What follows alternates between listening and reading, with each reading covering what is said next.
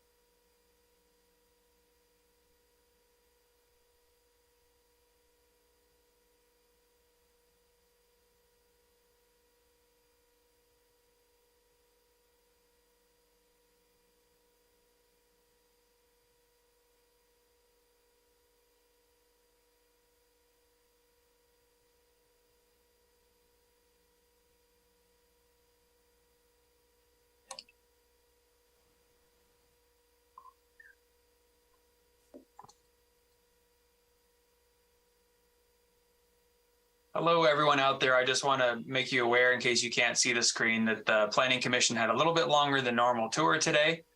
So they will be joining us soon. We will get the meeting started as soon as we have all of the commissioners here. So thanks for your patience. Shouldn't be too much longer.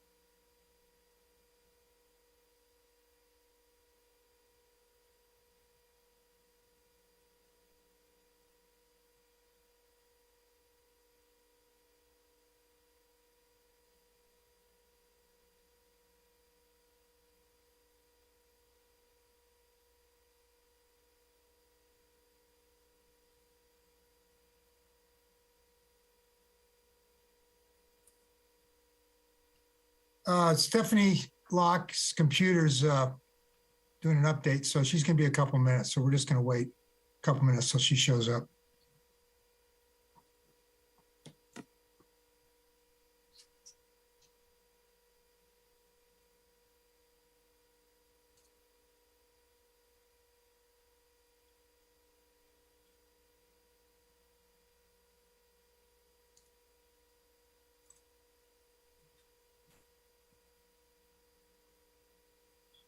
Oh, there she is. Yeah.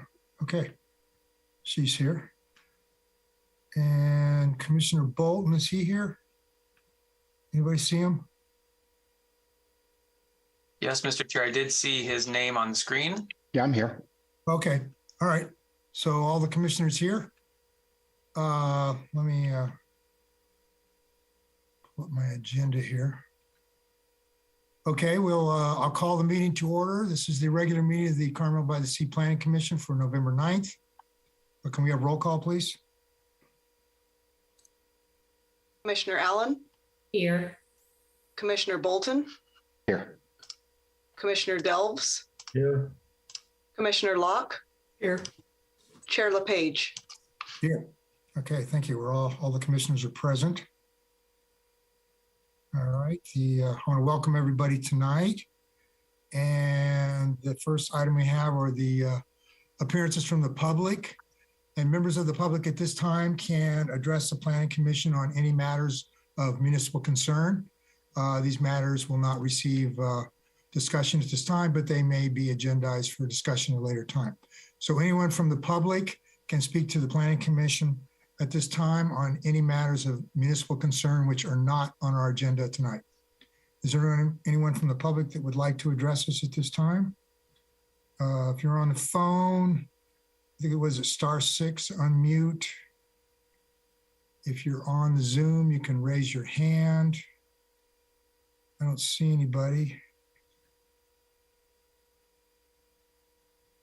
I guess there are no members from the public which wish to address us at this time. Okay, we'll move on to the next item, announcements. Are there any announcements from the public or staff or fellow commissioners? Don't see any announcements. All right, we will move on to the consent agenda. Items on the consent agenda are routine in nature and do not require discussion.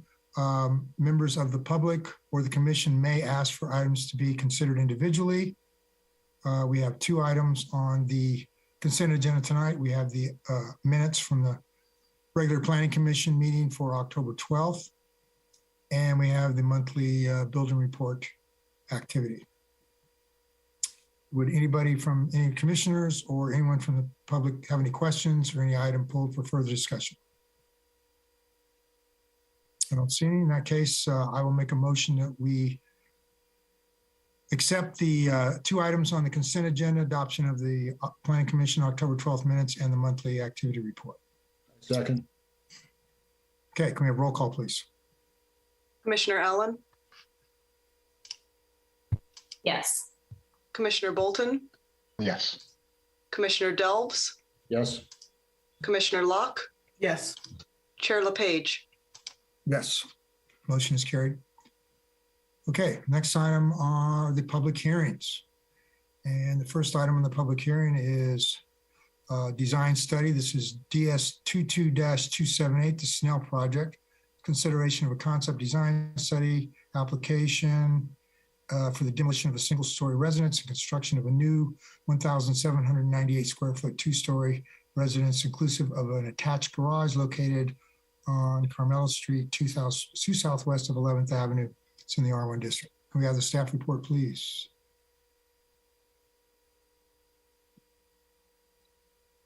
And one of the meeting hosts, please allow screen sharing. Need, is that something staff can, there you go. You got what you need, Evan? Yeah, just I need a second now to get it going. Okay, All right, can you see the screen okay now? yes. All right, perfect. Okay, so the subject property is a 4,000 square foot lot currently developed with a 1,762 square foot single family residence.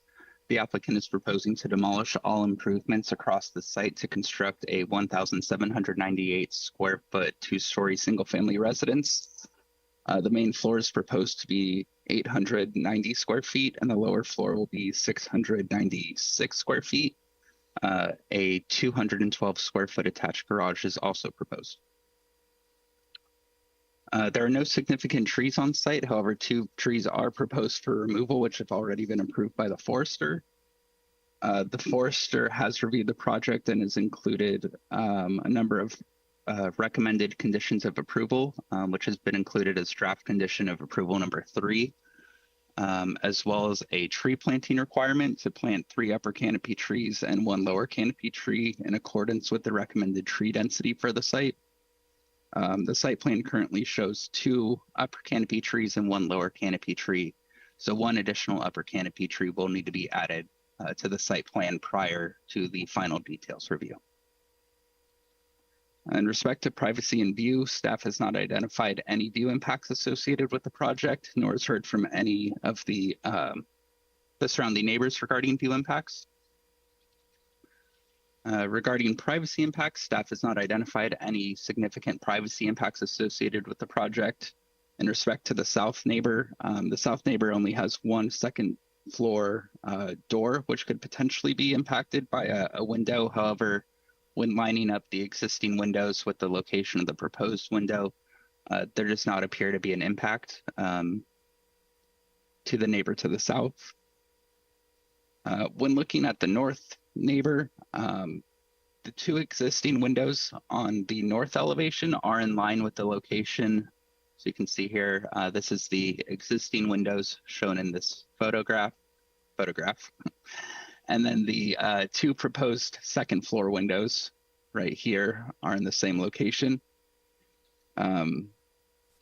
Just they'll be located higher, as well as the windows below will just be located lower. So there's, in staff's opinion, no increased privacy impact associated with the proposed development. The other windows are not across or adjacent to any other windows that would create a adverse privacy impact to the neighbors. And then facing to the rear or facing to the front, there are no windows that would create any type of privacy impact. At the rear of the residence, there is a deck that is that does have the potential to create a privacy impact. However, there is significant landscape screening that is currently proposed to or currently exists on the site. However, as one of the foresters recommended conditions, they have recommended that the ivy be removed from the site, which is one of the plants that is providing a significant amount of that screening. However, a lot of that ivy has been identified to be located on the neighboring property, which is intertwined within the existing fence, as you can see on this survey. So because it is located on the neighboring properties, we can't require that it be removed.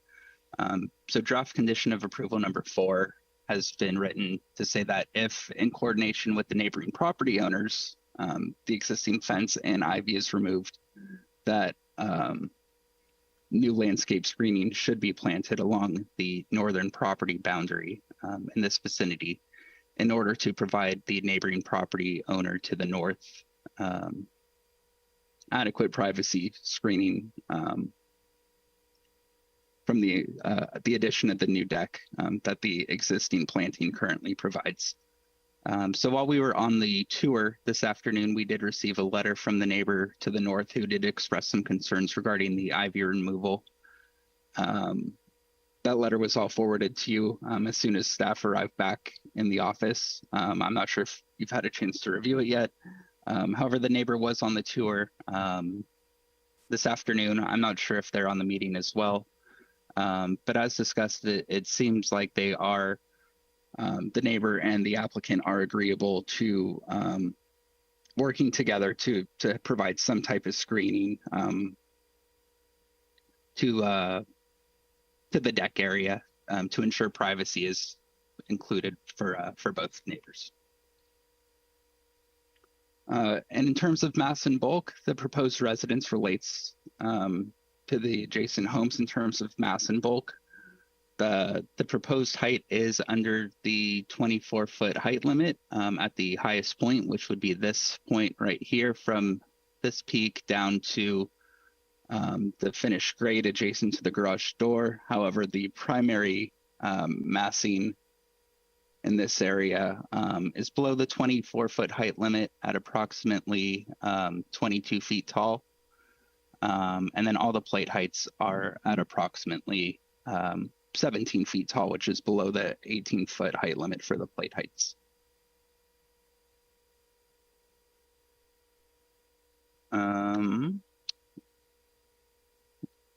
Looks like I'm missing a slide, but in terms of the building and roof form, the roof is proposed to be pitched at 8 and 12 throughout, which is more significantly pitched than the preferred roof pitch, which is between 3 and 12 and 6 and 12.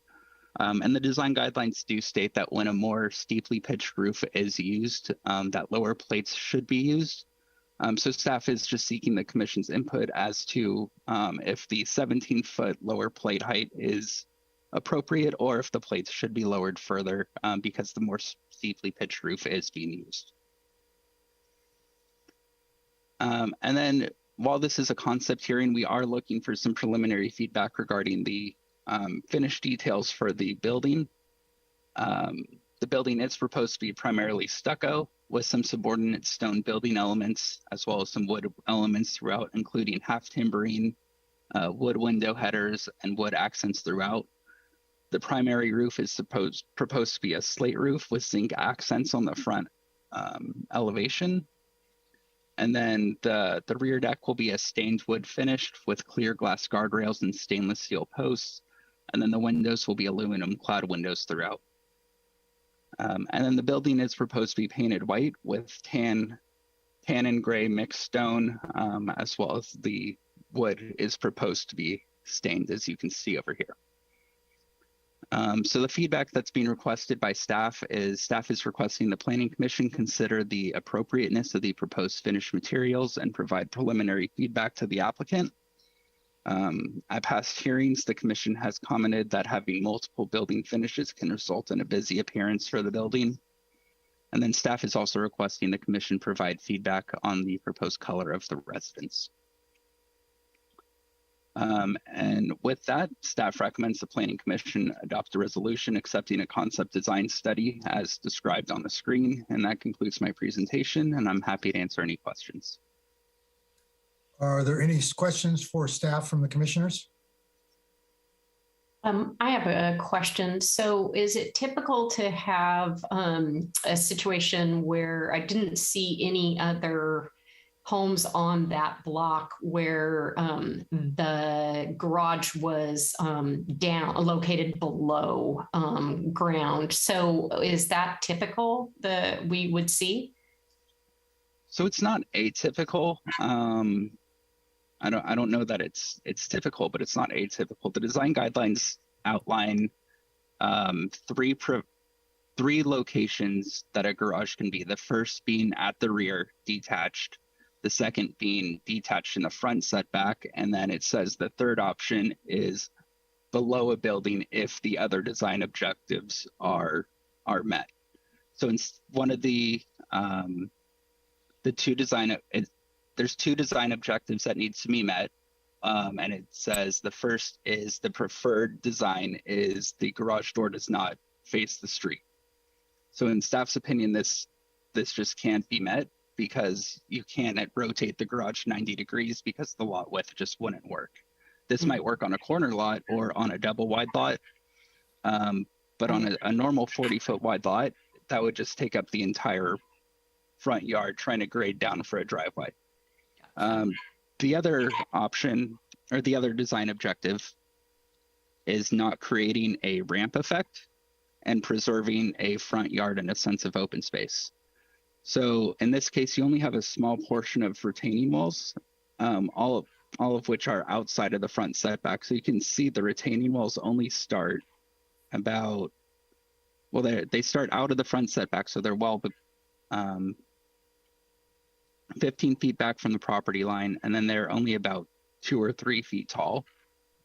So in staff's opinion, that's not really creating what would be called the ramp effect. Gotcha. It's just minimal grading to basically get the garage under the house. Okay, thanks, Evan. Okay, are there any other questions for staff from the Yeah, commission? Evan, I've got a question, please. Go ahead. Evan, do you have a drawing that shows the two different pitches, the steeper pitch and then the other original pitch that you were talking about? Or is it just the rendering there? Is that the only comparison? Is there two line drawings of it, or is it only the line drawing and the rendering? I can pull one up really quickly. Just curious. Yeah, give me 1 second. I'll pull one up. And you could just show that when I have my speaking time later if you want. Sure, I'll do that just to save time. Exactly, perfect. Thank you.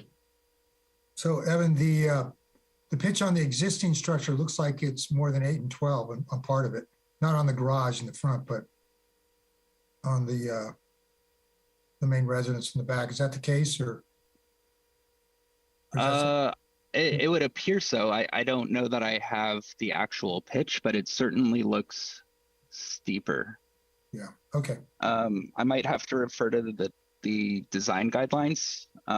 This house also was likely constructed prior to the adoption of the design guidelines. Right.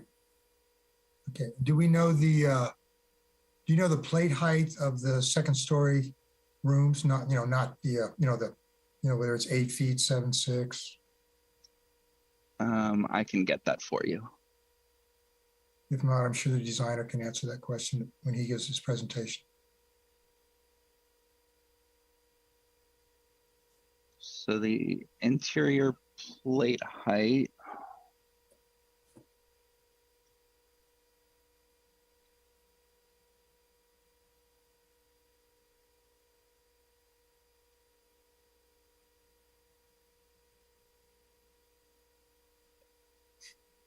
It's about 8 feet. Okay, so it's probably standard height. That's for the second floor. Let me see what the ground floor is.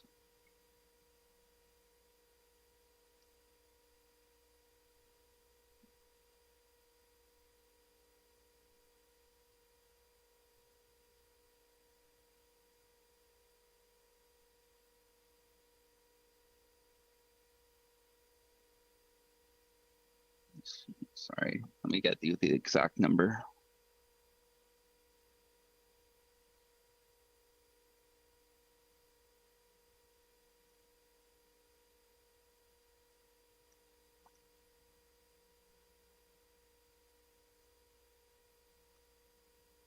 So the second floor is 7 feet 10 inches.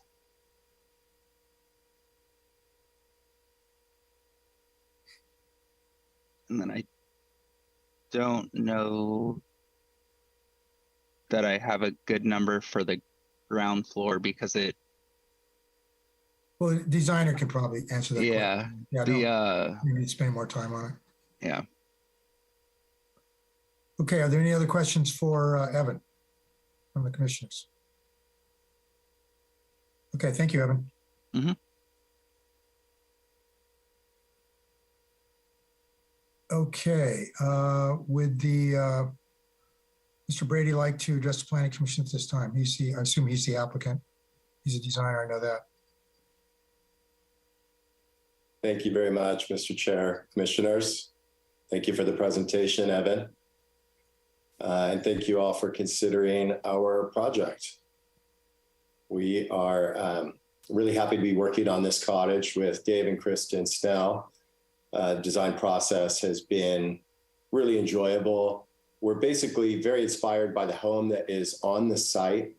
As you can see, there are a lot of similarities, but we wanted to build something new that just fits their lifestyle a little bit better. We, of course, wanted to improve the views from the main floor. That was our primary objective in lifting that floor up. But we really did want to maintain the spirit of the home within the tapestry of Carmel. So that is why we stuck with the Tudor style for the cottage. And speaking directly to a couple of the issues that are raised, the steep roof pitch is really integral to that architectural style. And so we did want to compress those plate heights just slightly to accommodate the design guidelines. We hope that you agree with our decision on that and can support the project. I've had the pleasure of speaking with most of the neighbors surrounding the home and very happy with a high level of support. We have made agreements with the neighbors to the north and the south to install privacy screening to make sure that while everybody wants to enjoy the views, that privacy is maintained. That was where the primary concerns that were raised. And we did have some sample materials on site, and I just wanted to speak to that as well, because during the presentation, Evan did say a painted finish and clad windows. And I know this is just a conceptual hearing, but I did want to point out that we're talking about an integral color stucco with a hand troweled finish and then stained wood windows that would match all of those stained wood half timbers. So with that, I'm really looking forward to everybody's feedback, answering any other questions, and thank you again for the consideration. Thank you. Are there any questions for the designer from the commission? I had a couple questions for you.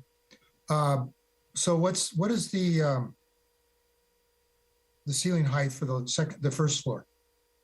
8 feet. Okay, and then the second floor is 710. Was that correct? That's correct. So you lowered that a little bit, and then Yeah. I think I heard you say they're going to be wood windows on the exterior. That's right. Yeah. Not aluminum clad. Correct. I think staff identified them as aluminum. Yeah, we were vacillating during the submission process, so I apologize for the confusion on that. But in the end, we've agreed that the stained wood is going to be the best finish for the home. Okay, thanks for clarifying that. Okay. I have a question. Marilyn, go ahead. In terms of the color, it seems very similar to the neighbor to the north. Is that, did you take that into consideration? Yeah, the neighbor to the north is a painted white. So it's a very flat, powdery, brighter white. And the stucco that we're proposing, and the samples that we have on site are they're a much grayer tone, especially in a large format. They'll have a much more matte finish, and I think will look very different from one another.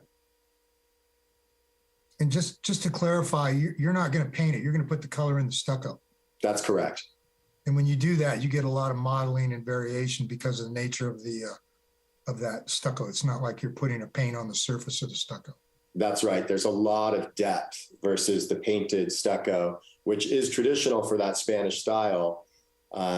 Creates a very, two-dimensional surface, a very, a much harder surface. Okay, thank you. Are there any other questions for the applicant? Okay, thank you very much. Thank you. Okay, at this time we'll open it up for comments from the public. Would any members of the public like to address Planning Commission regarding this application?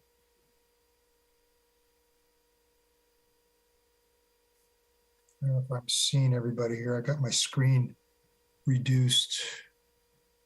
Let me open it up a little bit. I don't see any hands going up. I guess nobody from the public wants to address us. A neighbor said they might be here. Yeah, I was kind of expecting Christy maybe and her husband to be here, but I guess they didn't feel like it had enough impacts to come. Okay, I guess there are no members from the public that want to address the Planning Commission regarding this application. So I will close the public comments. Chairman LePage? Yes. Oh, there we are. Yeah. I'm sorry. I'll be real fast. I thought everything was fine. This is Doug Hollenbeck, the neighbor to the north. All right, go ahead, Doug. Go ahead. Yeah, I think Evan already addressed the privacy concerns from the deck. That's been addressed multiple times. That's probably our biggest concern because the deck is a little higher, and it will overlook the property for us. Also, I was looking at the dimensions of the small deck. That small deck to the north. There was no fixed dimensions on the plans. I just wondered if you could nail that down, exactly what the dimensions of that deck would be. And I think that is all I had. So thank you, everybody, for your work. I appreciate it. Okay, thank you for your comments. Mr. Bradley, you want to answer that question to Mr. Hollenbeck? Yeah. Sure. Thanks for joining us, Doug. I apologize the dimension wasn't printed on the plans, but we do have that scaled full-size drawing, and that is an 8-foot deck. And I really appreciate the time that you and Christy spent with me out there. I think that the privacy screening will definitely accomplish our goal.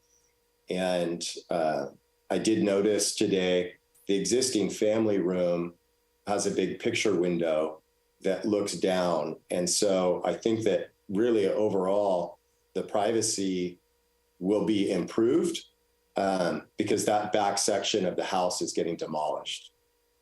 So I really hope, you guys can support that. So the deck is 8 feet wide? Yeah, 8 feet. And then how deep is it?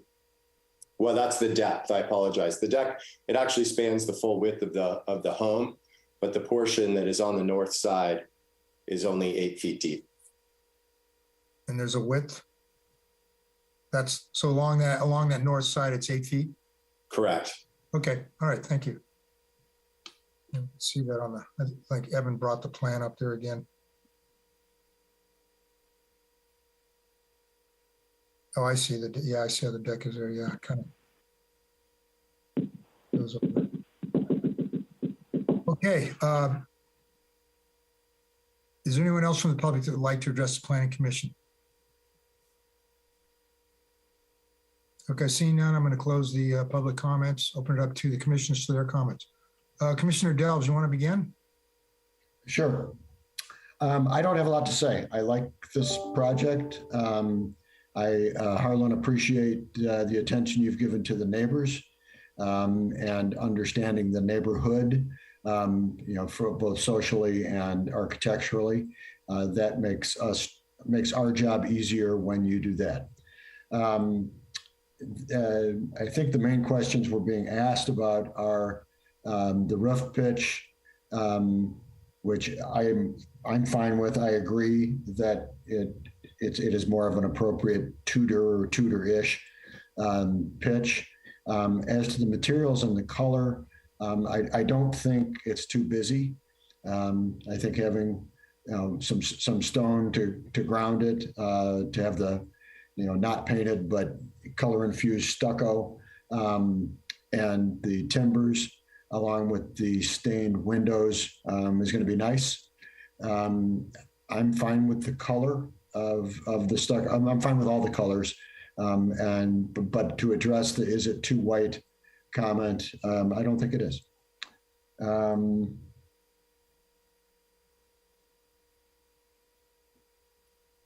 I think that's all I've got. Nice house. Thank you, Commissioner Dells. Commissioner Allen, would you like to make your comments? Sure. So I agree with Commissioner Dells. I like the design in terms of materials.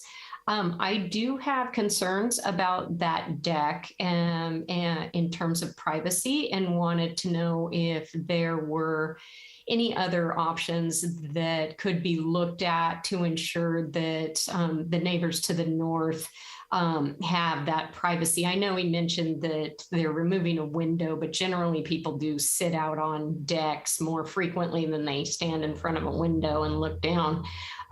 So I have some concerns about that.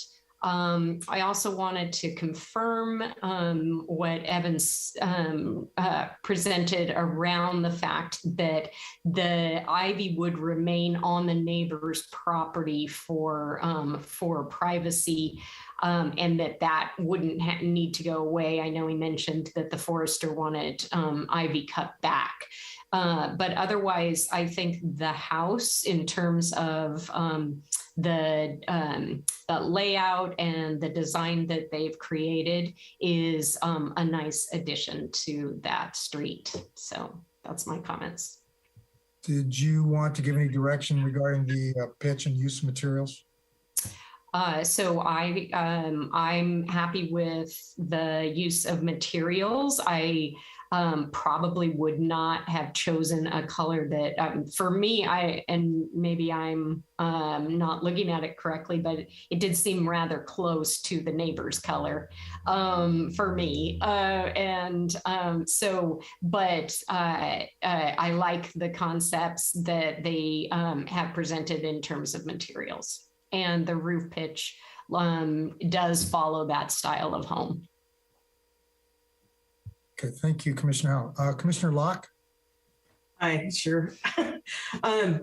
Yeah, I think this is really a pretty house, and I think the pitch and materials are fine.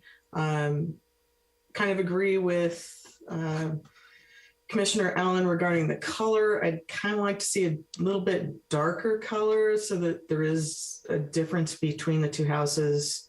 Yeah, the north neighbor is very close to the same color. So that's a suggestion. The only thing that I would like to see, the fence that's proposed was either the grape stake or as you called it, a modern open design or something.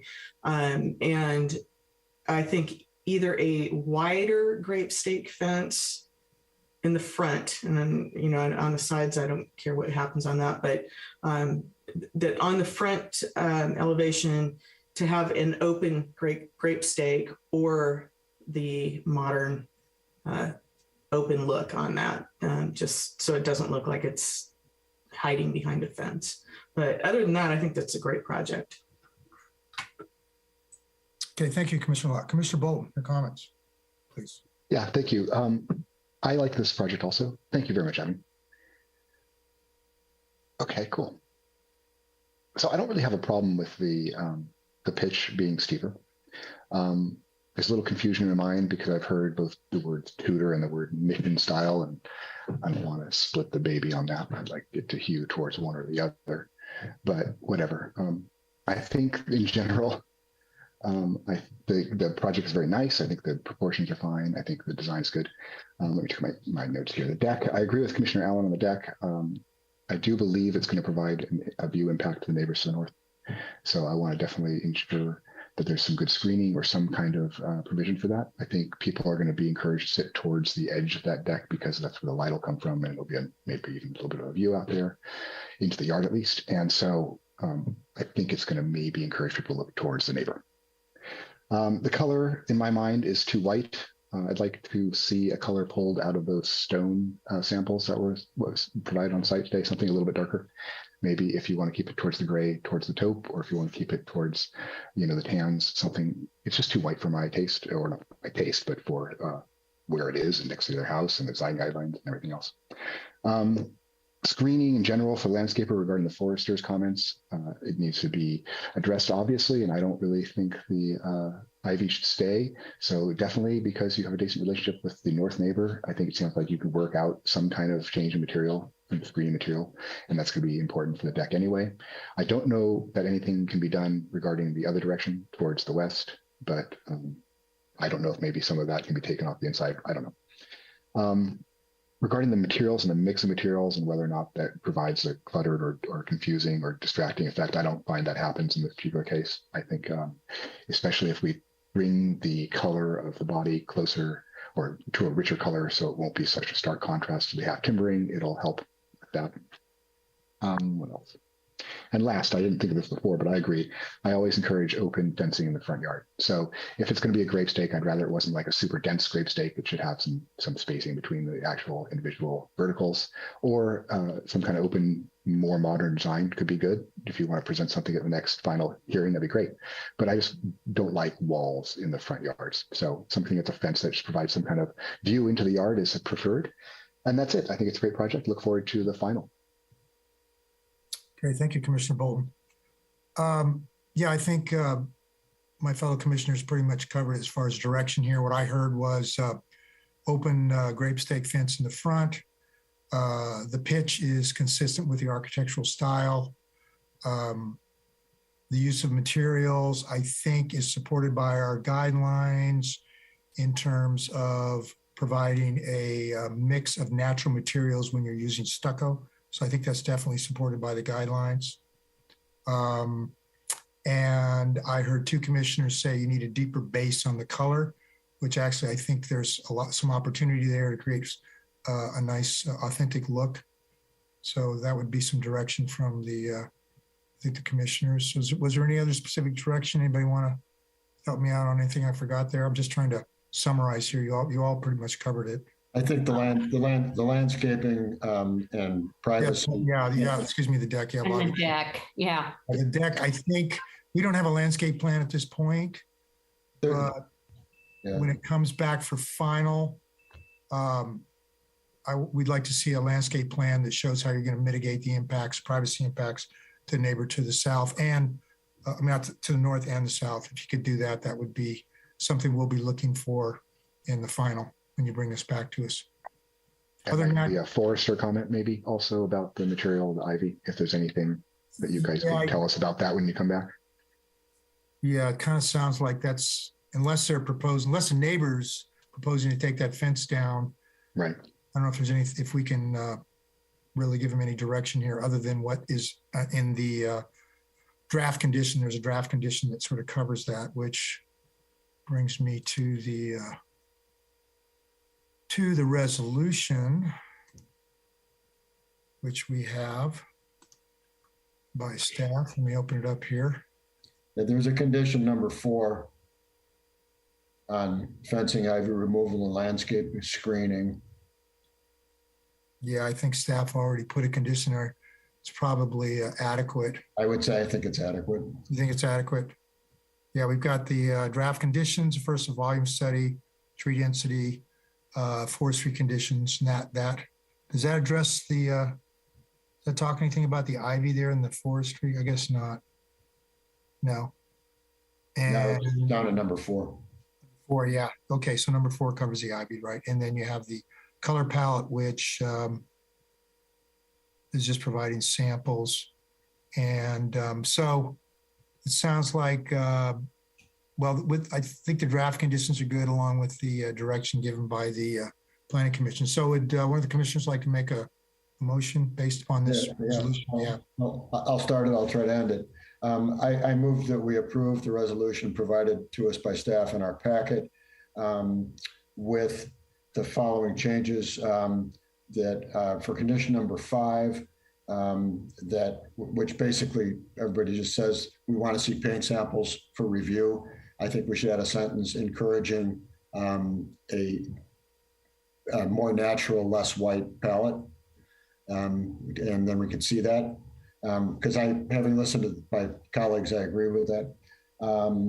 And then should we add number 6 for an open grape stake fence in the front yard? Okay. So and then are we going to articulate anything about the deck? Is there some sort of creative solution that can be looked at around potentially growing something or preventing that view right into the neighbor's backyard? I would say for me, the current condition number 4 is written. Okay. I think gets at that. If you disagree, I'm happy to amend the motion, but that's really what it's getting at. It's not just the deck, but the deck is right. Gotcha. Okay. All right. I'll second. Okay, the only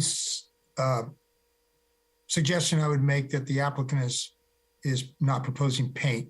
It's going to be color and stucco, and so you might want to word that they provide a deeper base color in for the stucco for us to review.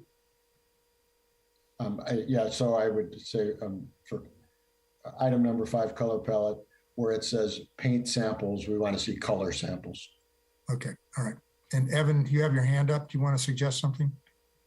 I'm just asking for clarification on number 6. Commissioner Delves said a open grape stake fence. Did you want it specific to grape stake or just a open fence design? The fence illustrations had a number of examples. I didn't know if you wanted it to specifically be a grape stake fence. Doesn't have to be, as far as I'm concerned, just open. I'll amend my motion just to say an open fence. Yeah. Open fence design. Okay. Design, thank you. And I will second that. Okay, we have motions made and seconded to accept the resolution as per staff with the addition of one draft condition number 6, which is for the fence design. Did I get that right? Yeah. That's correct. Okay, is there any more discussion on this item? If not, roll call, please. Commissioner Allen, Yes. Commissioner Bolton, Yes. Commissioner Delbs, Yes.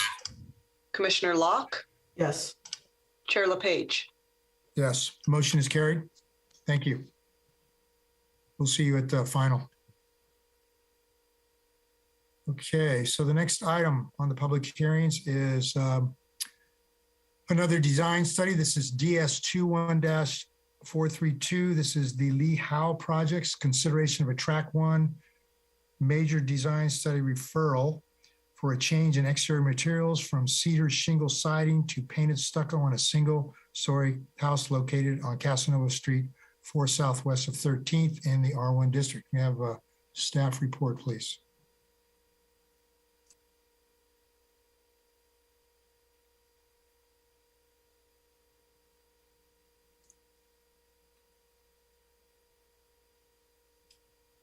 Yeah, are we,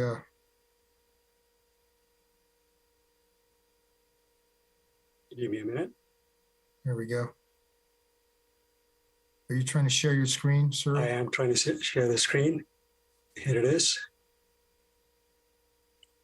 Right, thank you, Chair. You got it now. Okay. Yeah, this is the Lee Howe project. It's a track 1 major design study referral. Quick background on the project. It's a standard 4,000 square foot lot, and the existing house is about 1,650 square foot. And the applicant is proposing a 141 square foot sunroom addition in the rear. In terms of privacy and view, the addition provides minimal privacy and view impact, and they are proposing windows just generally the same size throughout. And there's a 6-foot fence that runs along the property line that provides additional privacy. In terms of mass bulk, as well as building and roof form, the addition cannot be seen from the street. It still sits below the existing ridge height, maintains a single-story form, does not significantly increase the mass, and has a mix of hip and gable roof with a 4 and 12 pitch. In terms of the final details of the existing house, it has a wood shake shingle roof, and also it has cedar shingle siding on the front elevation, and a wood garage door and a wood front door. And the windows, the existing windows, are a mix of metal and vinyl throughout. And the applicant is proposing asphalt shingle roof, a stucco siding throughout, and aluminum clad windows without any divided light.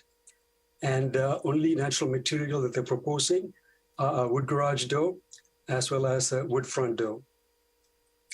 The residential design guideline 9.5 also states that stucco should not be repeated in excess within a block.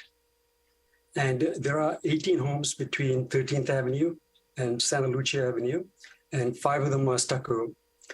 And the stucco home directly across from the subject property, it has a wood shingle roof, brick-clad chimney, wood windows with divided light, wood front door, as well as wood garage door.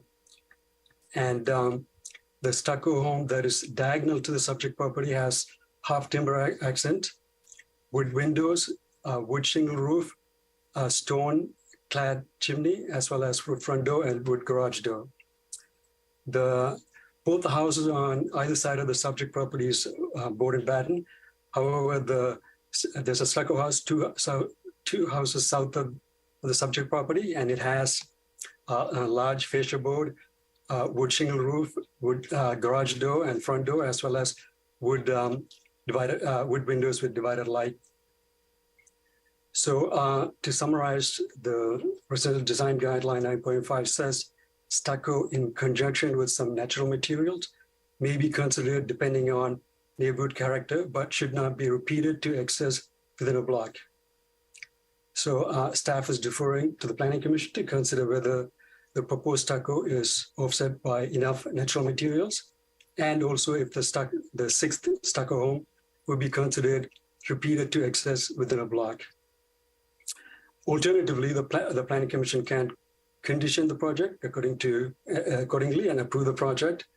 And if the Planning Commission proposed to condition the project, staff recommends that additional materials may be incorporated into the design, such as large wood fascia board, wood shingle, wood windows with divided light, stone or wood shingles, siding with natural termination point, and wood shutters, to name a few. So this staff recommends adopting the resolution denying the track 1 major design study. And this concludes my presentation, and I'm happy to answer any questions you might have. Are there any questions for staff from the commissioners? Doesn't look like it. Okay, thank you, Suri. Thank you. All right, would the applicant like to address the Planning Commission at this time? Hi, yes, thank you.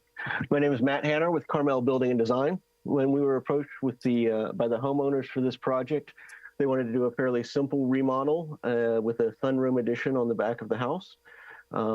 As part of that remodel, we are doing a major interior remodel, and they wanted to bring the materials on the exterior into a state where they're all in harmony with each other. Currently, we have a mix of stucco on the back of the house and on the 2 sides of the house, and the wood shingles facing the street. We also have the mix mash of windows from vinyl windows and aluminum windows. So we're trying to bring some congruity through the whole process to have some order and have everything organized. It's a fairly simple house. There were concerns about insurance and fire ratings for having wood shingle roofs and wood shingle walls, which also steered us towards replacing the roof with a composite roof and the front of the house with the stucco to match the rest of the stucco house. We have been approached by the neighbor just recently regarding some concerns with the privacy of the sunroom south-facing windows, and the clients have agreed that we will remove those as part of the project and not have those windows in the sunroom.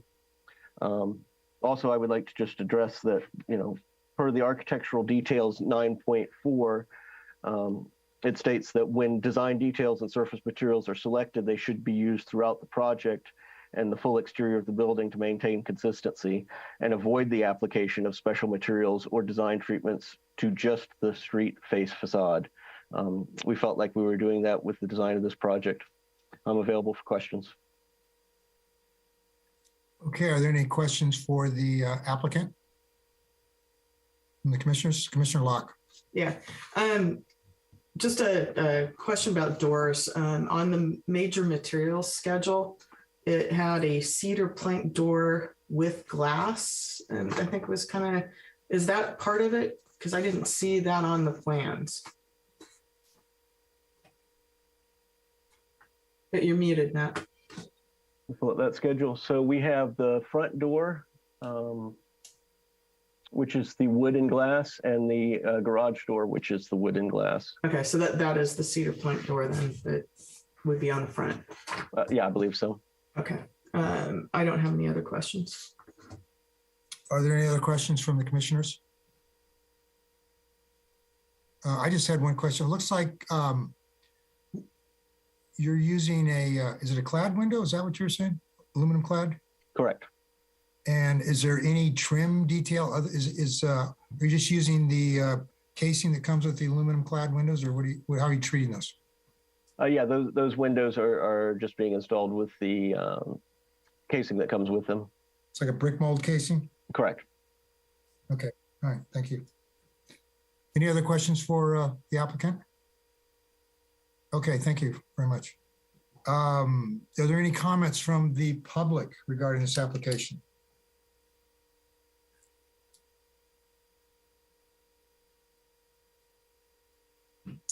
I don't see anybody, don't hear anybody. No. Oh, we got Neil Cruz, I'm sorry.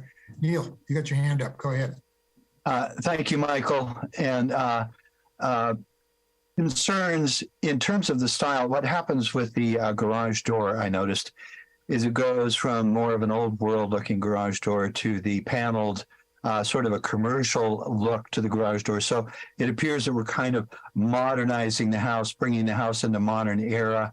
Of course, those of us on the CPA would rather see you go the other direction and to remove the modern and take us back into the old world, the old European styles, the old architecture that we're familiar with in Carmel.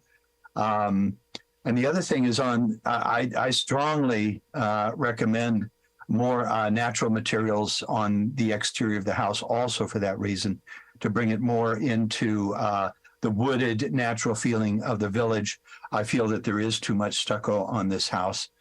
But aside from that, I will let it go at that. Thank you very much. Okay, thank you, Neil. Is there anyone else from the public that would like to address the Planning Commission at this time? Okay, I don't see anybody raising their hand. Nobody chiming in by phone. So, okay, we'll close the public comments, open it up for the commission. Chair LePage, excuse me. Go ahead. Chair LePage? Yes, you have. Yes, this is Melanie Billig calling, and I'm very sorry. I didn't have it properly connected. I live diagonally across the street in the half-timbered house with the slate roof, and just to identify it for staff and the commission. And did you receive my letter today that I sent you on this project? I read it. Staff, you read that? Okay, yes, we did receive your letter. Yes, and I talked to staff about it yesterday. I would concur. I mean, if you've all read it, you know what my comments are. I would concur with Neil Cruz's comments. I find that there's a great deal of room on that property for improvement to make it much more consistent and attractive in the neighborhood. I knew the previous owner who passed away very well, and I just feel that you have an opportunity to do something very attractive and more consistent with the neighborhood than what is being proposed. And I agree with the staff certainly about, you know, the materials. I think it should be more Carmel-like. This style that's being proposed now definitely does not look more Carmel-like. And the high fence, I think that's totally inappropriate in our neighborhood, especially for such a small house. It gives a very unwelcoming feeling, a very enclosed feeling, and the garage door is very prominent. So the garage door, you know, should be carefully looked at in terms of how it relates to, you know, the rest of the homes around, and try to make the overall feel of that house not something like we would find in Bakersfield or Fresno or something, but more like Carmel. And so I feel that also the landscaping ought to be looked at for that property, and take a good look, especially at the right-of-way and how the whole site is a more welcoming site, a more engaging and Carmel-type pedestrians, you know, feel, and not some kind of enclosed situation that you would find in, you know, in a more urban setting. So you've got my comments, and I thank the staff for bringing this to you, because there are a great many aspects of this design and site that could be brought more consistently into what Carmel actually is striving to do, particularly in the design guidelines. So those are my comments, and I appreciate you letting me be involved in this. Thank you. Thank you, Melanie. Okay, is there anyone else from the public that would like to address the Planning Commission regarding this application?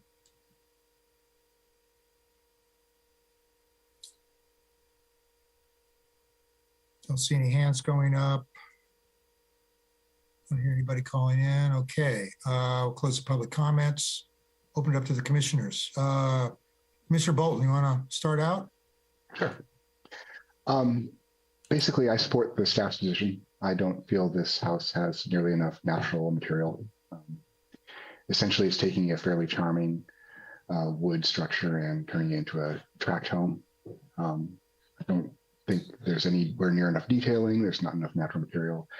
If Saray could please bring up the pictures of the other homes in the neighborhood that have plaster. So these homes follow the design guidelines, and they actually show how to do plaster properly in Carmel.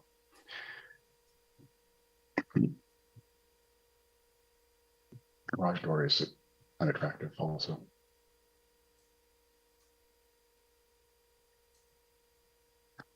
So note the prominence of the wood material, the natural colors, the natural roofing materials, and of course the landscaping doesn't hurt.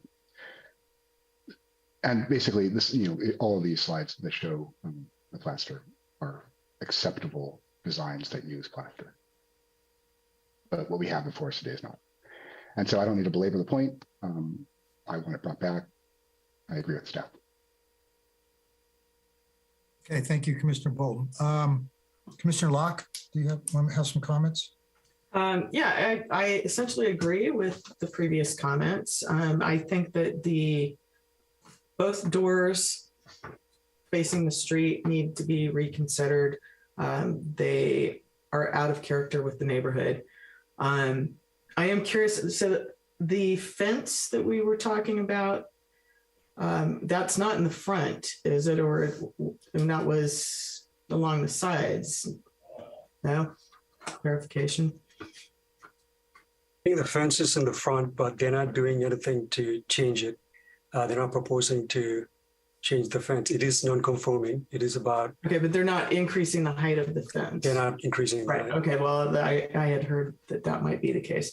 The other thing that I also was going to comment, and Chris kind of took that one was the house down the street, the stucco houses. The landscaping on those houses is just really beautiful, and it hides the house. It is the focus of attention, and definitely would think that that type of landscaping should be considered. And this house has an absolutely stunning tree out front, which is also very important. But yeah, I think my biggest problem has to do with the doors, and then I think it's just too much. Thank you. Thank you, Commissioner Locke. Commissioner Allen, your comments? I would have to agree with the other commissioners' comments, and I just don't think that we're there yet. This does look like something that should be potentially in, another beach town such as like Capitola or Santa Cruz, but I don't think it fits in well here. And I agree with the staff's recommendation that there needs to be more natural materials. So I would say that we're not there yet. So I would agree with the staff's recommendation. Thank you, Commissioner Allen. Commissioner Delps. I have a question because I skipped ahead to the resolution, and essentially the resolution in our packet is to deny a track 1 major design study for an all stucco facade without any natural materials and stucco homes repeated to excess within a block. And I just haven't done one of these before. If we deny this, what happens? Did they just start over? Yeah, my understanding is they're applying to put stucco on the front of the property, and we would deny that. So they would have to redesign the well, I guess it was approved as is. Is that correct, Saray? With the wood that's on there? They could leave that. If they leave that, or if they propose some other natural facade, the front, it would have been a track 1 staff level approval. But if you deny it, then it just gets terminated, and they have to come up with a new proposal. So they would come up with a new track 1 proposal. Yes. So it just starts over in your process. Okay.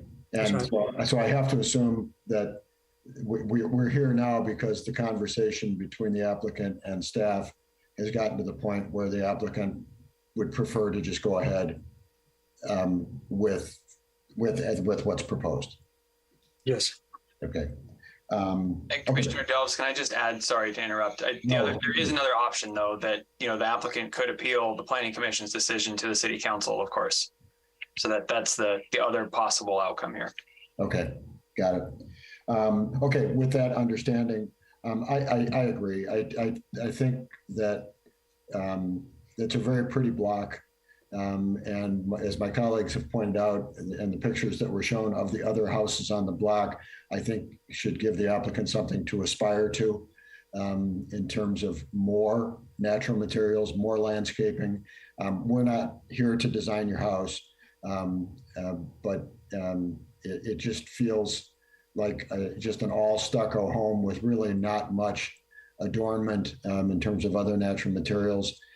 Is not appropriate, and specifically to what you do have, which is the garage door and the front door, that those are really more modern industrial. I think Neil Cruz used that term, and I would agree with that. It seems inappropriate for that setting. So that's it. Thank you, Commissioner Delves. Yeah, I think what my fellow commissioners are talking about is context, and this house is really out of context with the neighborhood that it's in. It's obviously an attempt to provide some contemporary elements to it with the glass in the front door, and then that offset glass panels in the garage door. But it's really out of context with the neighborhood, and staff has correctly identified that if you're going to use stucco, you need to use it in conjunction with natural materials. And the tradition of Carmel is to use natural materials in a traditional way, and they've traditionally been used on traditional types of architecture. So if a designer is going to present a modern contemporary design, it's incumbent upon them to connect it to the architectural history of Carmel. Without that connection, it can't be supported. The findings can't be made to support this project. So staff is correct. I think the resolution as presented to deny it should be supported. So do we have a motion to support support or make the motion for the resolution as presented to deny this application? I so move. I'll second. Okay, we have a motion to deny the application as presented as per staff's resolution. Is there any more discussion? Hearing none, roll call, please. Commissioner Allen, Yes. Commissioner Bolton, Yes. Commissioner Delbs, Yes. Commissioner Locke, Yes. Chair LePage. Yes, motion to deny the application is carried. Thank you. Okay, the next item on the public hearings tonight is an appeal.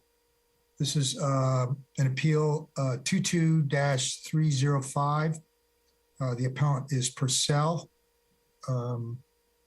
Consideration of appeal AP 2235 Purcell by Catherine, the appellants are Catherine Correlia and Stephen Evans of the landscape plan check LD 22-177 for landscaping in the public right-of-way fronting 4 North San Antonio Avenue in the R1 district. Have staff, please report. Thank you, Mr. Chair. So we have, as you rightly pointed out, this is an appeal from an administrative decision of a landscape plan check. Just a quick overview. As I said, the original approval was for a landscape application wholly in the right-of-way for removal and replanting of landscaping materials located in front of a property on San Antonio 4 southwest of 2nd Avenue. You can see the white dashed box there, which shows you the general location. It was approved administratively on September 13th, and a timely appeal was received on the 22nd of September, stating privacy concerns. So some may ask, why are we here talking about a landscape project at the Planning Commission? But landscape projects do require a design review by the Planning Department. 1758-040 talks about the definition of Track 1 design review projects. And as you can see there, there's a section that I've quoted that talks, one of the criteria that falls under that is changes in site coverage and or landscaping. So we did have to process effectively a planning permit or design permit for this project. Staff reviewed it in coordination with the city forester, ultimately was approved. So all administrative planning approvals are appealable to the Planning Commission. Basically, any decision made in the city is appealable to somebody. So that's why we're here. I just want to make that clear. So landscaping plan, I'm going to run through it really quickly. There was a previous approval, different approval for removal of a cypress hedge that was there that did go to the Forest and Beach Commission. That was approved back in 2020. You can see the permit number there. Some time went by. There were pre-meetings with staff and the property owners to talk about a landscaping project to go back there. That was part of the approval from that 2020 Forest and Beach Commission meeting, was putting landscape back there. So eventually, May 23rd, 2022, we did receive a landscaping plan. It was our understanding that after those meetings that all parties were in agreement, but that's never a guarantee. The project, as I mentioned, is wholly in the right-of-way. The eastern neighbors agreed to pay for all future care and maintenance. So our code has language in there. If there's landscaping put in the right-of-way in front of your house, you are responsible for maintaining it. However, to make sure there was no burden on the western neighbor, the appellants, there was legal documentation recorded to show that the eastern neighbors who had actually applied for this and were going to pay to install would also pay for future care and maintenance. Those plans, as I mentioned, were reviewed by the forester and planning staff and found consistent with all the applicable standards. The final approval was issued on September 13th, 2022, as I mentioned. As a note, you probably read in the staff report, and I'm not going through all the back and forth of the story, but long story short, there was a first notice of approval that was issued in June, but was never finalized or official. There were some errors, and the city basically held off on issuing the actual notice of authorized work to make sure that we could correctly capture both applicants on the same application, because I mentioned there's some legal side to this where they had agreed to pay for the care and maintenance. So we wanted to make sure that they were both on there on the application materials and the noticing materials. So the appeal period never started for that first approval. That wasn't really an approval. And so the actual approval was the September 13th one, and that's the one that is in front of you today on appeal. Just really quickly, as I mentioned, this project is holding the right of way. We have a survey that was done by WWD at the time. You can see in yellow is the property line. This is the subject property, Evans. It's pulled out from this bigger plan. Property line in yellow. There's a small structure right here in the right of way, but this is the grape stake fence that you would have seen from San Antonio. Here's the pathway. So all the landscaping is taking place in this area between the Evans's property line and the city property. So obviously all of this is right of way here. Just quickly going through the landscape plan, we do have our city forester on the line who can speak much more elegantly and intelligently to the plant species. I will not try to butcher any of these, but in short, this is the south half of the right-of-way that you would have seen. I had to break it up into 2 slides, but there are numerous plants that are proposed to be removed or trimmed and replaced with other plants. And then this is the south half of the property as well. So as you know, probably already, appeal hearings are de novo. The PC can take any action on the whole application. Of course, this leaves you with various options. You can grant the appeal, which effectively means denying the landscaping project. This is one of those things like on a ballot. We've just gone through an election where saying yes means yes, and sometimes saying yes means no. But if you grant the appeal, you're effectively denying the landscape project that was already approved. And we've drafted a resolution for you with those findings. If you deny the appeal, you're effectively approving or upholding the already existing approval of the landscaping project. And we have a resolution for you that we can adjust based on your comments.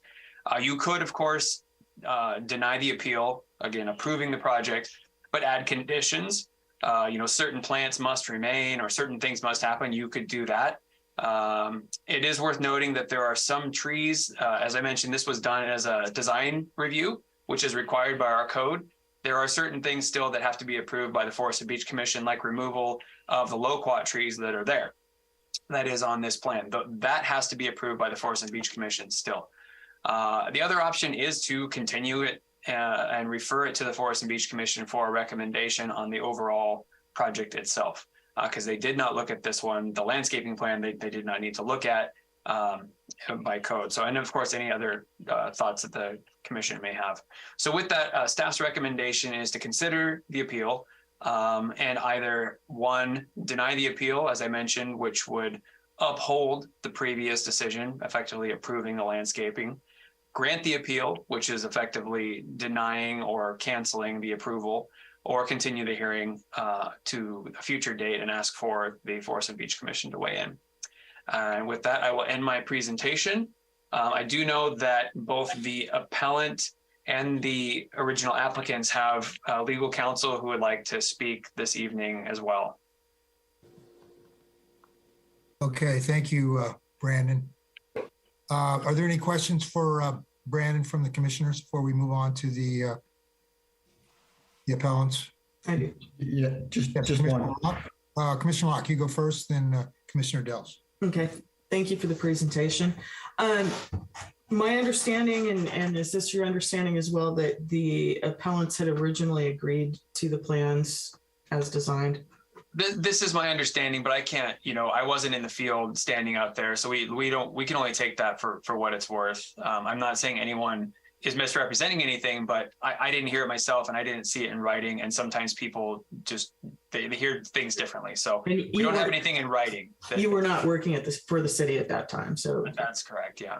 And the second question I have is, can you explain a little bit the Muni Code 17.12.050 refers to the coastal view and maintaining a coastal view for those properties in that district shall be preserved for the public benefit. Can you give us a little more detail on that? If you'd be kind enough to give me maybe after the presentations from Sure. the opposing attorneys, because I would like to read it. Believe it or not, I don't have every section of code memorized. No problem. Okay, thank you. Okay, Commissioner Dels? And Brent, just clarify, I think you said it, but clarification. If we deny the application, this all still needs to go to Forest and Beach? If you deny the appeal, then the landscape plan doesn't need to go to Forest and Beach, but the permit to cut those loquat trees down would. So the landscape plan, they don't approve or deny that. That's at the staff and forester level, but the permit to cut those trees down is what they would need to get still. Okay, thank you. The removal of those loquat trees is part of the landscape plan, which is being appealed, correct? That is correct, sir, yes. Okay, is there any other questions from the commission regarding this before we move on? Mr. Chair? Yes, Tony, go ahead. Sorry, Mr. Chairman, just point of procedure, because this is a hearing de novo. I thought I heard you say that the appellants would go first, but I may have misheard it. It's the applicants that go first because it's a hearing de novo. Okay, and you represent? The applicants. All right, then you go. Okay, thank you. Thank you, commissioners. Anthony Lombardo on behalf of the applicants, which are Michelle Tutelian and Philip Purcell, who are the homeowners across the street on the east side of San Antonio from this city property. This is an extremely unfortunate situation. This problem has existed in this neighborhood for the better part of 2 decades, with numerous individuals have tried to address it without success, and eventually that required Mr. Purcell and Ms. Tutelian to approach the city, because this landscaping is actually planted on city property, not private property. And it was being allowed to create, as some of you may remember, before the hedge part was removed, it was creating a 20-foot solid green wall, which impacted not only the public's view of the coast, but also the neighbors across the street. Brandon, if you could pull up my PowerPoint, or turn it on or activate it, or whatever the right word is. Okay, you can go to the next slide. So the reason for the basic reason for the, yeah, it's the one on the right. The basic problem is that it is illegal in the state of California for someone to create either a physical, like a wall or a fence, or plant vegetation that obstructs people's view, and public or privately, without any legitimate purpose. And the statute uses the benchmark of 10 feet. So anything that is above 10 feet in elevation, which is maintained in that condition, basically to spite the neighbors or the public, is illegal. Next slide, Brandon, please. So in discussions with the city and the neighborhood, we applied, as Brandon mentioned earlier, to remove the first part of this solid green wall, which was located on the city's property. And that was removed, as Brandon mentioned earlier. And then the second phase was to lower or remove the rest of the solid green wall. You can see in the lower right-hand corner, it says remove podocarpus and replace with lower canopy. And then the areas that are circled is the area where the solid green cypress were maintained. And the plan is to put lower growing vegetation in there that will provide privacy screening between San Antonio and the appellant's property without preventing the public from seeing the coastline or the neighboring property owners. Next, please. Here is the landscape plan. As Brandon mentioned, you can see the outline in yellow of the Evans property boundary. You can see the San Antonio curbing and paving. You see the pathway that we stood on this afternoon, and you can see the proposed planting of the vegetation on the city right-of-way. So the area between the yellow line, which is at the bottom of the grade down at the Evans Korea driveway, and the pathway is all city property. The Evans and Korea maintain, as far as I can find, an unpermitted encroachment of some type of a wall or fence into the city right-of-way, and that's outlined in red. Next slide, please. No, you're talking about the white wall, maybe. So this issue goes back several years, many years. This is an email from a resident who's sadly passed away now. She was actually quite a nice person, Mary Liskin. I'm sure some of you may remember Mary. She lived in this neighborhood, and she wrote a letter to the mayor and the city administrator regarding this situation, and references the fact that that she had been trying for over 3 years. That would mean going back before 2016, to have the appellants address the issue of their vegetation. She mentions that the neighborhood, and this is not including my clients, had tried for years to get the neighbor, which are the appellants, to trim the trees. And she herself references, she wasn't a lawyer as far as I'm aware, but you can see on the left column in the highlight, she actually references the fact that they were maintaining a spite fence with this vegetation. On the right, you see some of the unlikely or undoubted reason that this wasn't resolved. She said she attempted to contact them to ask them to trim the trees, and they hung up on her. So she asked the city to take some action to allow this vegetation to be, or require this vegetation to be maintained the way it should be or should have been. Unfortunately, she didn't live long enough to see that goal achieved, but the applicants, Tutelian and Purcell, took that up after she passed away. Next slide, please. This is the area we're talking about. The only thing that anyone sees now from either the path or the street or the homes across the street is the front driveway, the front garage doors you can see there, and the front door of the house. This has no impact whatsoever on their privacy, but to give you some idea of the plan, if you look in the area where the vegetation has been proposed to be replaced in front of the garage doors, the vegetation would be allowed to grow to the height that would screen the front of the house without obliterating the public's view and the homeowners across the street's view of the ocean, which you can see in the cleared portion in the background behind the appellant's house. Next slide, please.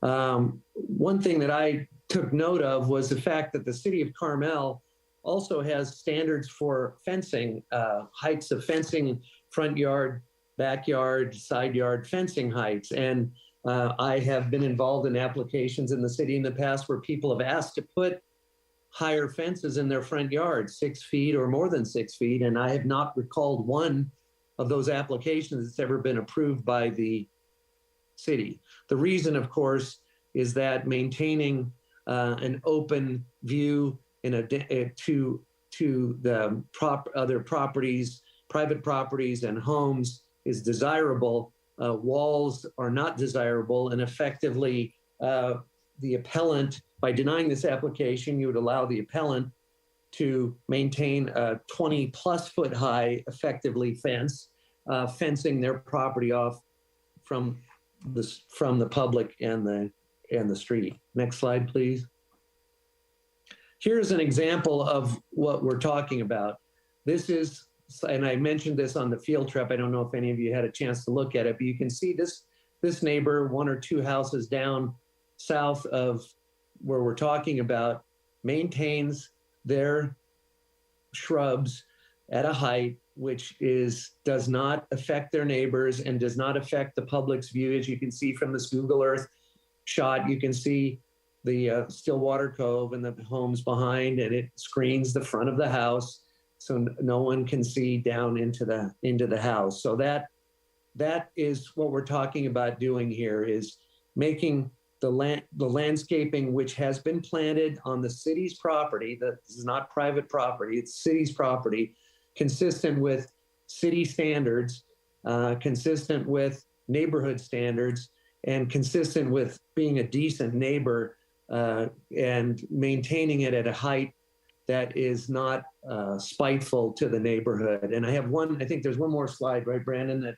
has a picture. Let's go to that other one that I sent. I was able to locate a Google Earth photo from 2008, which gives us some sense of context of what existed shortly after the appellants purchased their home in 2004. And as you can see, that this is 2004. There's the telephone pole that you see in the foreground is now encased in vegetation, which almost reaches the power wires. You can see there was no solid green wall reaching up 20 feet in the sky, and it was maintained at a level which provided privacy and did not impact the neighborhood. So what the Tutelians and Purcells have done has agreed at their own expense with their own money to maintain the city right-of-way in a way which does not violate the city codes on protection of coastal views or on fencing elevations, and will protect the privacy that the appellants apparently desire to have in their driveway and on their garage door. And that's the plan that was agreed to. And the project, I too, like Brandon, was not at these meetings, but Joni Janecki, who is a very well-respected local landscape architect, was at the meetings with all of the neighbors.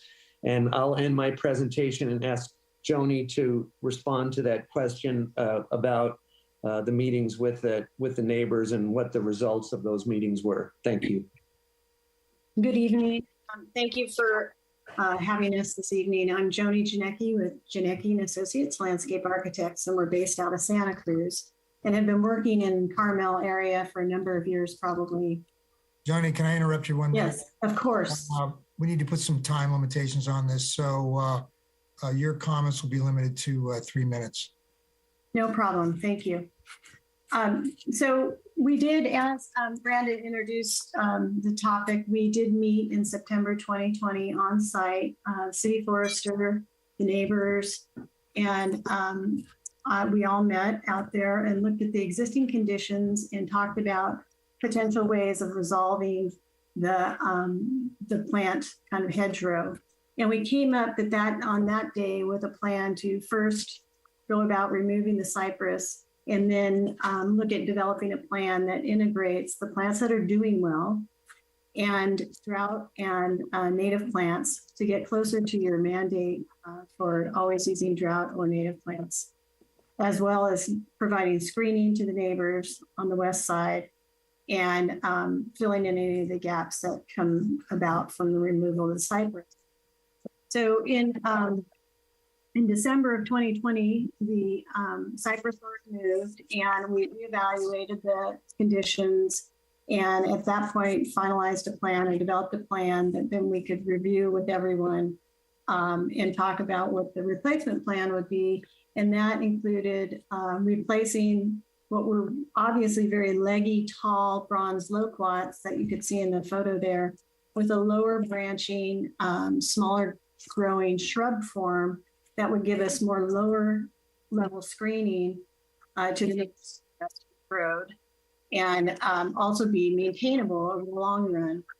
We did that, a number of native plants.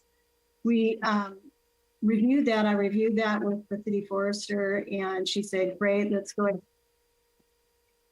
Spoke with the neighbors. We agreed that we were headed in the right direction. We were doing planting that combined with the ceanothus, which Tony showed in his slides, which is on the neighboring property, which is one that the neighbors on the west side of the site here really liked, along with the loquat and other plants that are doing really well out there.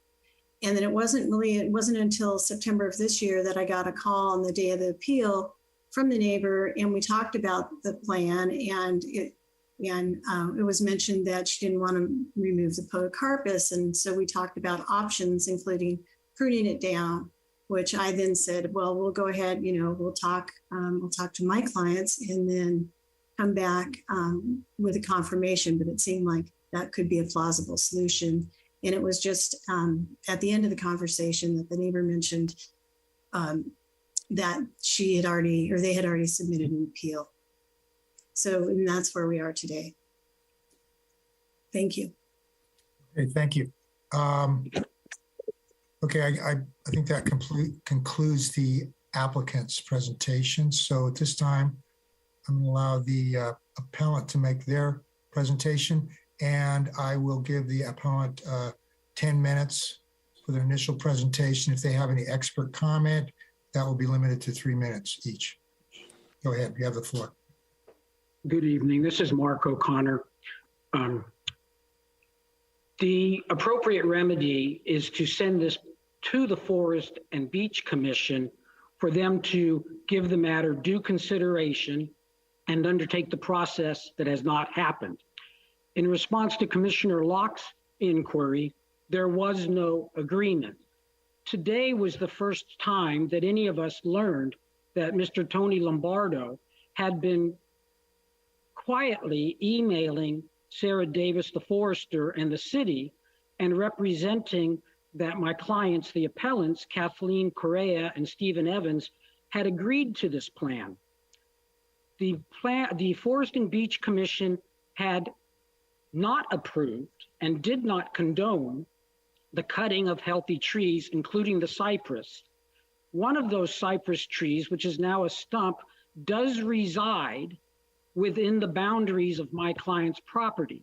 We want to protect against further risk of cutting healthy trees, particularly when some of these in the past have resided on their property.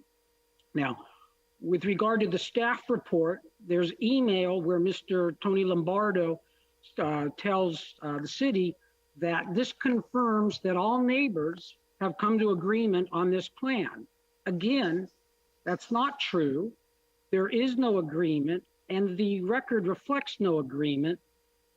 I was particularly disturbed that his email was not copied to Kathleen Correa, Stephen Evans, their attorney, their arborist, or their representatives, and it was only today that we discovered that. The other item, there is no spite fence. Mr. Lombardo pointed out with approval the manner in which the vegetation was maintained in that 2004 photo. That was maintained by my clients, the appellants. They purchased their property in 1996 and have had it since then. And in connection with that, the city forester and other representatives of the city asked them to plant the cypress and to maintain it and to ensure it was pruned below the power lines. And if I can ask Brandon Swanson to put up the photographs that we submitted today, you'll see the history of the vegetation, how it has existed for decades, and how the applicants purchased their property with those that vegetation and non-ocean view in place. And I would just ask Brandon to just scroll comfortably through those rather than waiting for me. And there's the vegetation, 1998. And these are dated, and you can see as I progress. I'm going to reserve a few minutes for Kathleen Correa to give you the factual background as she lived the experiences and has personal knowledge of everything. Now, with regard to spite fence, spite hedge, nature would be the one responsible, and the pruning again was at the direction of the city. We take offense at this, and I don't think it's appropriate or necessary to put a greater emotional element in this. With regard to photos and the inspection of today, I do point out that many people didn't have an opportunity to observe the 12 to 18-inch cypress stumps that now reside in that area, some within my client's boundaries and some within the city right-of-way region. With regard to the loquats, the proposal is to cut healthy, mature loquats, which are currently at their mature height. The loquats in question range from 10 years to 25 years in age. And I'll just stop right there. Here's an example of what occurs now by reason of this the cypress removal. Gaggle of pedestrians looking at the view inside the yard. Thank you, and please continue.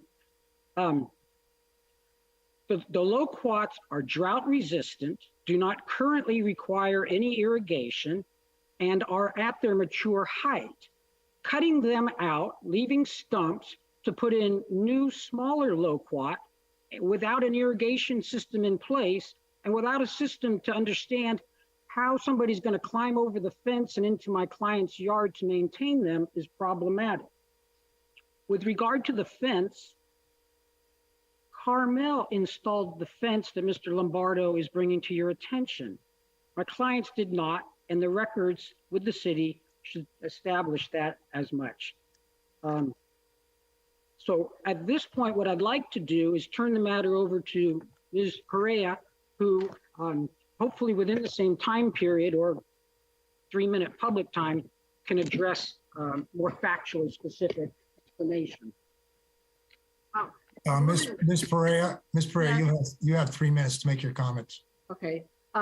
Historically on the property in question, there were eucalyptus, acacias, privets, and bottle brush. These have always there's been plants in place here. For the approval of the remodel of our home, we were required to plant trees. We worked with the city forester, Mike Branson, to plant, irrigate, and maintain at specific heights these trees. They were professionally maintained by an arborist since the planting. You can see this in the historical photos that we gave you. And I do want to reiterate, I saw the staff report today and I got to tell you, I was shocked when Mr. Lombardo emailed Sarah Davis to confirm that the plan had been agreed to by all the neighbors. That was the first I had heard of it. And my husband was not happy, obviously. In that staff report, it said the Forest Beach Commission wanted the applicants to work with us on a plan, and we were not even privy to the necessary information to make any decisions. I have notes, sorry guys. We never agreed to the removal of the healthy cypress trees. We were never notified of the removal. Nobody has been able to support that all the trees on our property fall in the jurisdiction of the city. The city never gained our approval to remove any of our plants and trees. The first we saw the landscape design was prepared February 2022. We saw that on September 22nd after the city approval had occurred. As we, the property adjacent to the trees in question versus the neighbors across the street, this is inappropriate. The landscape plan does not adequately address maintenance and irrigation. In 2010, the city installed a pedestrian walkway and fence for the US Open. The fence does not allow access to our property and makes it impossible to maintain and irrigate these plants. When this walkway was installed, Mike Branson, the current city forester at that time, Frank Ono, an arborist, and Jerry Gates, an arborist, conferred with my husband and myself to make sure the cypress and other plants would not be damaged by the installation of the pedestrian walkway. Mr. Lombardo infers the vegetation is a spite hedge or spite fence. All of these trees and plants have been in place for over 20 years. The people across the street are attempting to create a view shed they did not have when they purchased their homes as depicted in the photographs. And clearly removing more healthy trees like the loquats is an attempt to create a view shed, which is not in compliance with Carmel-by-the-Sea regulations. At this time, the Forest and Beach Commission needs to be given the opportunity to do what it was established to do in protecting healthy trees. Until a definitive lot line survey can establish the true boundary lines, no action should occur to remove more trees. If any are to be cut, that should only happen after a new growth has been established after 10 years. We have already lost 4 healthy cypress trees. Thank you. You're running over time now. Can you summarize this? Yeah, our privacy has been lost. We are staring at 4 cypress stumps. We should not suffer more loss when it's not clear that cutting more healthy trees on our property, especially when it's not clear where the property line is located. And that's it. All right, thank you. Thank you. Okay, that concludes the presentation by the applicant and the appellant. So at this time, I'm going to open it up for public comments. Is there anyone from the public that would like to address the Planning Commission regarding this appeal? If so, raise your hand or unmute yourself. Call out, whatever it takes. Let me know. Hi, my name is Frank Ono. Hey, Frank, go ahead. You have 3 minutes. Yeah, I was asked by Mr. Evans and Ms. Correa and Mark O'Connor to advise on the situation. I got brought into this rather late. Excuse me, just to clarify, so you are representing the applicant? Well, actually, I am not an advocate, but I have been retained by them as a professional. So I'm, you're representing the applicant. I guess so. At any rate. Appellant, sorry. Yeah, appellant? The appellant. Okay. The appellant. All right, thank you. All right, so at any rate, I was asked to speak a little bit about what, my thoughts are on the situation. And first of all, I want to say I have nothing but the utmost respect for Joni Janicki and her abilities as a landscape architect. And I have a lot to do with them on other projects, so I don't want to poison myself. But it's my fiduciary duty to step in and say something about this. I'm opposed to having the loquat trees removed, and I think there's a whole different process that has to be involved in the removal. I'm not opposed to planting more because the lower growing shrubs can fill in fast. I had today had conversations with the applicants about a phase removal. I don't know how that would go through, where you could slowly allow the lower understory to fill in with new planting, and then take some of these. There's only 3 loquats that exist now, and that they could be trimmed out, thinned out up on top and allowed to flourish at the base. And then these could be controlled, over a period of time. However, I don't know if this is the right podium to discuss tree removal or tree trimming. I think you're charged with either approval or denial of the landscape plan. So I just wanted to give you my thoughts on that. Anyway, so if you have any questions of me, that's fine. I've got nothing else to say. Thank you, Mr. Ono. I just wanted to say that I'm going to allow the applicant some rebuttal time at the end of the presentation. So are there anybody from the public that would like to make some comments on this appeal?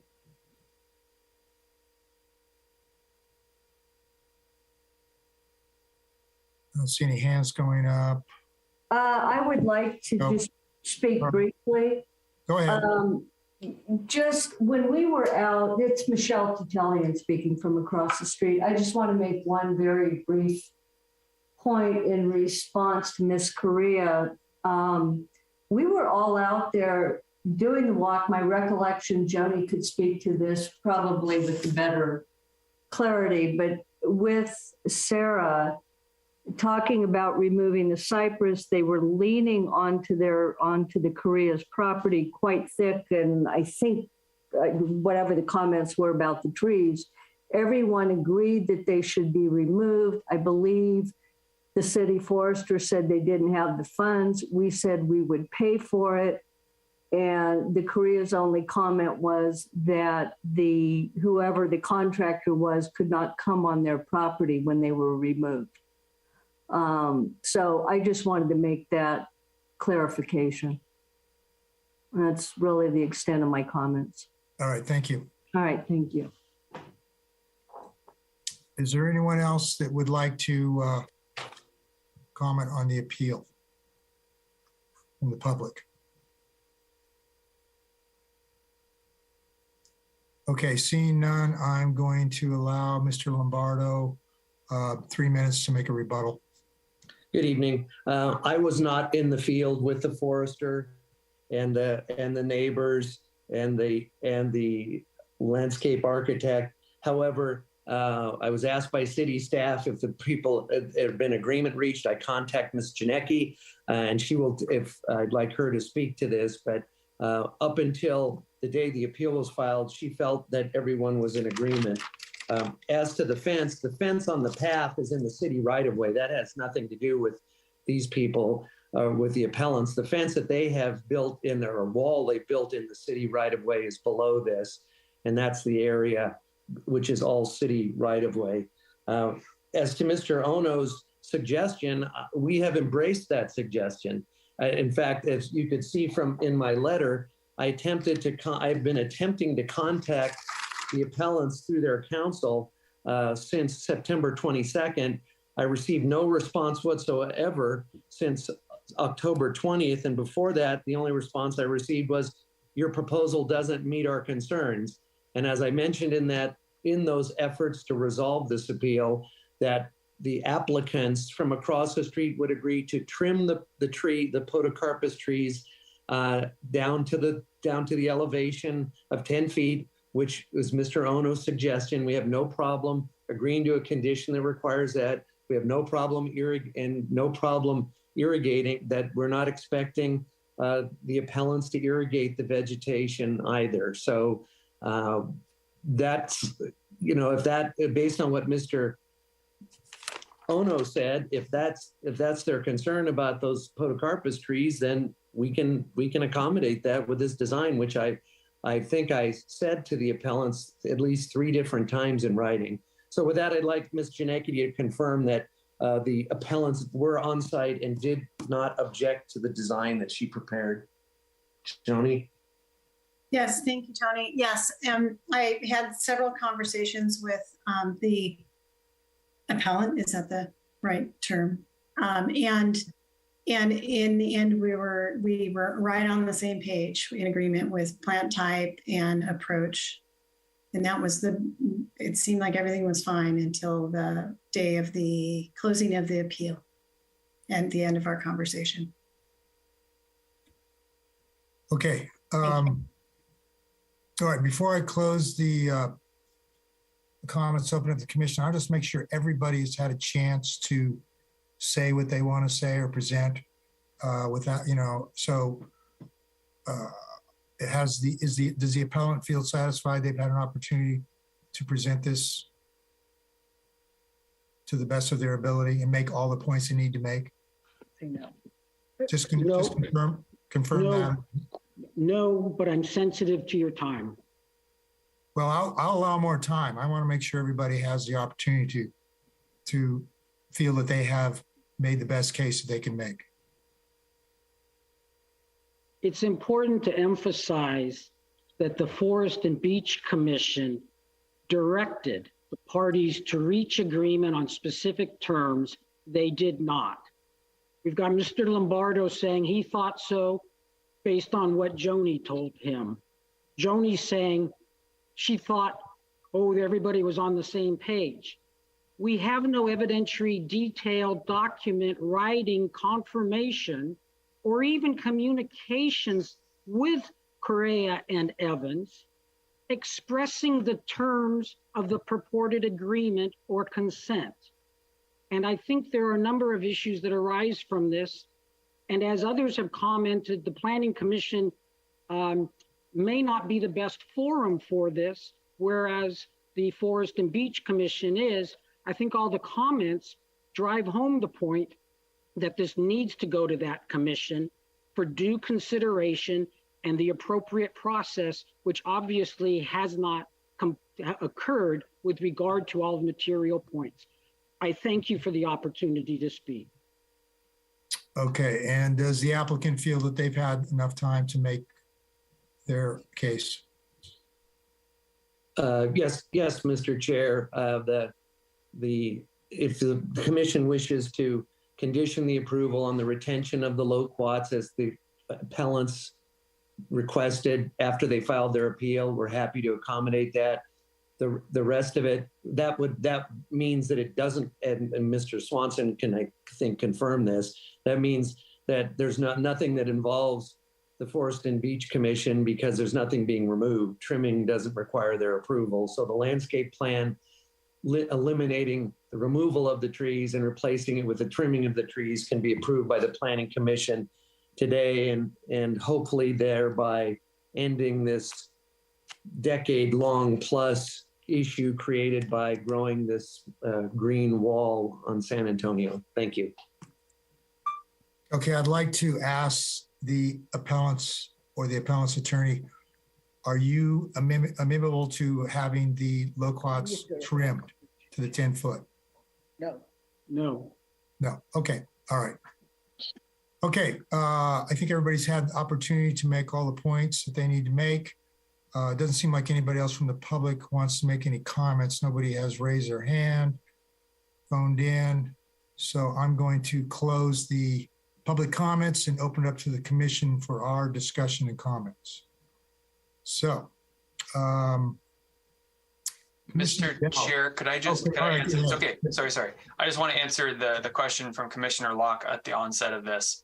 She asked about a section of code 1712, which talks about view sheds. That's actually specific to the R4 zoning district and even more specific to a very specific parcel of land that's a protected view shed across Vista Lobos. So it's not relevant here.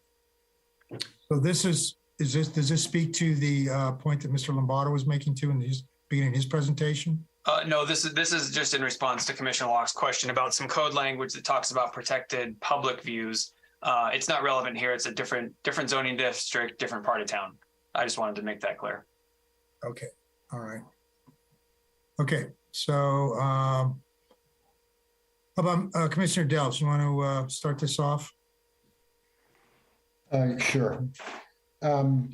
Again, I asked the question that if we deny the appeal, that the landscape plan needs to go to the Forest and Beach Commission because the landscape plan includes the removal of the loquat trees. Is that correct, Brandon? As proposed, yes. However, one of your options is to possibly take Mr. Lombardo's offer and condition the project that the loquats would remain and just be trimmed, and then there would not need to be a tree removal permit for those trees. So that's an option for the commission. But if you outright deny the appeal, leave it as is, then it will still go to the Forest and Beach Commission for approval or denial of the loquat removal. And that would have been the path we were on had there been no appeal. That's correct. And it sounds to me like the appellant is mostly opposed to the removal of the loquat trees. That's what I heard. I'm not looking to them to reopen this. That's what I heard. And therefore, by denying the appeal, I think we achieved that outcome of putting this into the Forest and Beach Commission, specific to the loquat trees. And you know, I want to trust in the process, and the process being that the city forester has done her job, and the Forest and Beach Commission has done their job. And when those things happen, we don't have to do our job. And we're just here because there was an appeal. So if you guys follow that logic, I am inclined to deny the appeal so that we can get feedback from the Forest and Beach Commission on these loquat trees. that's the best I can connect the dots here. Because other than that, it's a lot of you said, we said on history, and I can't make heads or tails out of all that. Before we go on, I have a question for staff, and this is regards to one of the other species that's there. The species growing up around the telephone pole, that's a pole, that's a yew pine, not a loquat. So is that also being proposed to be removed in this the original application? Mr. Chair, I believe that's a podocarpus. I think that's what the forester said. Podocarpus? But Sarah, can you? I stand corrected, but the point I'm trying to make is it's a different species than the loquats, and I'm wondering if that is also part of what's being proposed to remove, and is that something that the forest, if this appeal was denied and went back to Forest and Beach, would that also be something they're considering? So there is no removal permit application currently for the loquats nor the podocarpus. But I think, Sarah, the question is, would podocarpus also require a removal permit from the Forest and Beach Commission? Yes. Okay. And is removal of that podocarpus, is that part of the application that was approved? No. So where we're at now, Mr. Chair, is that they've submitted their landscape application. Think of it as, design for a house. And the next step they need to get, if the design was approved by staff, the next step they would get is an actual permit to remove those trees. So a permit to remove the loquat and a permit to remove the podocarpus. That would just require them to fill out an application to go to the Forest and Beach Commission. That's what Sarah was saying. We don't currently have an application because the landscaping plan hasn't been approved yet. But if it were approved, their next step in the process would be to submit that application and go to the Forest and Beach Commission to get approval or denial of removing those trees. So if it hasn't been approved, what's being appealed? The approval of the landscape plan. So this is, the landscape plan states that the podocarpus and the loquats are to be removed. Is that correct? That's correct. And to finalize the landscape plan approval, it has to go back to Forest and Beach. To get approval for removing those trees. That's correct. Okay. All right. Yeah. Sorry. I know this is a very confusing one. I just want to get it straight, but yeah, you got it. You're right on. You understand this. Okay. All right. So let's move on from there. Commissioner Bolton, would you like to make your comments? Yeah, sure. I'm sorry to interrupt, but I am looking at the proposal now, and what's germane to this conversation is just the loquats. There's nothing called out on the plan specifically proposing that the podocarpus would be removed. Okay, thank you for that clarification. Okay, go ahead, Commissioner Bolton. Thank you, that's helpful. I see two outcomes that I would support, basically a denial of the appeal or a semi-compromise wherein the existing loquats are retained and trimmed, and the new, I understand, loquats, which wouldn't grow to that height and would be more of a low spreading variety, would be added. But I don't see a better way forward than those two options, and I don't have any other comment really about it. Thank you, Commissioner Bolton. Commissioner Locke, your comments? Well, this is a tough one. I actually think Commissioner Bolton's comments are most appropriate from my perspective. I just was checking out the action that the Forest and Beach Commission took in 2020, and the action was to that they work with the neighbors on pruning the overgrown trees and shrubs. That was it. So, this is now, it's been in the hands of our forester, the approval of the landscape plan, and obviously there's a tree that wasn't included in that apparently needs to also be trimmed back. The big thing that hits me on this whole situation, it's city property. And this is not a private property. It belongs to the city. The fence could theoretically be moved back onto the property. And so I think this is really something that we all should have a concern about.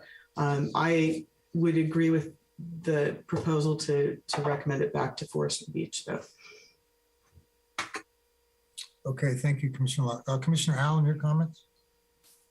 Yeah, I would agree that this probably needs to go back to Forest and Beach. From what I could tell, I think it needs to start over in terms of the plan.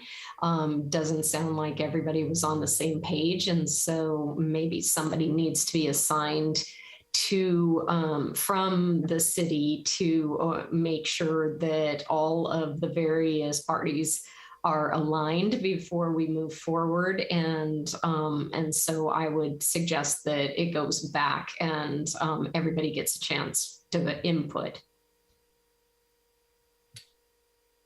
Okay. Well, it sounds like what Commissioner Bolton, Commissioner Allen, and maybe Commissioner Dells are leaning towards is to continue this item with direction that Forest and Beach shall review the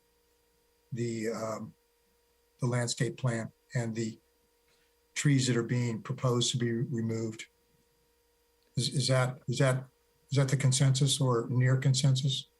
I mean, so I'll just respond to mine. Go ahead. I don't think I'm looking for a continuance, because that means I'm saying, please send it back to us again. And frankly, I don't want this coming back to us again if things get resolved. So that's why I was suggesting we deny the appeal, because then it'll go to the Forest and Beach Commission anyway. Do you want to make a motion? Sure. I move to deny the appeal. I'll second. Okay, we have a motion to deny the appeal and a second. Is there any more discussion?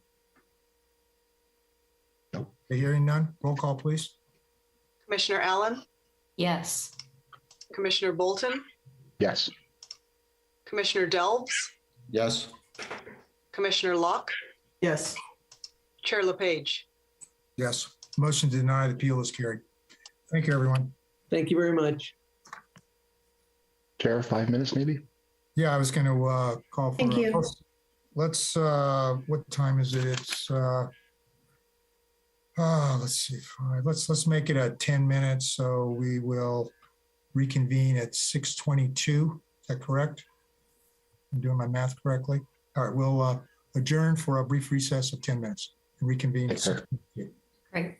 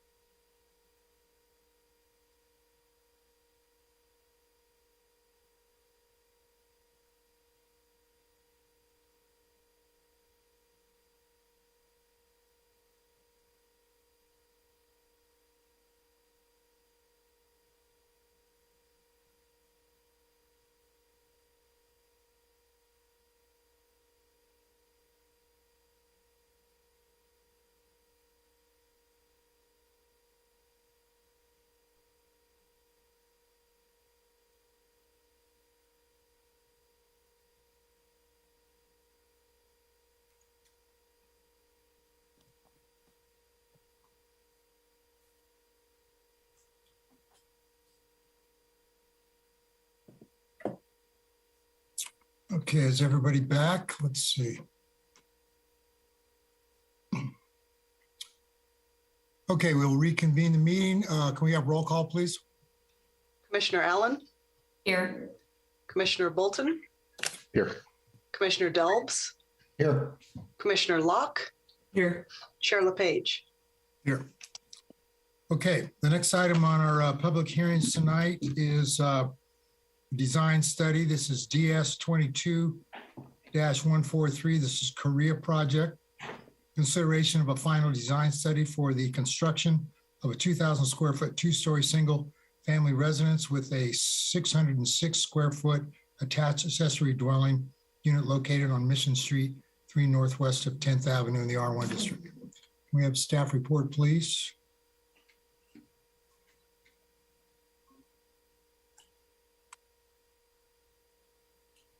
Thank you, Chair LePage. Bear with me just one moment.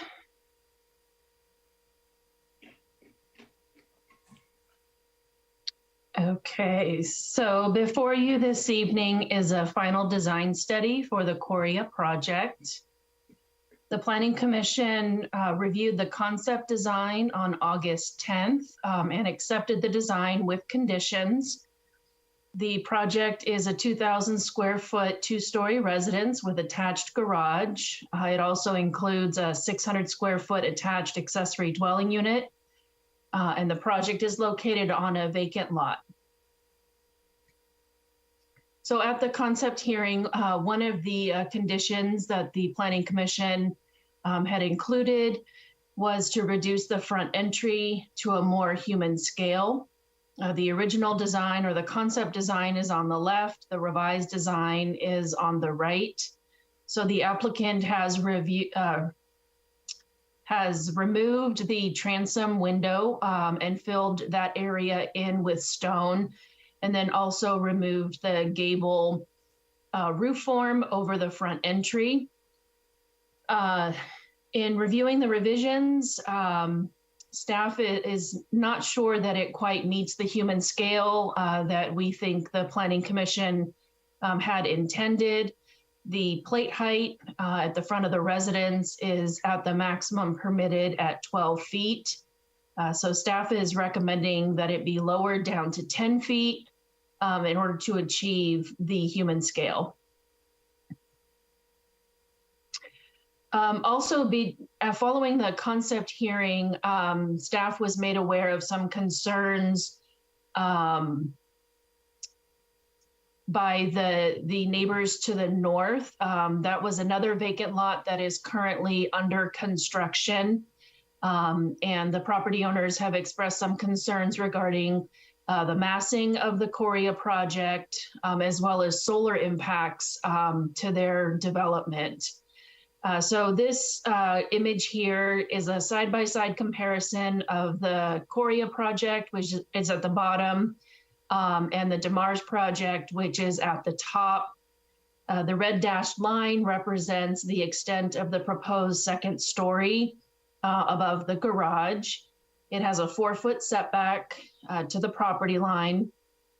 And then on the north side of the property line is a pretty substantial window well.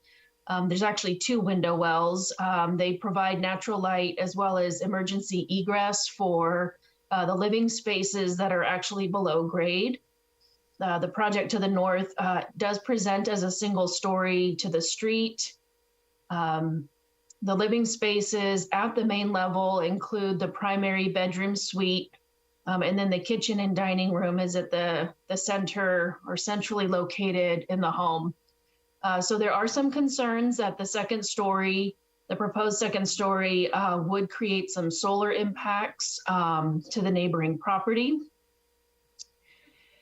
And this is something that staff had discussed with the applicant during the preliminary site assessment.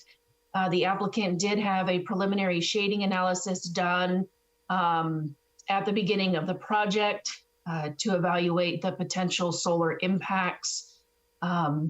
You can see that analysis here on the screen. It does show that between December December and August. Sorry, I'm having trouble reading this, but there is a substantial portion of the year where the second story would cast some shadow. However, there are also a number of months where natural light would be provided to the lower level. So the Planning Commission is being asked to consider this preliminary analysis and evaluate whether the access to light is substantial and requires revisions to the project, or if sufficient natural light would remain available to the project to the north. The north property owner has also indicated that they do have solar panels proposed for their south-facing roof forms, which would also be impacted, as you can see, during the winter months due to the second story. Another condition that came out of the concept hearing was for the applicant to provide some additional detailing on the south side yard deck and railing. So you can see a more detailed design has been provided, which includes a combination of stucco walls and wrought iron. And then lastly, this project is before the commission for final details review. And so one of the items that staff is asking the commission to take a look at is the detailing on the stone. The residential design guidelines do recommend that stone look or appear structural.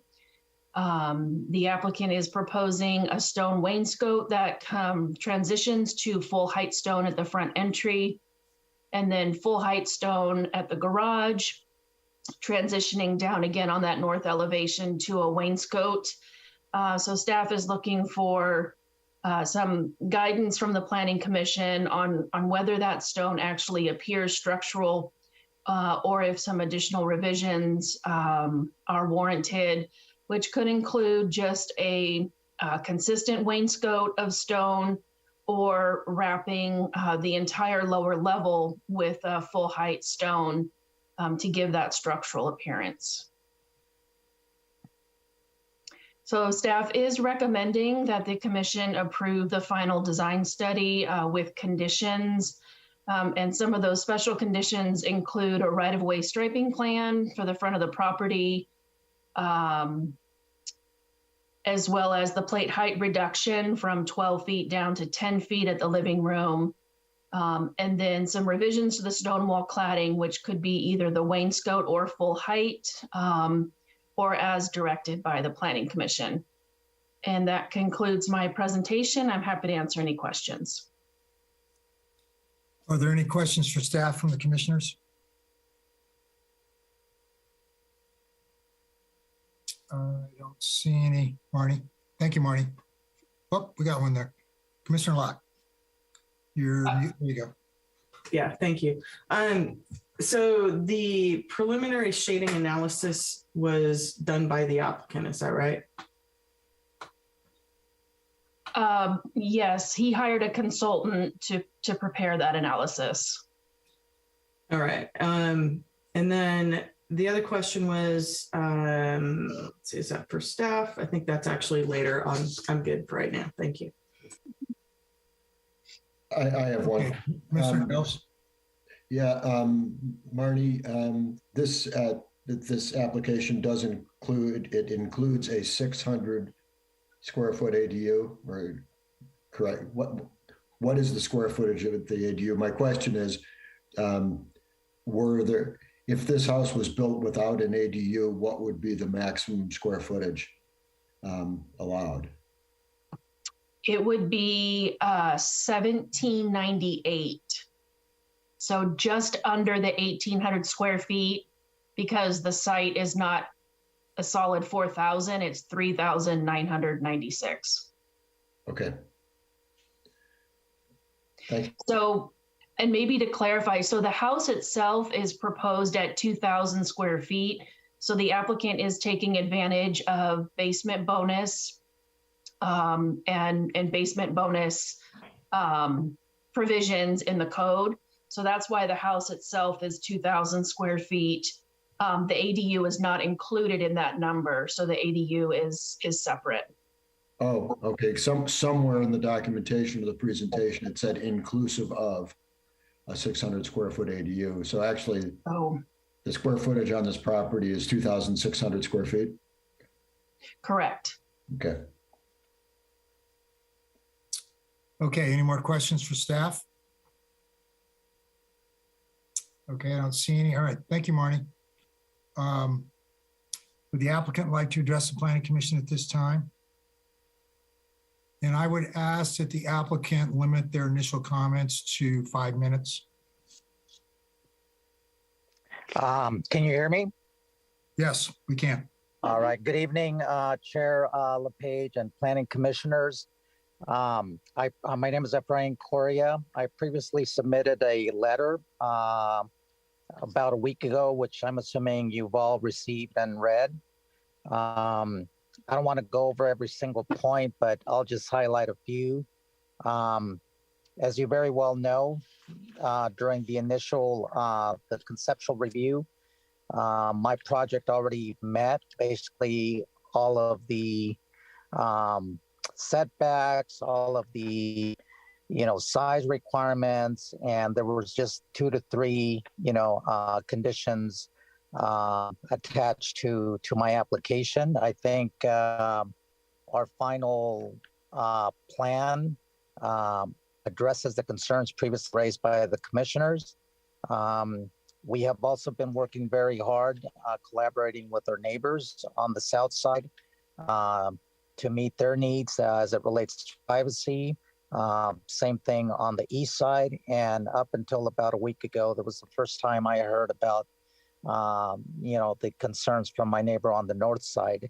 I think as Marnie pointed out, during the initial phase, I did hire a consultant, to basically assess, the impact of the second story portion of this house.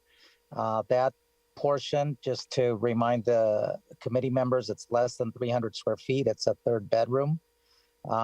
We also have a second bedroom below grade, just similar to what our neighbors on the north have. And we also have a, window well.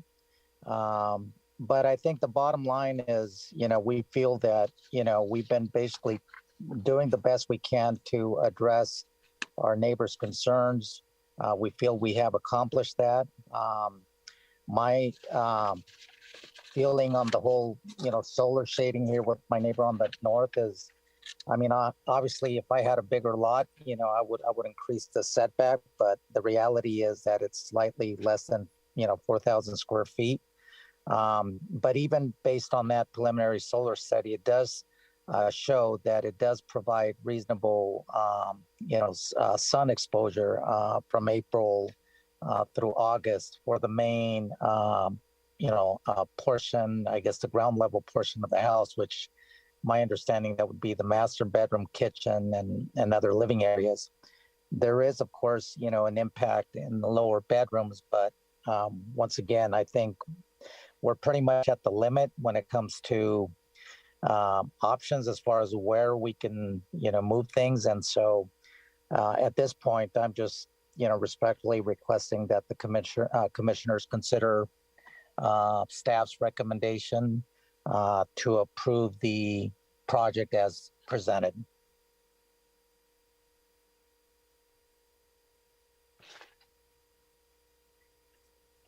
Thank you, Mr. Correa.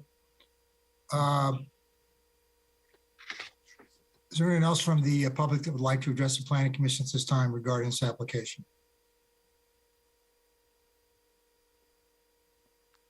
I just see Jonathan put his hand up.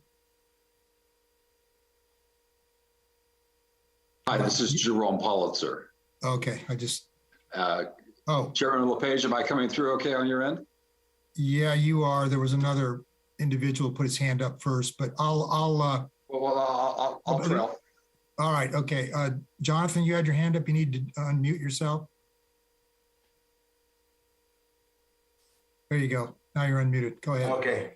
Hi, I'm the designer of the home in question, and one thing I have failed to see is why we would need to reduce the plate height on the right side of the house. And I mean, I've been here for this whole thing, and I've just seen, other full 2-story, houses that are 2 stories on both sides. And I just don't think that this is what we are proposing is out of human scale. I didn't really think that having to go to a 6'8" door from an 8-foot tall door was bringing it into human scale either. So, and based on what is being allowed, like we could do 2-story on that other side, right? So, but what we want to do is 12 foot. And I feel like that's really integral to creating a nice living space inside. And, I would like to be able to leave that at the height that it is. And it's really an 11-foot 4-inch ceiling height, because as going by the rules, you have to measure from the adjacent grade. So it's 12 foot from the adjacent grade, but the ceiling height inside is 11 foot 4 inches. So I just would like to ask that we could consider leaving the plate height as is. I don't feel like it's out of human scale, especially when you consider that we could be doing 2 stories, and we have met every, stated requirement as far as heights and volume and, setbacks and everything. So that's a comment I have, and ask you to consider allowing it at the height that is proposed now. Okay, thank you. Jerome, you want to make a comment now? Yes, Chairman LePage, I'm Jerome Politzer, and I am the owner of the adjacent property to the immediate south. And I previously submitted comments in writing to the commission and staff asking that they go ahead and approve the project as it's currently been revised and is pending before you. The reason for that is that we've worked with Efrain over the past 8, 9, 10 months trying to work out the common property line issues, and he's been great on working through those things. I'm not adept at the plate height issues or the technical aspects of things, but I do want to point out that when we were on site this afternoon at the project, that the tallest building that I know of in Carmel is Sunset Center, and that was looming to the immediate west of everybody. And the scale, therefore, of the neighborhood should take that into consideration. If it's human and humane, I believe so. I do know there are difficulties with other neighbors who decided to construct their living spaces below ground. And again, that's part of the condition that they agreed to when they went forward with that and got approvals on their other properties. I don't think that should constrain the applicant in his application that's before you tonight. I think there's also a fence that the neighbor to the north is obligated to, pursuant to his plans, to put up that would impact the shade study, but that's of his own making.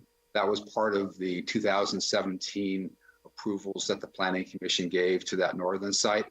And those have to rise and fall on their own. That doesn't concern, from my perspective, the application that Mr. Correa is making for his parcel. There were agreements that were made in 2017 as part of the other approvals that were granted by the Planning Commission. And the northern neighbor needs to live with those for better or for worse. But I just ask you that if you could go ahead and get this resolved, it would allow things to move forward. Thank you. I'll stand for questions if any commissioner has any questions for me. Okay, thank you for your comments. Is there anyone else from the public that would like to make comments to the Planning Commission? I see Mr. DeMars has your hand up. You want to unmute yourself?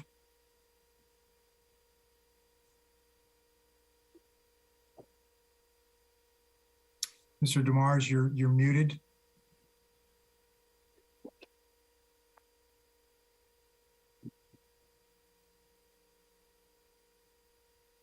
The unmute button is at the bottom left of the screen. If you just scroll over that, you can unmute yourself.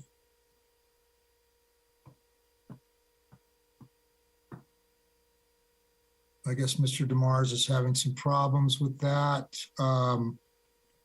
If he works that out, we can come back to him.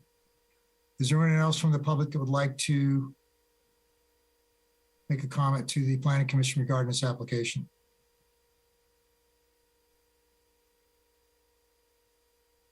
Okay, I don't see anybody. I'm going to close the public hearing. I'm going to assume Mr. DeMars doesn't know his hand's up. Okay, close the public comments, open up to the commission for their comments. Commissioner Locke, would you like to begin? Sure. So I guess my first thing is the front door to talk about. First of all, I have to say, I think it's really pretty. I think it's a very nice looking house. But again, I know, Jonathan, you had asked about human scale on the door. And you also made a comment that you said 6'8" isn't human scale. And so it's big, it's tall, it's very, to me, imposing. I would like to see the plate height dropped. And I think that, that's actually probably the first thing that I'm going to say on this. Yeah, I definitely have a concern for the neighbors to the north. I think it's unfortunate that they built their house or are building the house and digging down into the hillside to keep it looking like a quaint little Carmel place, and then having a 2-story house being built just to the south, which is going to have some, I think, fairly, it will have impacts on their solar thing.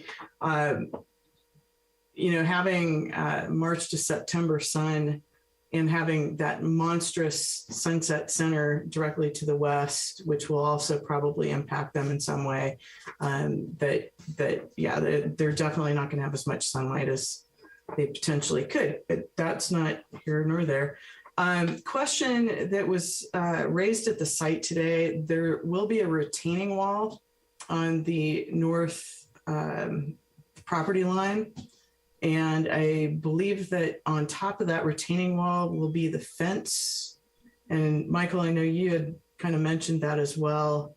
What's proposed right now is an overlapping board fence that would be 6 feet tall.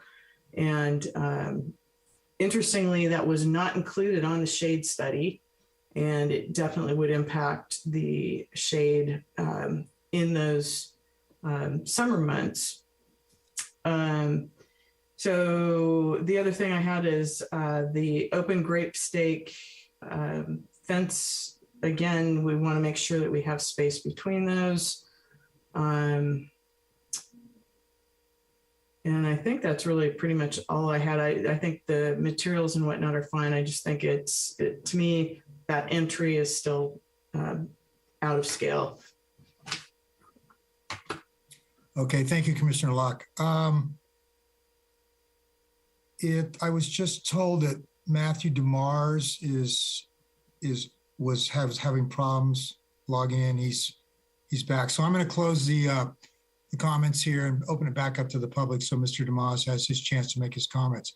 You're still muted. Can you unmute? Hello, can you hear me now? Yeah, now we can. Okay, go ahead. You have 3 minutes. Very sorry about my technical difficulties. I'm not very skilled in that area.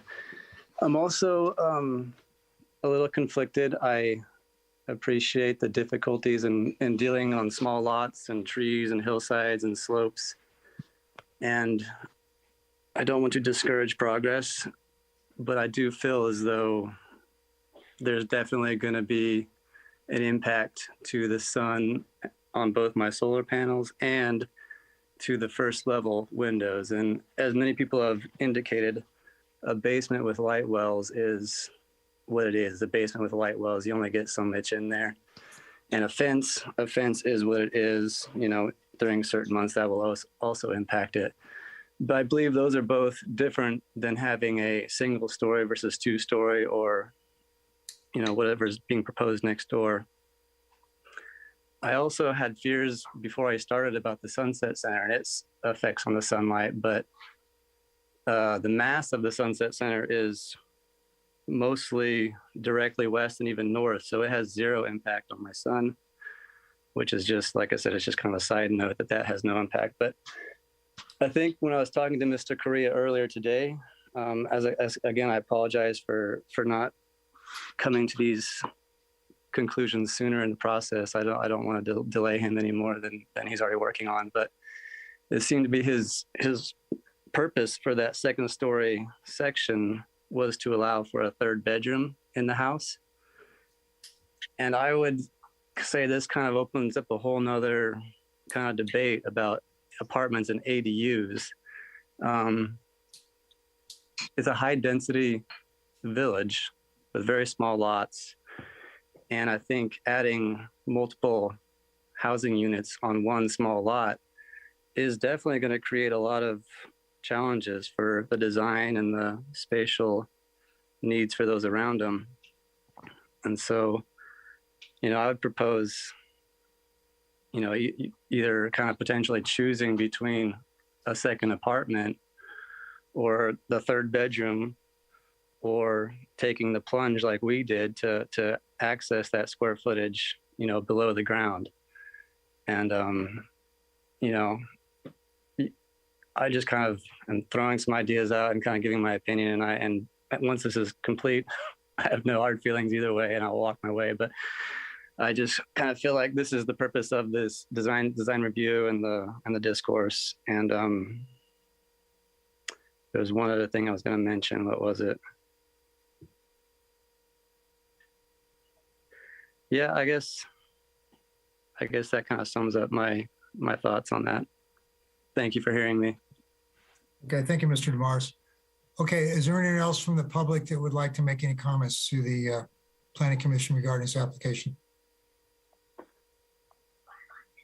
Okay, seeing none, hearing none, I'm going to close the public comments, open it back up to the commission. And Commissioner Locke, would you like to continue with your comments? Yeah, no, I want to thank Matthew for coming and speaking and sharing his thoughts on the process. And I have to say that sounds like, he's extremely thoughtful about how this project will potentially impact the house that he's building.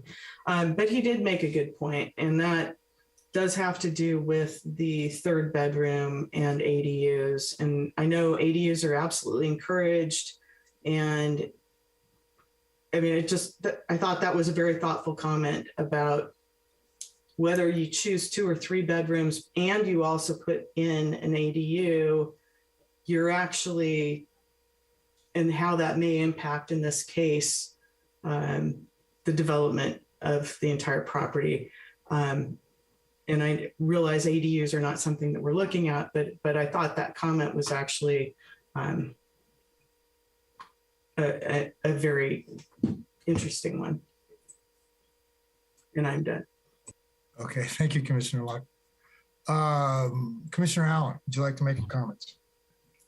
Yeah, so Commissioner Locke kind of took some words right out of my mouth. Number one, the neighbor to the north, Mr. DeMars, I am glad that he was able to speak because he appears to be very thoughtful in his design and creating a home that is very much to human scale.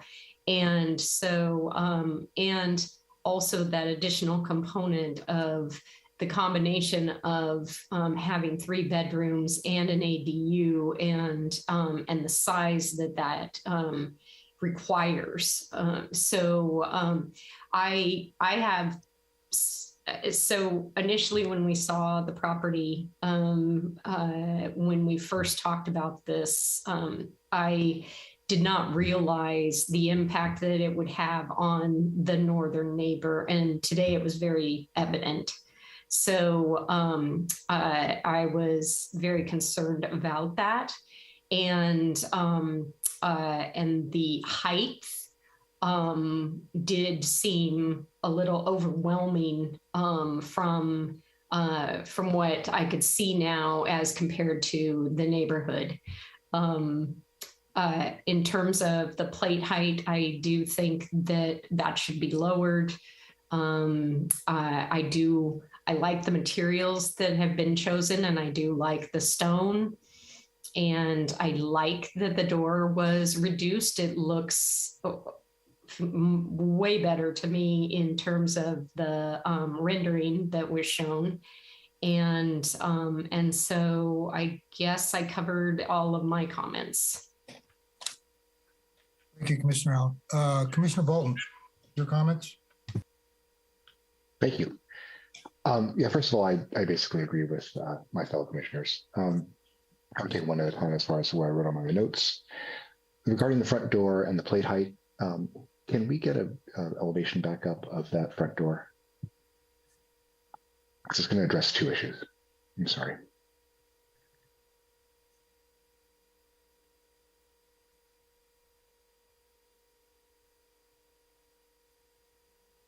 I believe two questions we had regarding this was one, the height, one, the stone. And so without the stone, I have less problem with the height, but I find the stone completely unacceptable. And therefore, it draws my attention to the height. And now I think it's also too tall. So I don't have a problem with the door so much, although it might benefit from being slightly reduced in scale compared to the garage doors directly adjacent to the left. But more importantly, the stone does not follow a natural course. There's no reason for that structurally. Nobody would ever build anything with stone like that. So we have to find natural terminations for the stone.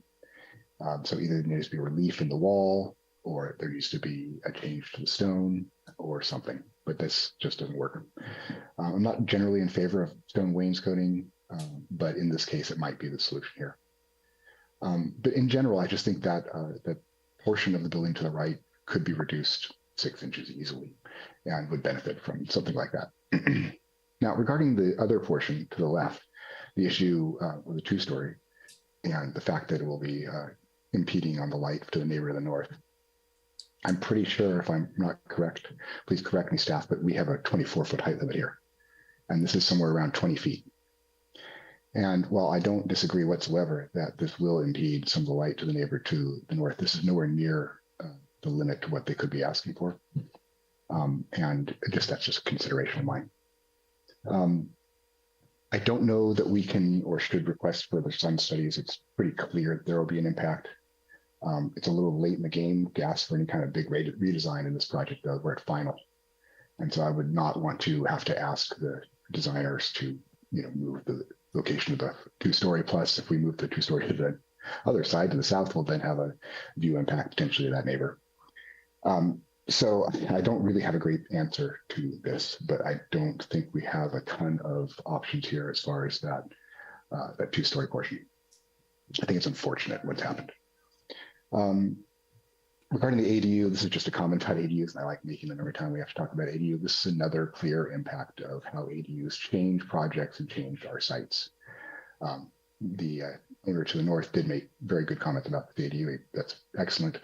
And it's just another way where it changes the configuration of buildings, wherein when people want to get what they can for the project, and this, of course they should, it can just push things to being considerably larger, or to feel like a larger mass, or to rearrange the items on the site, where you end up with a two-story house where maybe it could have been a one-story house if it didn't have an ADU.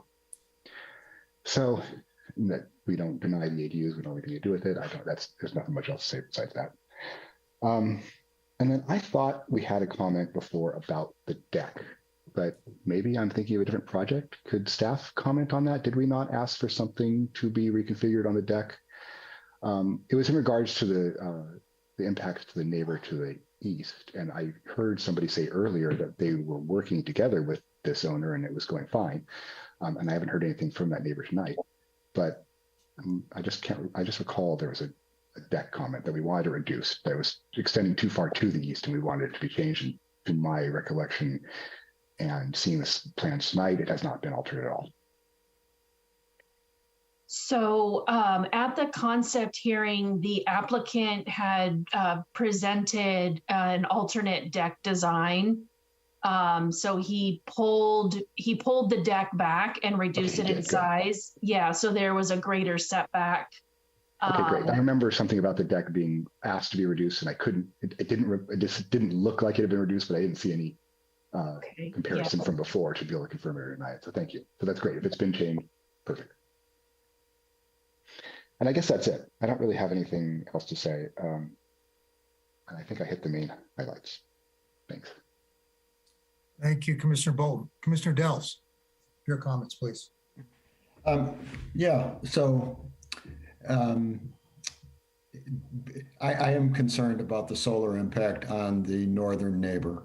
And it's in context of the neighborhood where the northern neighbor made a decision to not go up 2 stories, but to excavate and take his house lower and take advantage of the grade to present a single story to the front.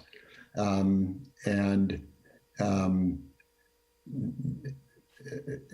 that's all that, to me, that's to be applauded because that really does respect the pedestrian scale of Carmel and of that neighborhood, of that block. Notwithstanding, yes, the Sunset Center is across the street, but that's across the street. On this side of the street, the homes are of a modest scale, at least in appearance.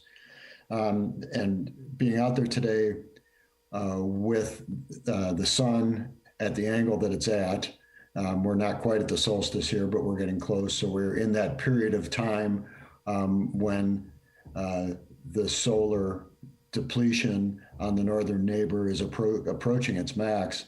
We could just tell from the shadows from the story poles that the shade effect at 2 p.m., 2:30, I guess, was about a third of the way up the roof.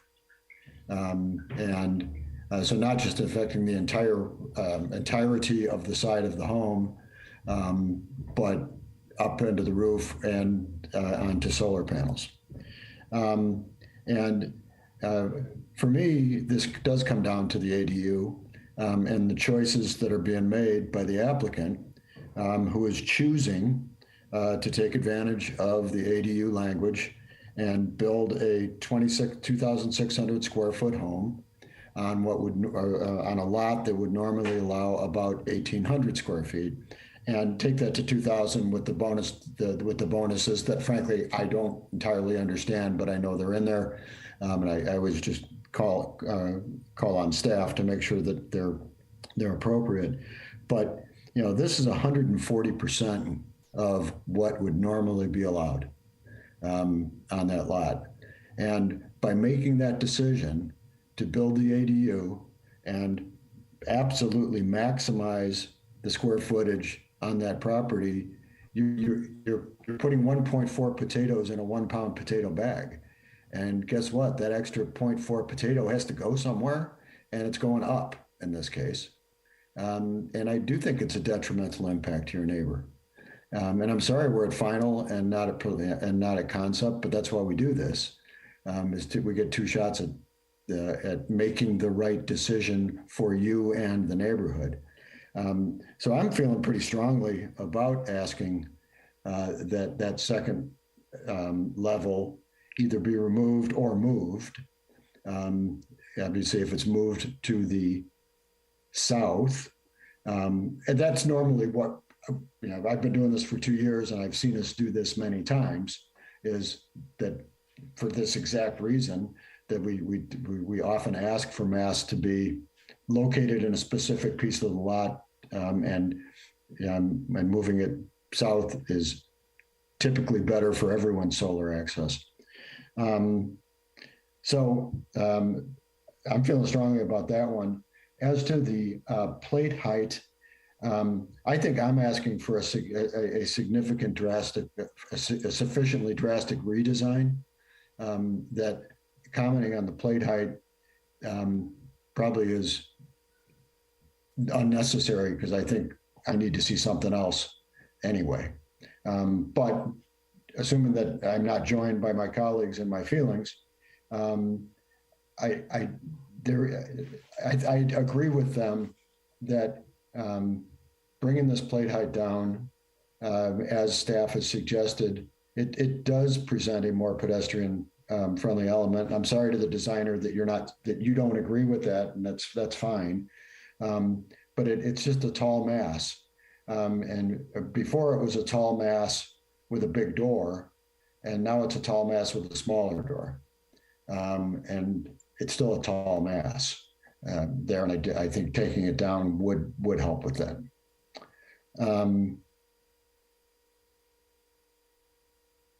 That's it. Thank you. Thank you, Commissioner Dels. I had a few questions. I will start with the designer. Jonathan, maybe you can answer this for me. What are the interior heights of the garage and then the second story above it? I mean, what are the 8 foot on both. 8 foot on both? Yeah. Okay. And then you commented that the interior ceiling height in the, I guess it's the living room there, is 11'6". 11'4", yes. 11'4", okay. Yeah. All right. And the question I had for staff was, I know these solar installations are required on new homes. And what is the jurisdictional review authority of the Planning Commission to review solar impacts on solar applications which are being required by the state? I have a question on that. Could we look at the solar impact that had those green arrows one more time? Yeah, we can do that. But first, I just want to find out what our review authority is with regards to impacts on solar panels. Maybe the director can make a comment on that, and then I'll honor your request. Sorry, Mr. Chair. So your question is that what jurisdiction do you have over approving someone's solar panels, or when there's an impact to someone's solar panels? My question is the state. Well, let me lead into it. The state is requiring solar panels on new homes. There may be some stipulation on that, but generally that's what's being required. And we have an application here where it could have impacts on it. Do we have the ability to review those impacts on solar? Is that, we have the ability to review impacts on solar, solar impacts on neighboring properties, but that's only in the context of, their quality of life. It isn't about solar panels. Yeah, I'm not aware. It's a good question. I'm not aware of any state law that gives us additional authority. It's something that, if we modified our code to say that we could, but you're correct. As far as I know right now, our code just talks about solar impacts for quality of life. Like you said, access to the sun. I don't know for sure. I can do some research on that, but I don't think I'll be able to get you an answer on that tonight. Okay. It seems to me like there could be, I don't know, could be a gray area there. I mean, if the state's requiring solar panels and we allow a building which is going to block their solar access to their panels, it seems like there's a conflict there. Okay, Jonathan, you had a request that the staff bring up the solar access study picture again. Can staff do that?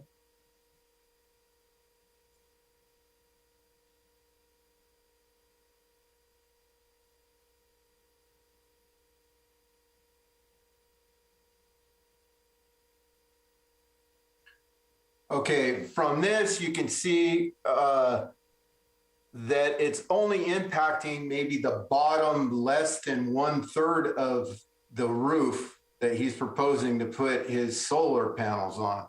So it's being spoke of like it's blocking his whole roof, but it's not. Okay, if his solar panels are located in the top 1/3 of his roof, where they typically are located, normally keep them up towards the top, towards the ridge, as opposed down to the eave, then it has no impact on it. So I just want to point that out and ask you to take that into consideration. Okay, that's a good point. Thank you. Appreciate that. Okay, back to my comments. Okay, with regard to the plate height in the living room, I mean, 11'4" is really excessive for a Carmel house. I mean, we've approved maybe 9 and occasionally a 10-foot, but I can't ever remember approving an 11'4" plate height, ceiling height in a room. And you haven't brought down, the that extra elevation, which is out of the context of human scale. So that needs to be reduced down to, I would think, by at least a foot or 2. That would be my recommendation, and I think the guidelines support that.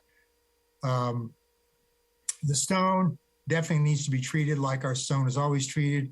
If you want to do wainscoting, that's fine. If you're going to run it up under the eaves like you're doing, then it's going to have to run around that whole element of the building to an inside corner. That's how we always make our decisions based on that, and that is supported by the guidelines too. And I want to make it clear that I'm not just spouting opinion here. These are findings which are supported by the guidelines, and all we're asking you to do is stay within the context of our guidelines. The height. I think your point is a good one. I think that the solar access to the north building, I think there's still plenty of opportunity there for the solar panels, and typically they are moved up onto the roof, and depending on whatever their requirement is, I think there's probably enough roof surface there that they can get that. And bedroom windows in a stairwell, a window well, are what they are. I mean, you're not going to get full access in any situation, regardless of where your second story is. So my comments are based on the findings that I think the 11'4" interior plate height is out of human scale. It's creating that elevation to be out of human scale, and also that the stone needs to be treated either as a wainscoting or authentically where it runs to the inside corners. And I don't have any other comments. I see Mr. DeMar's hand, seems like it's up again. I'm not going to acknowledge that. I've always closed the public hearings and comments, and I think that there's been adequate discussion to address his points of view and his concern. With regards to the ADU, we don't have any authority to govern ADUs, other than a couple of things which we can make decisions about as far as interior acts and so forth. The applicant is perfectly within his rights to take advantage of additional square footage, which is allowed by putting a certain amount of square footage in what is defined as basement areas. So it's perfectly within his rights to do that. So having said that, I was looking at the motion as per staff. It's pretty, it doesn't really, it addresses, can open it up here a little better so I can see it. The special conditions, it does address the special condition number 35 addresses the plate height reduction to bring the that entry elevation back into human scale. So do we have a motion to accept the resolution as per staff with any special conditions that the commissions may like to add to that?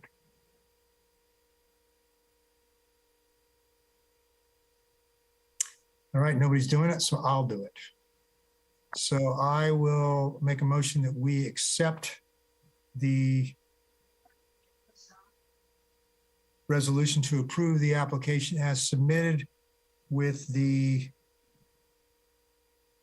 special conditions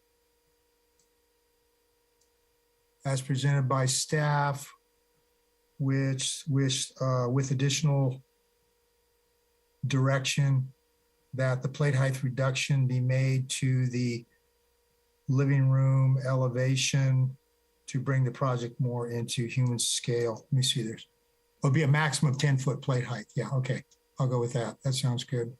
And that the stone cladding is 36 should stay that way too. Should be brought into conformance with our guidelines. So the stone shall wrap the corners of the residence and terminate at a logical stopping point, or they can have wainscoting. All right, do we have a second for that motion? I can second that. Okay, is there any further discussion? So hearing none, roll call, please. Commissioner Allen? So I do have a question. I'm sorry I didn't get off mute fast enough. If I would like further exploration of this, is it a time right now, or should I just cast my no vote? You always have the right to make a substitute motion. A substitute motion, you could make it the motion any way you want. If a substitute motion is seconded, then the substitute motion is voted on first. And if yours doesn't pass, then we go back to the previous motion. That's how the rules of order state it, unless I'm wrong. Brandon, you want to correct No, me? that's correct, sir. Or Commissioner Allen, are you just asking if you can have more conversation about the topic? Well, I think I would like to have a little more conversation. I was wondering if there would be any way of potentially, since the neighbor to the north has done some things lower, is there potentially a way that this design could have the garage lower and then therefore reducing the height of that third bedroom down a little. But that I was just gonna ask if that was at all possible. Well, if you're asking me to make that a condition of my motion. No, I'm not. I'm not asking about that. I'm mostly, I think if I were to make a motion, it would be based on having the applicant go back and look at any ways to address the concerns of the neighbor to the north. Well, that would require continuation. Yeah. My motion is not a continuation. So you would have to substitute a motion calling for a continuance with direction for the applicant to do whatever specifically you want them to do. Gotcha. Okay. All right. We'll just, we'll go with your motion then. You don't want to make a substitute motion? I don't. Okay. All right. Is there any more discussion on this motion that's been made and seconded? You know, I should make a substitute motion just because I said I would. I would move to continue this item with direction to the applicant to explore opportunities to lower I'll call it the tower, but the two-story element on the northwest corner by 3 or 4 feet. And that, just as an aside, we just looked at a house that did excavate for a garage, not a full excavation, but even a half-story excavation, and that was interesting. So I'll make that motion as an alternative motion. I'll second that. Okay, we have a substitute motion to continue this item with direction to the applicant to explore lowering the residence. Is that correct? Did I summarize that correct, Commissioner Dells? I think it's lower. You don't have to lower the whole residence. I mean, I think we've already got the plate. Lower the north 2-story element. The garage area, yeah. Yeah. The garage in the second story. Is that the motion? Yes, sir. All right. Okay. Nice. I want to allow the applicant. He's got his hand up. He'd like to make a comment. Be part of this discussion. Go ahead. Okay, I'll tell you why that lowering the garage will not work in this case. because there has to be a transition into the garage, and there's not enough depth. The depth is barely one from the property line to the front of the house is like the length of a car. Okay. So if you lower the garage, the floor of the garage, so you're coming in like this, you can't make a good transition into the garage, and not an acceptable transition, because there's not enough distance in the front. So that really won't work. And that's actually going to be an issue for that house you looked at earlier. So what you're saying is that the angle of the driveway. Right, that's exactly right. You would hit the frame of the. Exactly. Like your car would be like, high centered, but reversed. High centered, yeah. Okay. You see what I mean? It would also create it going in at extra high, because by the time the back wheels get in, okay, just say it's I don't know, not a compact car, it's a normal size car. Okay. By the time you get the back wheels down to the level of the garage floor, you're already halfway in the garage with the car, or more than halfway in the garage with the car. So you're running into height problems with the garage door when you do that, and also transition problems. So that's why it's not, we've already looked at stuff like that. And we've already looked at if we can move the second floor and it would work, but we can't. We would have to eliminate it. What if you lower the plate height inside the garage to 7.6, and you lower the plate height of the addition above to 7.6? Then you've lowered. Well, that gains you a foot, but I mean, is that, I mean, you could, but that is very, I mean, that seems, a normal height is 8 foot minimum. The normal height of a door is 6'8" minimum. Are the ceilings in the second story bedroom, are they exposed? Are they vaulted? No. They're not vaulted. It's a flat ceiling? Yes. Okay. It's too narrow to really accomplish any sort of vault that would make sense to do it. Okay. All right. And it's also a hip. So that's. All right. Okay. So we have a substitute motion, which we need to vote on. Is there any more discussion? Okay. Roll call, please. Oh, wait a minute. Commissioner Locke. Yeah, I have a question for you, Michael, since you are a contractor. Can you give us a little direction on that statement about lowering the garage and the impracticality of doing so? Well, I can't without really some more analysis. I mean, I don't know. Okay. I mean, I understand the point the designer's making, and but without really looking at it in more depth, I really can't say. Okay. The only thing I do know is that the code requires you have a minimum 7'6" ceiling. So that would be the minimum that they with a flat ceiling. So that would be the most they could lower the living spaces. A garage, I don't think that applies, because it's not a conditioned space. But anyway, we have a motion. So are there any more discussion?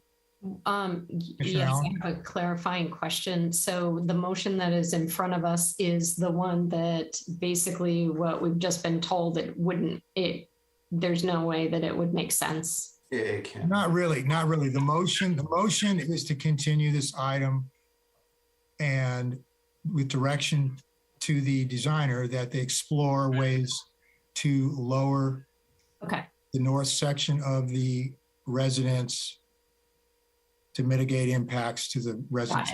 Is that correct, Commissioner Dels? It is, but I should probably, it's not to just explore, it's to demonstrate, you gotta show me your work. Because I'm not sensing an interest in actually trying. And I'm asking you to try in the spirit of getting cooperation with your neighbor, because I think you can. I think there are ways to do that, and you're a skilled designer, and I'd just like to give you the challenge of Well, yeah, well, that's fine. You're giving him direction. He's got to come back with something in the context of the direction given. So I think the motion stands as it is. Okay. Jonathan, I'll give you one opportunity there. You have a comment? We're not arguing. I do. And we've explored this before already. And what has to be done is an elimination of the second floor. That is the only way that it will work. We can't move it around and make it work without a complete scrapping of everything we've done. All right, we understand that. We don't know if this motion is going to pass or not. Okay. But I'm just saying that if we're going to do it, then we have to eliminate the second floor, which impacts which impacts Mr. Correa negatively in that it ends up with a 2-bedroom home when within all the requirements we have met, everything set forth, volume, height, everything. This is like, so. I understand that, but you're not necessarily being asked to change it. The motion only says you need to demonstrate that this is the best design that you have, to mitigate all the impacts as identified. So let's have a roll call on the motion. We'll see where we are. Could we have roll call, please? Commissioner Allen. Yes. Commissioner Bolton. No. Commissioner Delps. Yes. Commissioner Locke.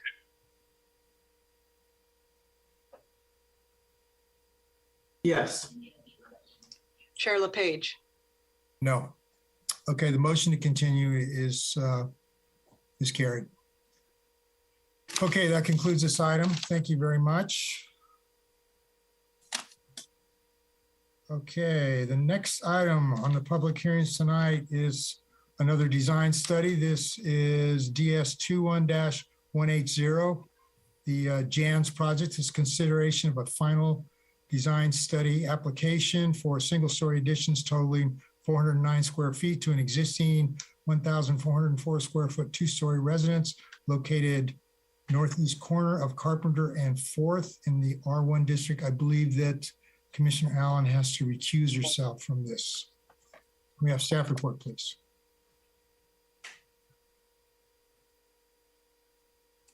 All right, thank you, Chair LePage.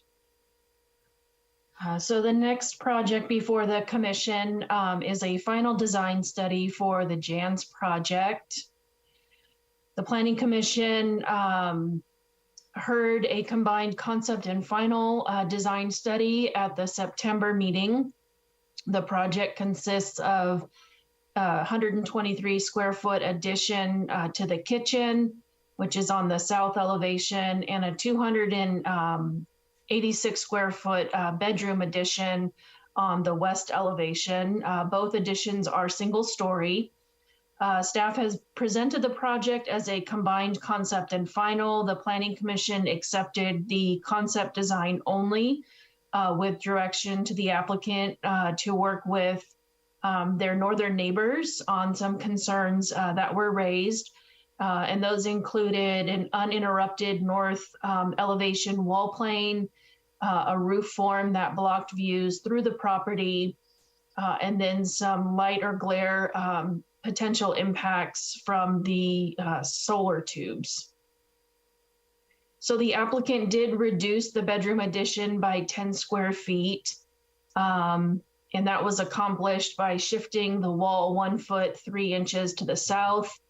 This effectively broke up that north wall plane as well as the roof over the addition. And so these, the elevation on the left shows the break in the roof plane, which you can also see on the roof plan on the right-hand side. So these modifications were presented to the north neighbor who did review them and concluded that it really didn't make a substantial change to the project and to their view. So They have accepted or withdrawn their objection to the original design. I think they're satisfied that exploring this option just doesn't make a significant change to the project. And so they are supportive of the project as it was originally proposed. The owners are also requesting that the Planning Commission consider approving the original design as proposed in light of the neighbors' withdrawing of their objection.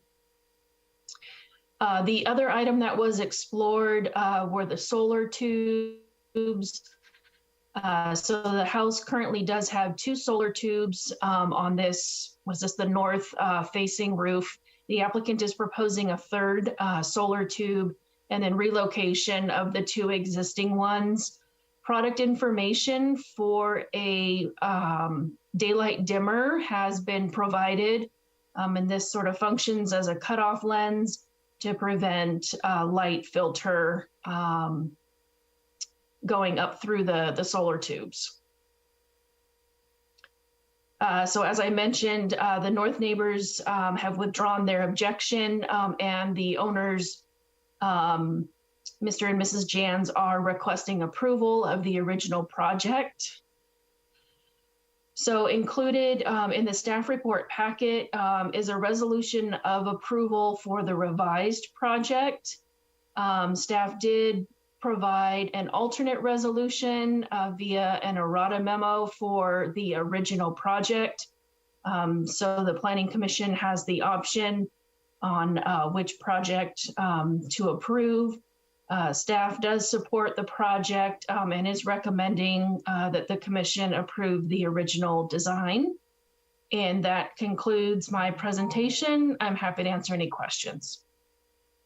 Are there any questions for the staff from the commissioners? Just really clarity that the neighbors have repealed or withdrawn their objection. So essentially we can go back to what we previously seen before. That is correct. And Commissioner Dells, did you have a question? Yeah, I'm looking for that alternate resolution. Marnie, did you send that recently? Yes, it was called an errata memo that was emailed out to the commissioners. Last week, maybe. I apologize. I don't remember when I emailed it. It probably was Monday or Tuesday of this week. Commissioner Dells, it would have been the 7th of November at, let's see what time that went to you.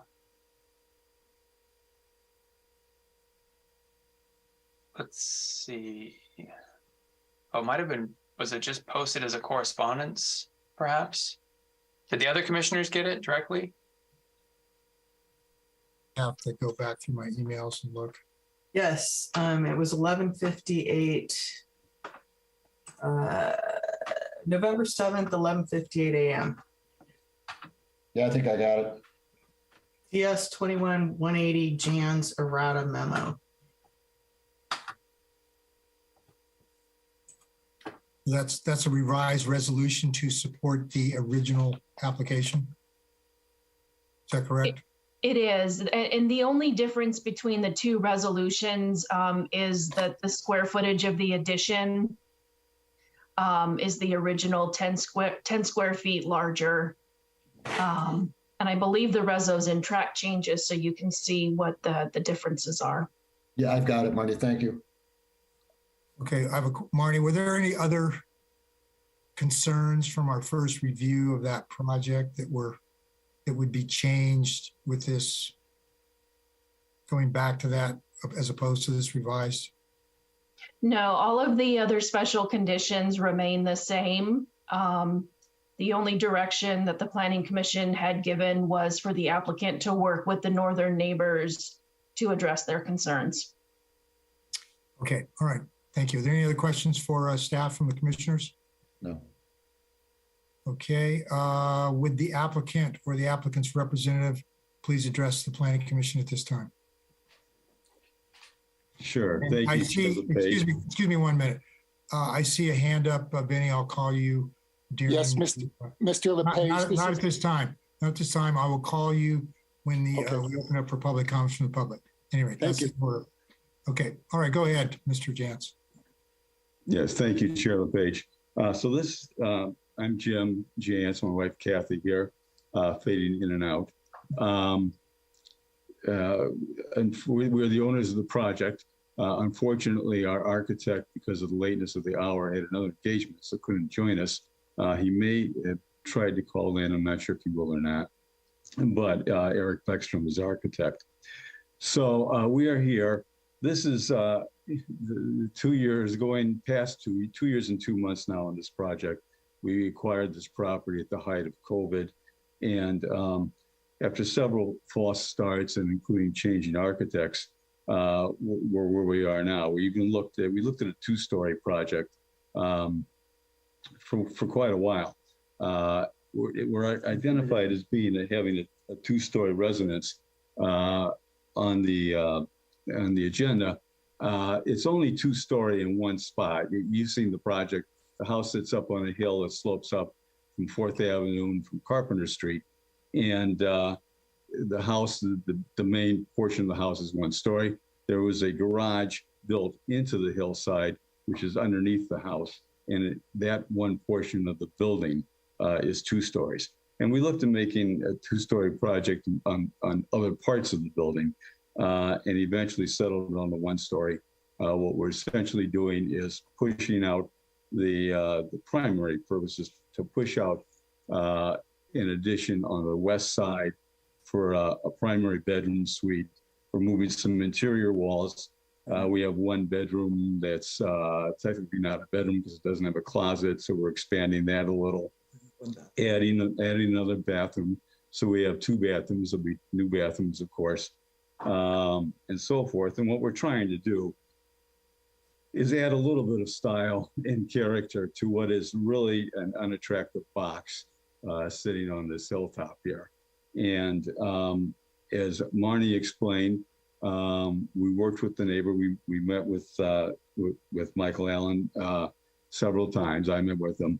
And we looked at how we could reduce the impact of the extension on the west side. Mike had suggested moving that extension to the south. And we looked at that with our architect. The problem is there was a tree, which we've already addressed. Previously, we tried to take it down and we're told that we couldn't. And it's also impacting a retaining wall, but it is what it is. It's going to stay there. So we were able to move the north side of the extension. We looked at moving that 1 foot 3 inches, and we couldn't move the other end of the extension that much, again, because of the tree. So we wound up losing 9 3/4 square feet inside. And discussing it with our neighbor, I mean, the 1 foot movement on his side really isn't that much of a change. And we would prefer to have 10 square feet may not be a big deal for the whole building, but within a room, it's significant. And we would rather have the original design. And Mike has indicated that he's okay with that. So that's where we are now. Thank you. Thank you. Are there, at this time, and allow, Vinny, you had your hand up. You want to go ahead and make your comments? Yes, Mr. LePage, thank you. I want to say that Jim described everything quite accurately between us, and I do agree with how he laid out with the tree and the retaining wall and what he was boxed in. And I do understand his significant change in the 10 feet could make a difference within a room.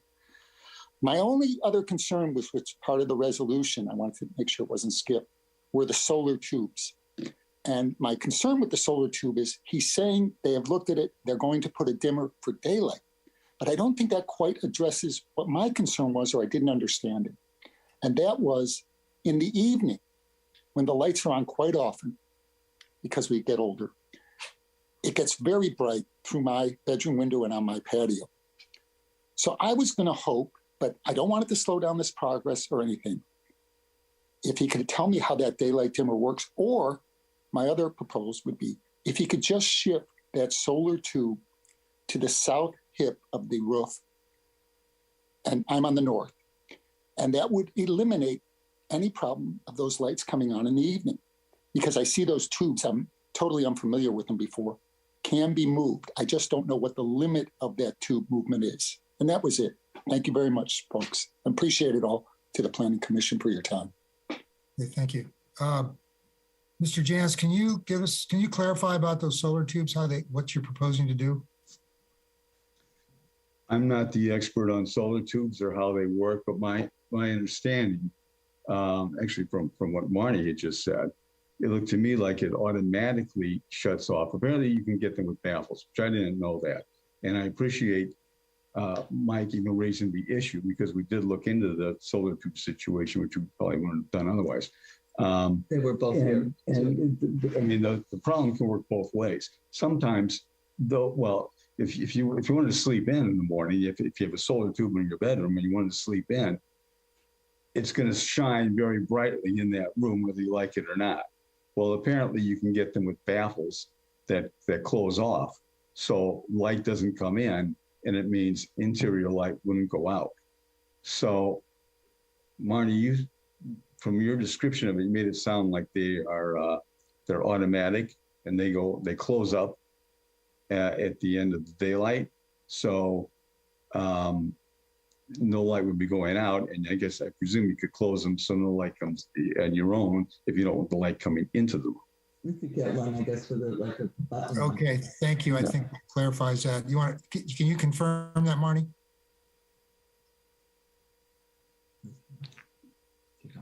So when I referred to them as being solar powered, I think they're the cutoff lens is powered, I believe, by solar.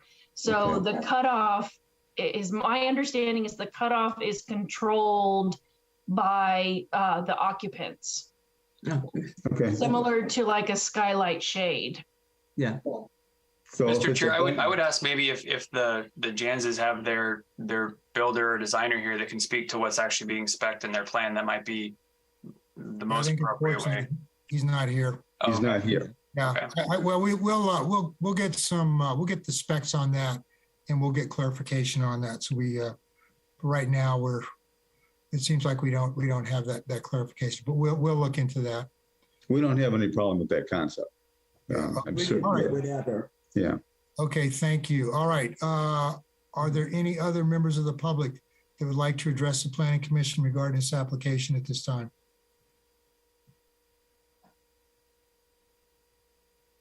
I don't see any hands going up.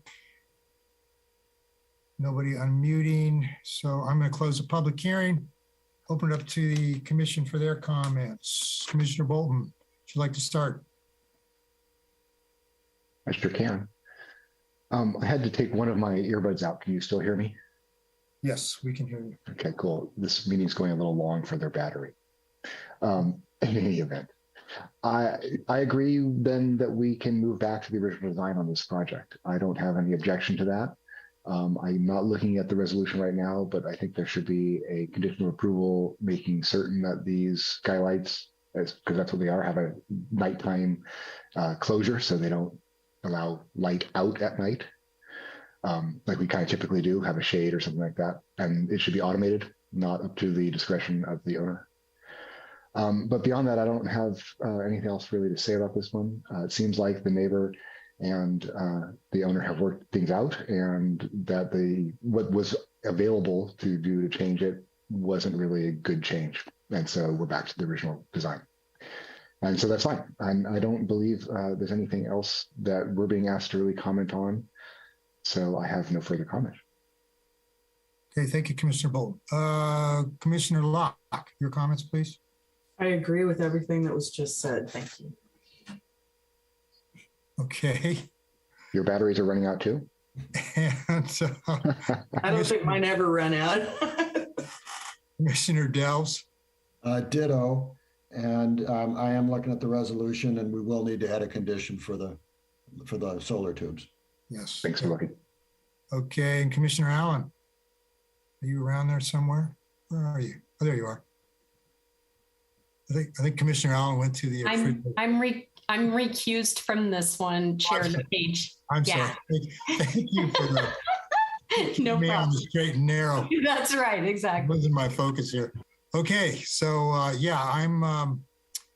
Let's. The motion looks good. The neighbors have resolved the issues. I think an added special condition that the skylights are controlled automatically is warranted. Do you want to make that, Commissioner Dells, or? Sure. I'll move to approve the resolution provided by Marnie as an errata memo to the Planning Commission on November 7th with an additional condition, which would be condition 31, that staff verify that the light tubes, the solar tubes, have a baffling capability that is automatic. Is that good enough, Chris? I just modify that slightly by saying, I don't want the staff to have to do anything other. I just want that there to be a condition of approval that these skylights have automatic shades that will close for nighttime, period. I don't think the staff needs to do anything. That's the responsibility of the homeowner. So I make that motion to approve that resolution with that additional condition. Okay. And I'll second. Okay, we have a motion to accept the errata resolution as per staff with the added special condition number 31 regarding the skylights. That's all I'm going to say. Okay, any further discussion? Hearing none, roll call, please. Commissioner Bolton, Yes. Commissioner Delps, Yes. Commissioner Locke, Yes.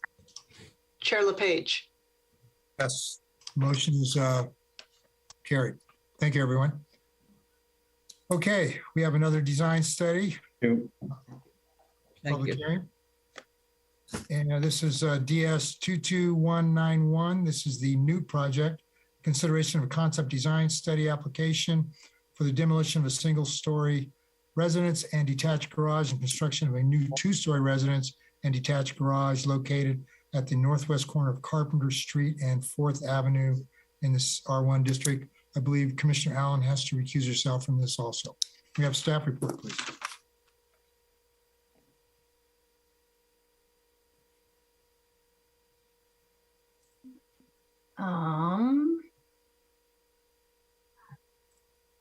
Okay. So the next project is a concept design study. The proposed project is a substantial remodel that meets the zoning code definition of a demolition. So for the purposes of processing the project, this is considered a demolition and construction of a new residence.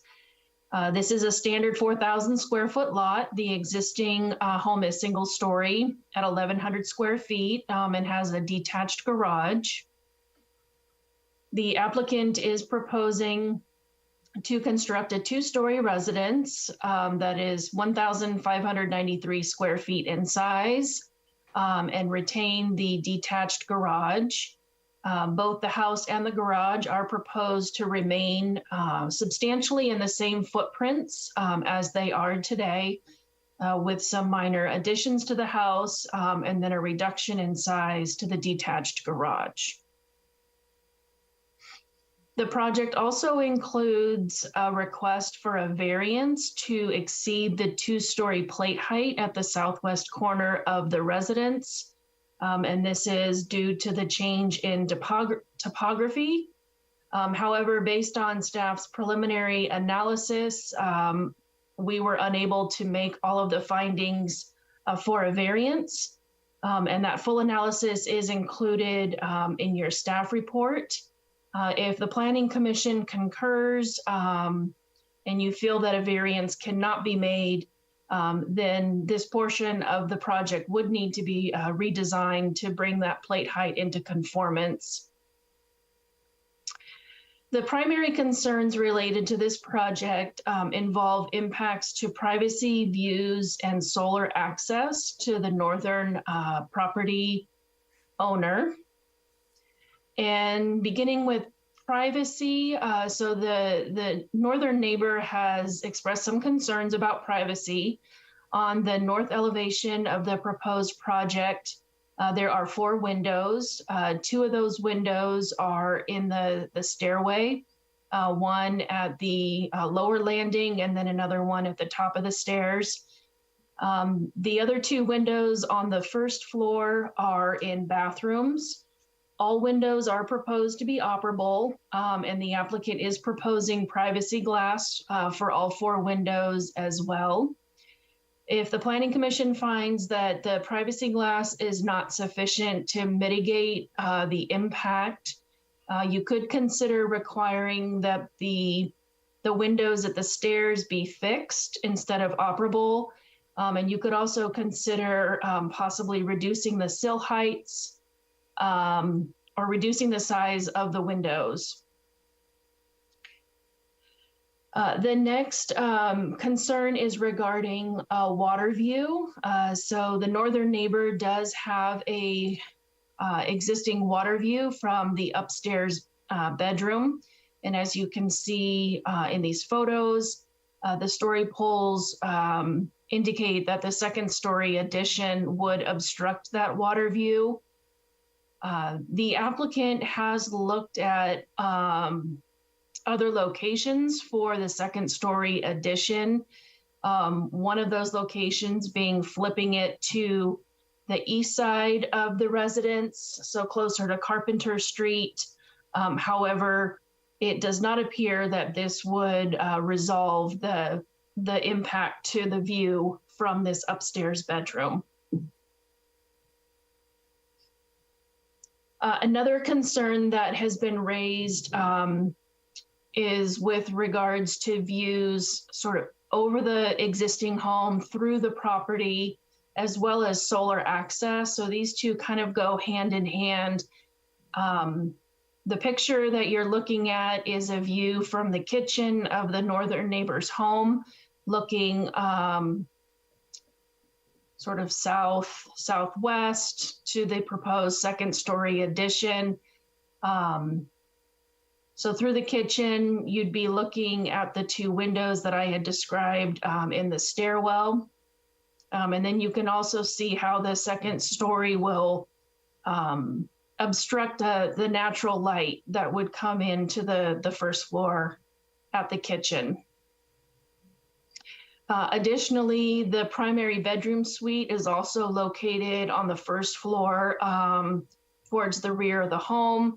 So these pictures are from the high window in that primary bedroom, looking out at the story poles.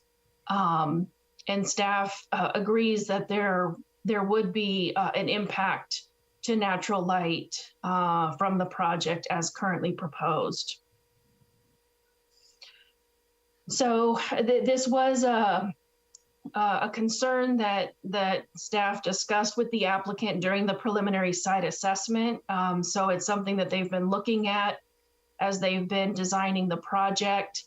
They did prepare this solar study, which analyzes both the project as proposed with that 2nd story addition at the west side of the house, as well as an alternate design with the 2nd story located on the east side of the house.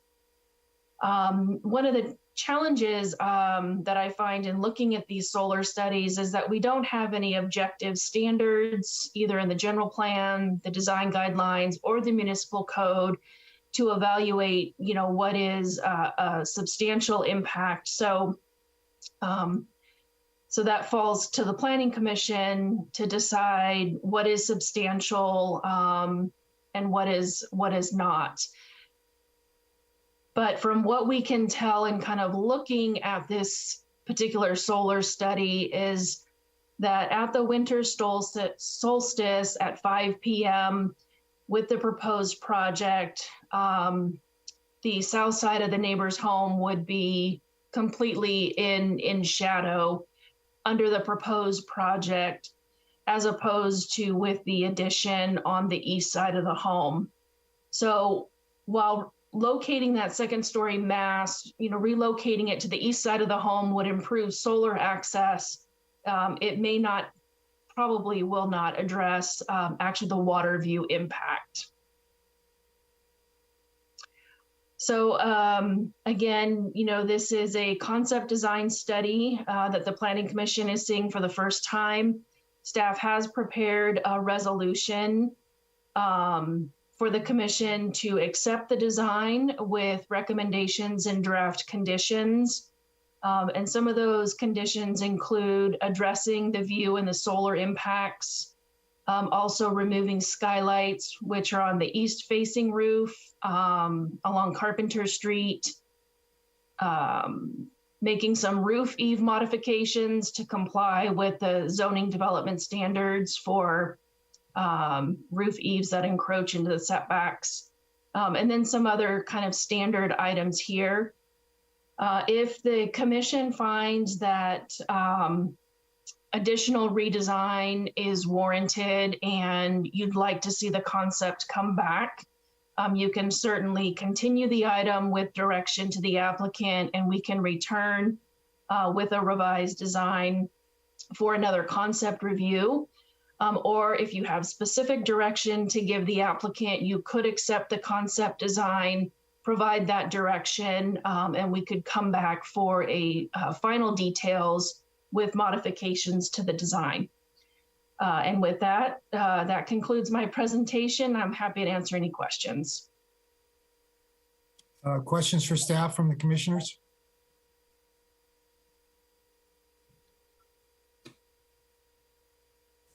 No questions? No, thanks. Okay, thank you, Marnie.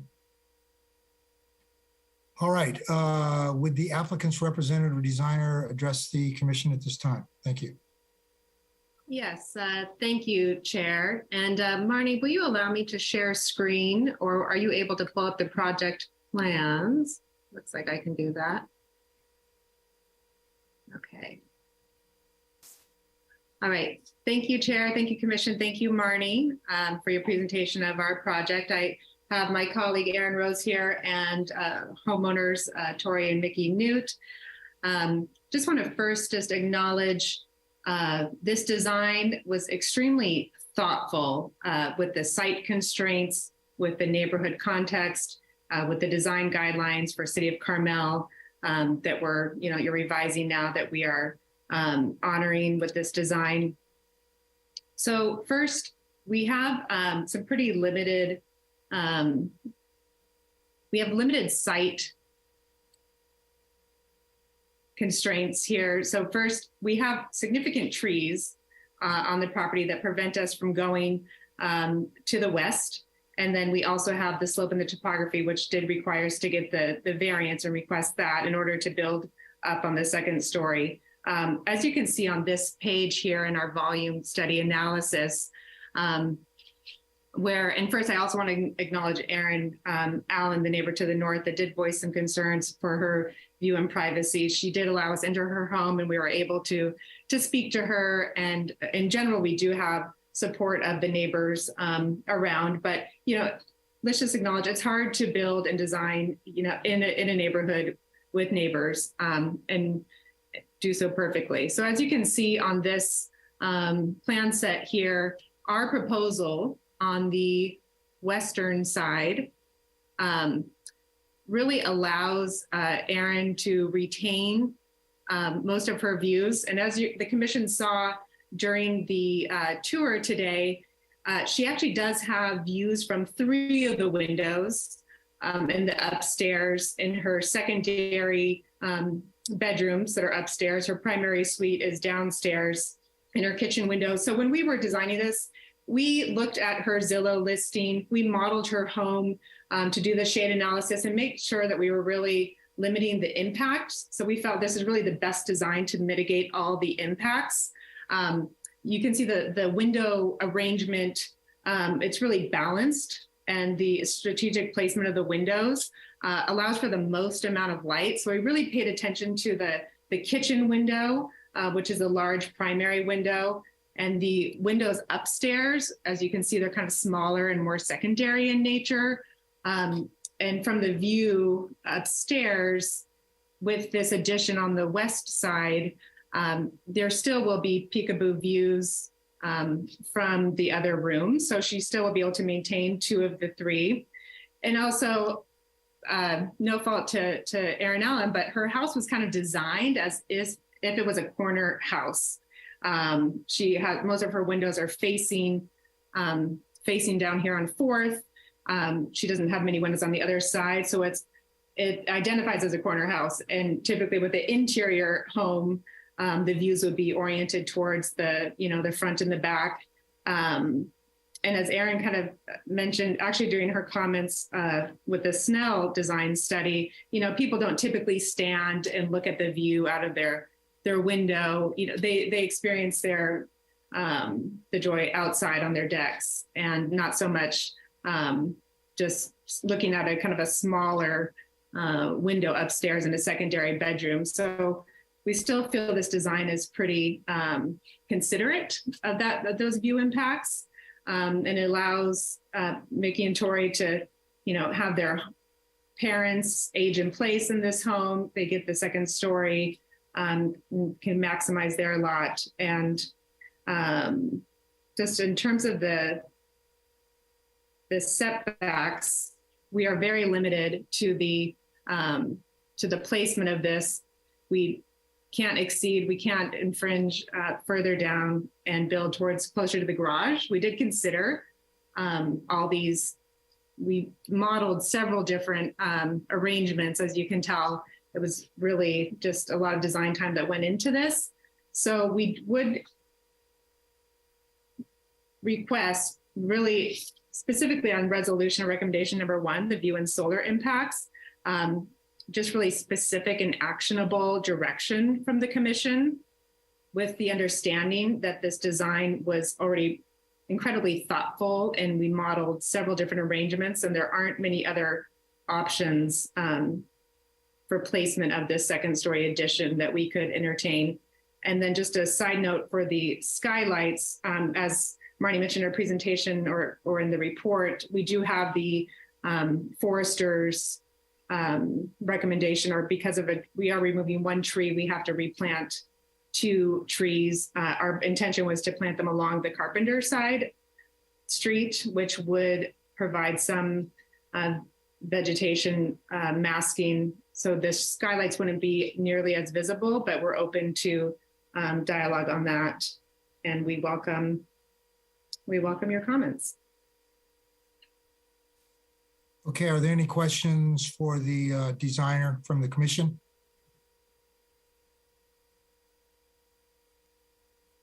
Okay, thank you. All right. Did the owner want to make any comments? Michael, can I, I'm sorry. Oh, I'm sorry, I didn't see didn't unmute fast enough. Yeah, go ahead. So you mentioned view and solar impact. It's item number 1 of the draft conditions. And I'm just going to read it again. My question is, if we asked you to do this, what you might do. So it's prior to the final details review, the applicant shall modify the proposed second story to maintain the northern neighbor's existing water view, and then update the solar study based on revisions to the second story to maintain the water view while minimizing the impact shade shadow to the northern neighbor. That focuses a lot on the water view.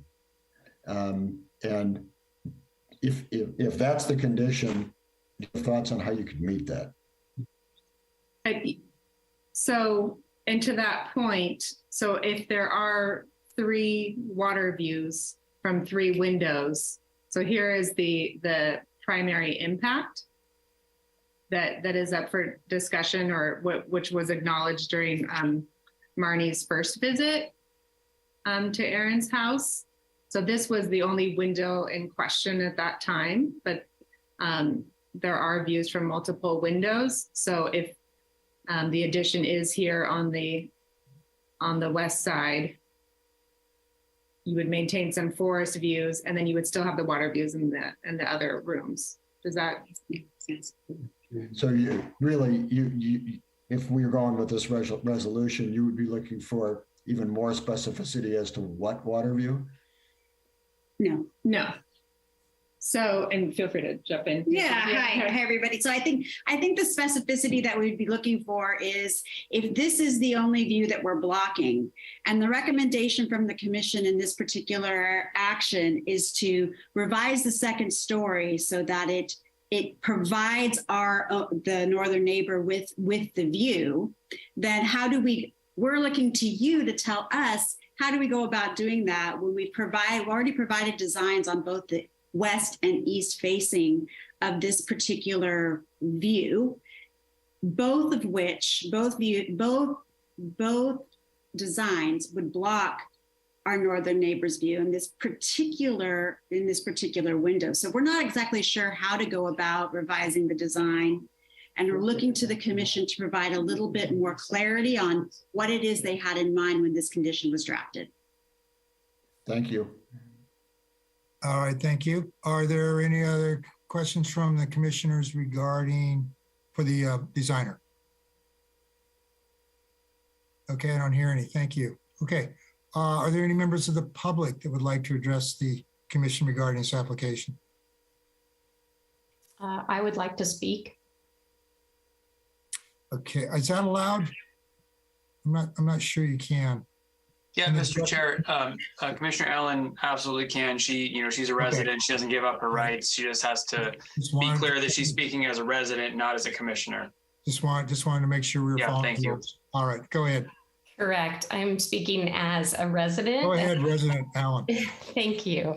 Thank you. And before my time starts, I would like to address that Anna has incorrect information about the views upstairs. I only have one view from this window, and that I didn't appreciate her taking a comment that I said earlier in this meeting out of context. So I would like to address that before I get to my 3 minutes. So with that being said, thank you, Chair LePage and Planning Commission. I am Erin Allen, speaking as a resident and the neighbor to the north of this project. I am a full-time resident here in Carmel, and this is my only residence. I live and work here full-time, 24/7 out of my home. And this is very personal to me and frankly emotional. I oppose the design concept, and that I ask that the Planning Commission not approve this design concept. I want to focus on 4 points of impact. That's my view, my natural light, my home value, and my privacy. Views and natural light have a direct impact on home value, not to mention my well-being. I've consulted with 2 real estate experts, and both have estimated a decrease in my home value that I would suffer as a result of the proposed design concept would be significant. Both were able to give me a range from 10% to 20% reduction in my home value if there was a removal of my view and of my natural light. That equates to a potential negative financial hit of about $200,000 to $400,000. And that doesn't even include the future increases in energy costs or other costs that I would incur, such as window coverings, in order to maintain my privacy. My home was built with windows primarily looking out to the side of the house facing the Newt's home, so that this natural light would be directly impacted with this project. It would impact the sun exposure and the natural warmth that I currently receive. I have an ocean view from the upstairs office bedroom. That's the only room upstairs that I have the view from. And that would be completely blocked with this proposed design. Also, I enjoy beautiful tree views from my kitchen and bedroom during the day with wonderful moon views at night. Those would be blocked. I also want to note that I have made every attempt to meet with them. Every time anyone has been at the house, I've gone over to introduce myself. I spoke with their design team initially and was told that this project was a single story. Then, to my surprise, the poles went up for a proposed second story. I immediately contacted Marnie and was put in touch with the design team. I brought them into my home and I showed them the impact and shared my concerns. And I know that they're a creative team, but none of my concerns have been addressed. And apparently there's no regard or sensitivity for my house. And so here we are. So I am confident that there's a better design solution that will enhance the neighborhood without negatively impacting our neighbors financially or stripping them of natural beauty and resources. So I again ask the commission, please do not approve the requested variances nor this design concept. Thank you. Thank you, Aaron. Okay, is there anyone else from the public who'd like to address the Planning Commission regarding this application? I don't see any hands going up. I don't hear anybody chiming in. So I'm going to close the public comments, open it up to the commissioners for their comments. Commissioner Locke, would you like to begin? Sure. So I think the neighbor to the north has a number of points made regarding views, their light, and privacy. Visiting the neighbor's house, and I appreciate the clarification. I was only aware of one place where they had a very tiny view of the water, and that was in the bedroom upstairs. And it would definitely take that view away. The other thing that was pretty obvious to me was that because of the height of the proposed second story and the location, that the kitchen, basically all of the windows that currently provide light and any kind of a view to the outdoors, because the north side is right up against the neighbors to the north, where she's literally looking at a fence on that side. She would be looking at a building on the side of the house that was focused. And I think the applicant mentioned that this neighbor's house was designed to be facing the south. And so that is where the primary impacts are. I think there are opportunities to redesign your project. I know you've indicated that you're planning to use the existing foundation, so it would be sitting in the same footprint. Maybe we need to rethink that and look at ways to perhaps move your second story to the southwest portion of the property, closer to where the garage is, or look at perhaps changing how the garage is configured for a second story. And I believe so the house faces 4th Avenue. So your setbacks, or your front setback is 4th Avenue, and the back would be the north side. So I think you've got a lot of space that you could actually look at relocating that second story if that's what you have to have, so that it wouldn't impact the neighbor in that way. I think it would loom over that property, and it would make it very dark. And I really think there's a big impact there. And that's really my comments on this. Thank you, Commissioner Locke. Commissioner Bolton, your comments? Sure. I don't support this design. I feel there's strong negative impacts to the north neighbor. There's additional land available on site that could be accessed. In addition, the property appears to be raised from the adjacent site, so the property could be lowered. Anyway, I'm not interested in redesigning for anybody. I'm here just to say that this does not meet our requirements, and I don't support the second floor in its current location. I understand the argument that you can't just flip it to the other side, but that is not the limit of the possibilities on this lot. So I'd ask the applicant to come back to us at a future date with a new design. Thank you. Thank you, Commissioner Bolton. Commissioner Dells.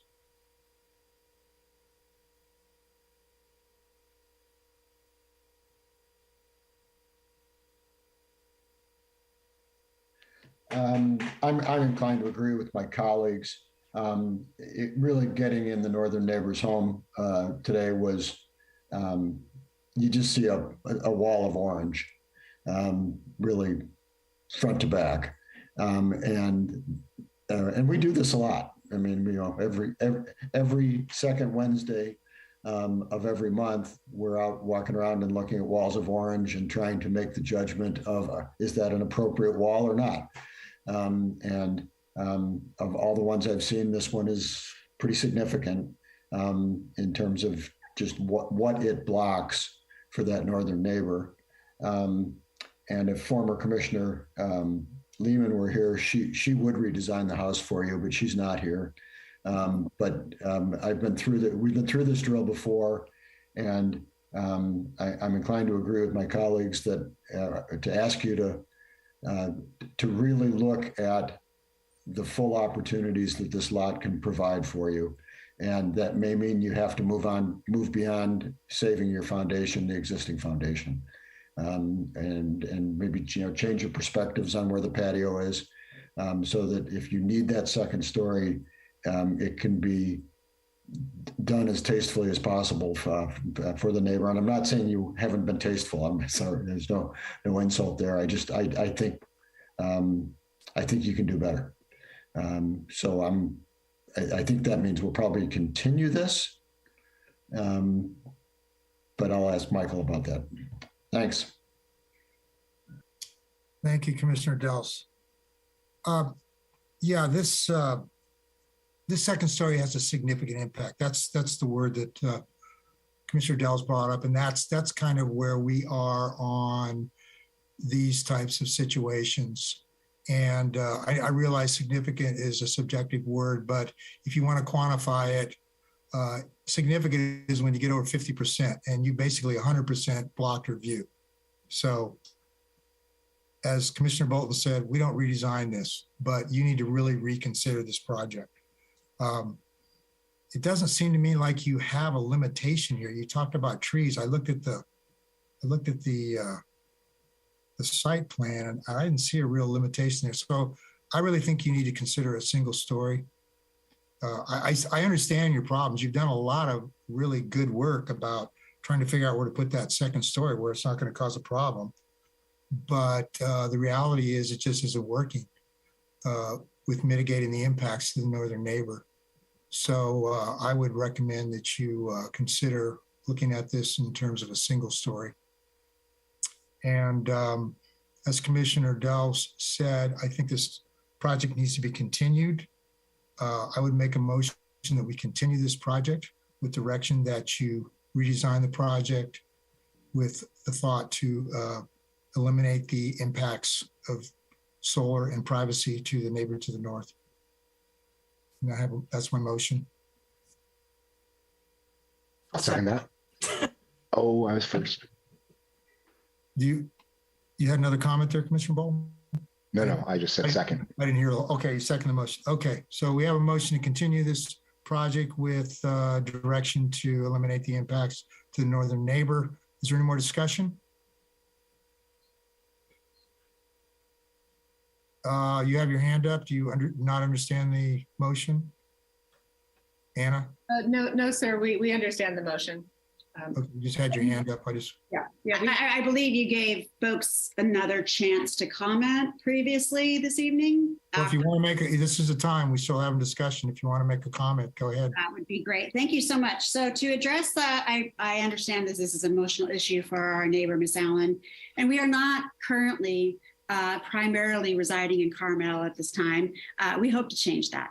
And by engaging our builders in this redesign, this is our attempt to do that.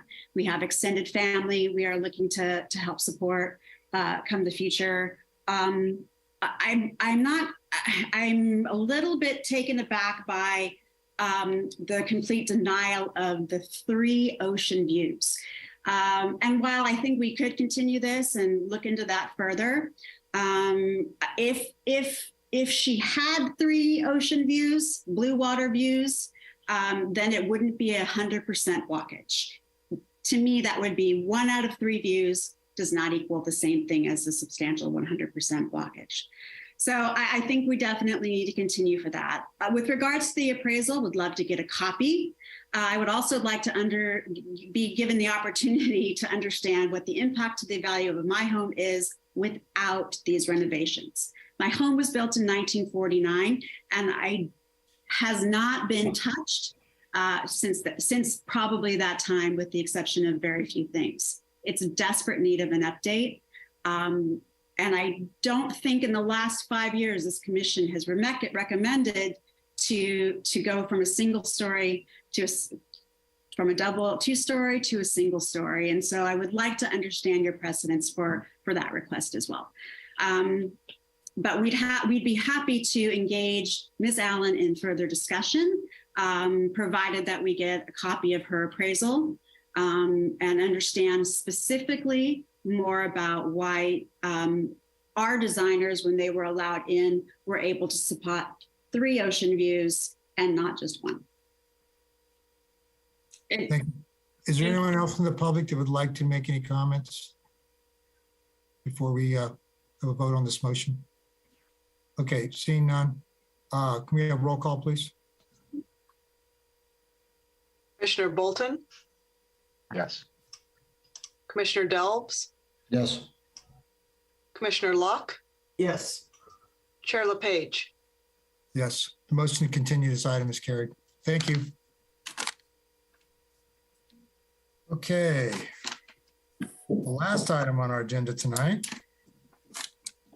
is another design study. And it is DS 22-308. This is the Lynn Festi project. It's consideration of a track 1 design study referral application for the installation of fiberglass windows on a single family residence located 4 Oak Knoll Way in the R1 district. Can we have the staff report, please? Thank you. All right. Thank you, Chair LePage. So this is a track 1 design study referral for the Lynn Festi project. This is a request to replace vinyl windows with internal divided lights with fiberglass windows that have simulated divided lights. So this is a design study that was approved by staff back in 2020. The project is a remodel that is currently under construction. The scope of the remodel did expand during construction due to extensive water damage and dry rot that was uncovered.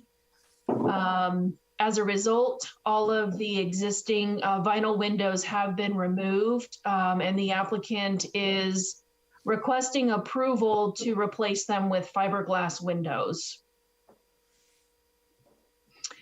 So the proposed window, which you actually were able to see one today on site during the tour, is a fiberglass window by Marvin. Again, it does have simulated divided lights. So there's an internal spacer bar as well as internal and external divided lights. However, the material is proposed to be fiberglass, which is not a material that our design guidelines currently encourage. The guidelines do encourage natural materials. In the past, aluminum clad wood windows have been found to be an acceptable alternative because it simulates a traditional wood window. And that is something that the Planning Commission could consider this evening as well. So the windows would be installed within existing openings, except for some minor modifications that were approved by staff as part of the 2020 design study approval. Those window modifications are on secondary elevations and are as a result of an internal reconfiguration of spaces. So that resulted in some window openings being modified.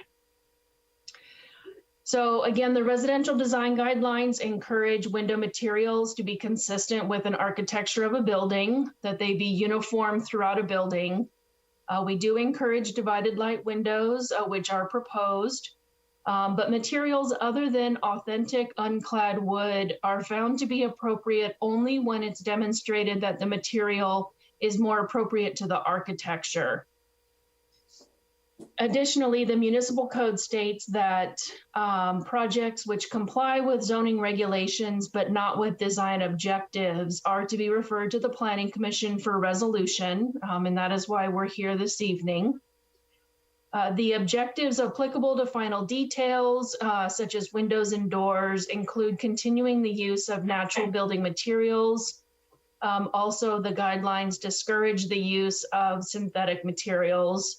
However, the guidelines do say that some new materials may be considered if they convey a scale and texture similar to that of traditional materials. And this is the provision under which aluminum clad wood windows have been considered. So the findings required to deviate from the design guidelines include that the deviation achieves the design objectives as well as or better than adherence to the design guidelines. So when considering whether or not fiberglass is an appropriate material, you'll want to think about or consider whether other design objectives are being met. Here are the findings. So these are the findings in 1758. The ones in bold are the ones that would be applicable to this project. So do the windows result in diverse and innovative design that remains compatible with the forest setting?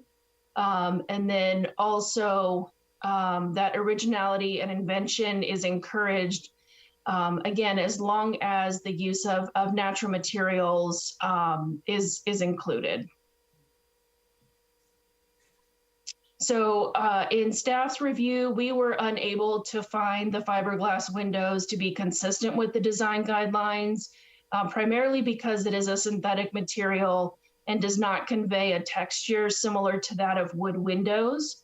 However, the commission may consider a deviation, and you might also consider whether or not the architectural style of the building and the date of construction warrants an alternative material.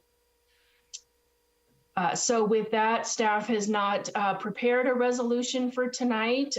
This is more of a discussion.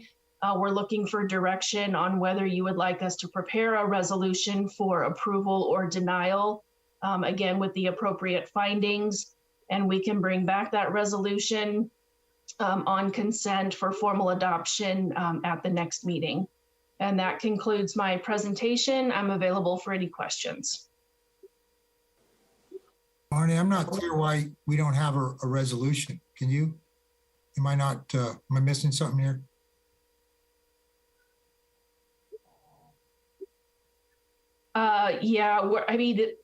This is somewhat of a policy discussion. I mean, it is specific to the Linfesti project, but staff did not prepare a resolution either way. We wanted to have the discussion with the Planning Commission, and then based on your direction, prepare the appropriate resolution. But the applicant did apply for a permit to change the windows? Correct. Okay, so they've applied. Yes. And Mr. Chair, one possible direction could be, because this is, in the scheme of things, it's a small application, which typically would be approved at the staff level. But because we felt it met those tests in the code about needing the Planning Commission's approval, that's why we've elevated it. Depending on what the commission decides, we can very easily, draft a few finding resolution that then, if the commission's okay with it, that you can sign. As long as you give us your findings one way or the other, we're comfortable drafting that with those findings. But it would still have to come back to the Planning Commission. It doesn't necessarily have to. It could be that the commission could give leave to staff, give us the findings, give leave to staff to prepare that, and then for the chair to sign it. Or the commission could say, we'd like to see what findings ultimately are written based on what we tell you, and then come back. So it's up to you as the commission. Okay, my questions are just about procedure. Yep. I appreciate the clarification. Thank you. Okay, the commissioners have any other questions for staff? I've got a question. Do we have a rendering of this property by any chance?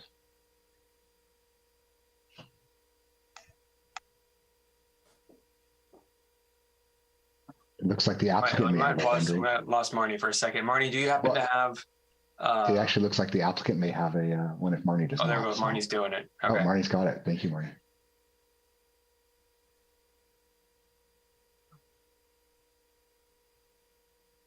Yeah, that's a line drawing. Do we have a rendering? I do not have a rendering. Does the applicant have a rendering by any chance? I saw a hand up earlier from someone I think was on site. I'm sorry, we don't have a rendering. However, Okay. I do have a material call out. No, we saw the materials on site, I think.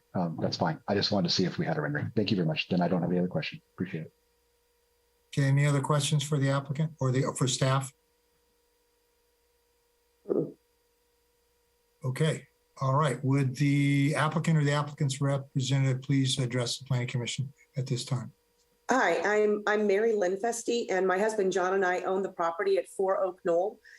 We've had it for about 3 years now, and thank you guys so much for coming out today to look at the windows that we did buy for the replacement. We started out with vinyl windows. When we bought the house, we had zero knowledge that vinyl windows were not allowed in Carmel, but the entire house was full of vinyl windows.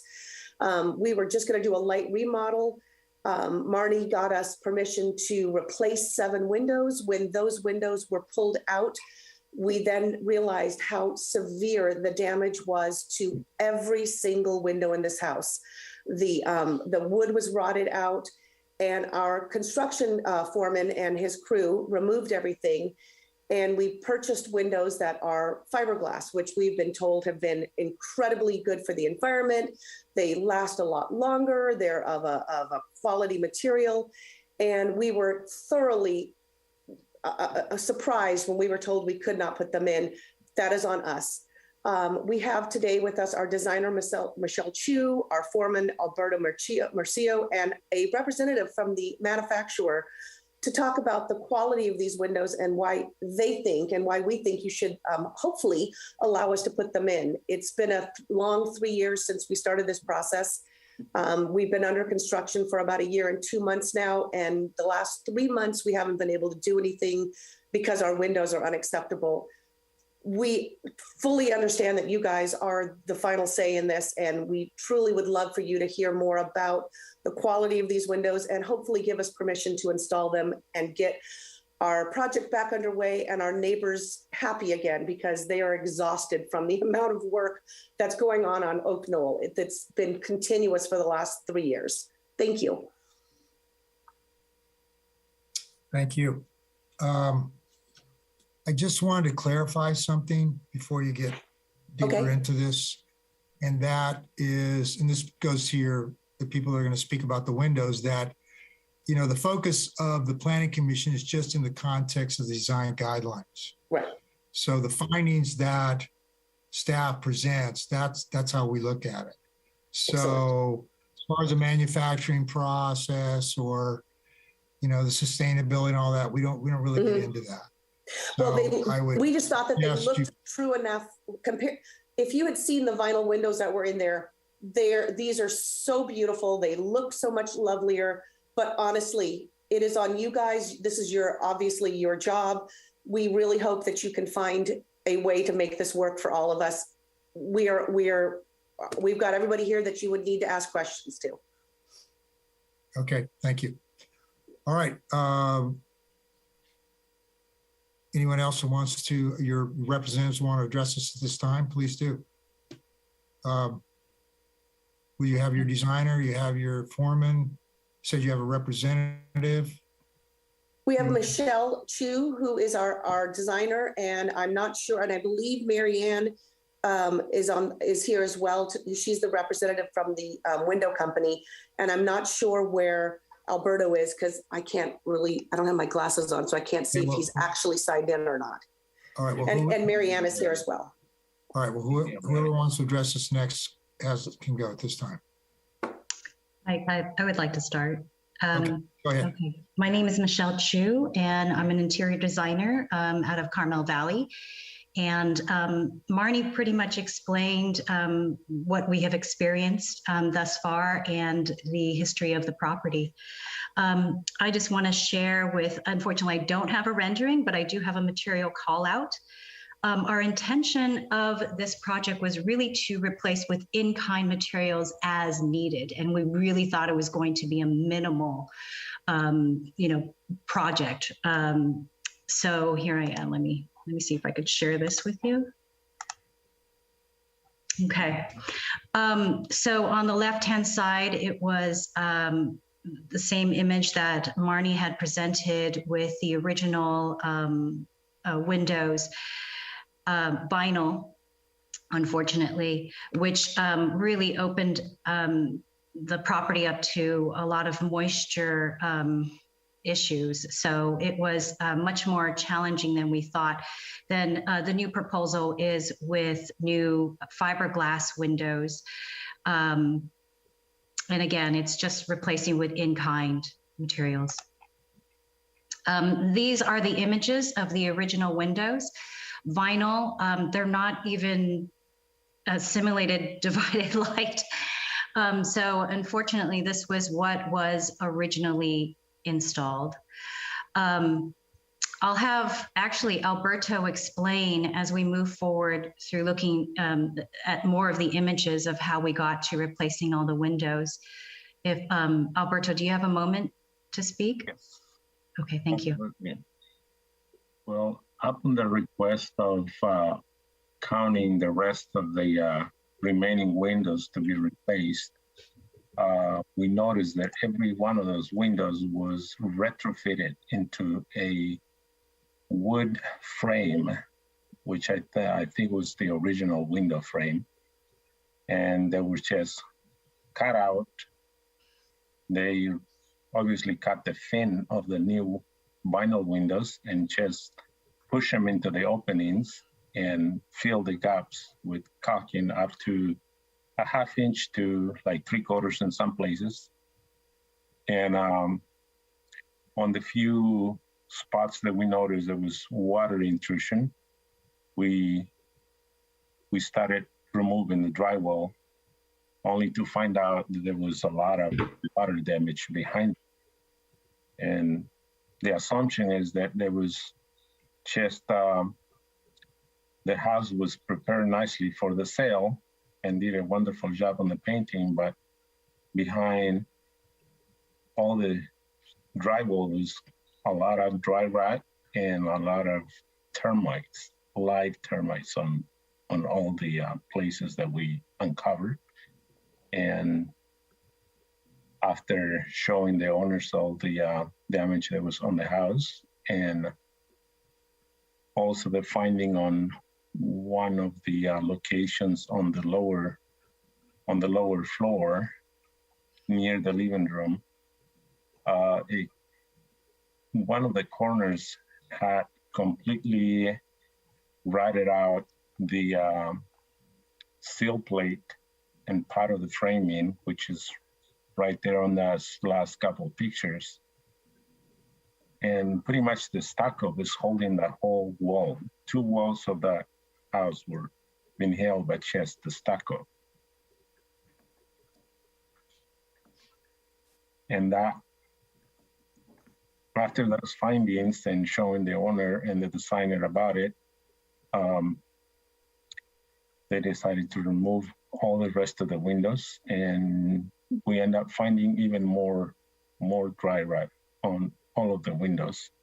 There was not a single opening that was not damaged by water. And as you can see in the pictures, that was pretty much every situation that we found on each of the windows. So it is pretty obvious there with the pictures. And not only that, but there was a lot of termites due to all that moisture content. Okay, thank you. I think we understand the what precipitated removing all the windows. So thank you for that presentation. Okay, unless you have anything else to add, I think we understand where you are on this. Unless you want to tell us something specifically about the windows. We're really focusing on the windows here. Yeah. We're not challenging at all that you need to replace. I mean, that's very, very obvious. And I think it's really too bad that you experienced this really unexpected cost. So, yeah, thank you for understanding. Is Mary Ann there? Yes, I'm here. Okay, Mary Ann, is there anything, I have your presentation but I don't know if we need to go through all of it. I'm wondering if there may be just some things you may want to say that may assist them in understanding why fiberglass was chosen for this project as an alternative. Well, I think, we mentioned some of it today at the site is that, the strength of material and the design of this particular product, which is the Elevate product that was purchased for this job. It is a fiberglass clad exterior with a wood interior. It is designed to look like a traditional wood window. It just has a fiberglass exterior instead of an aluminum clad exterior, which is something that you have approved on, it sounds like, on some other jobs. So it does look very traditional in its design. If you put it next to a wood window, a painted wood window, it looks very similar to an actual wood product. And that was the whole design premise that Marvin put through when they designed the Elevate product. And it is fiberglass, yes, but it is designed to look like a wood window from its setback and the sash, the way that the grids, as you saw today, it's an SDL product, which makes it look like a traditional wood design.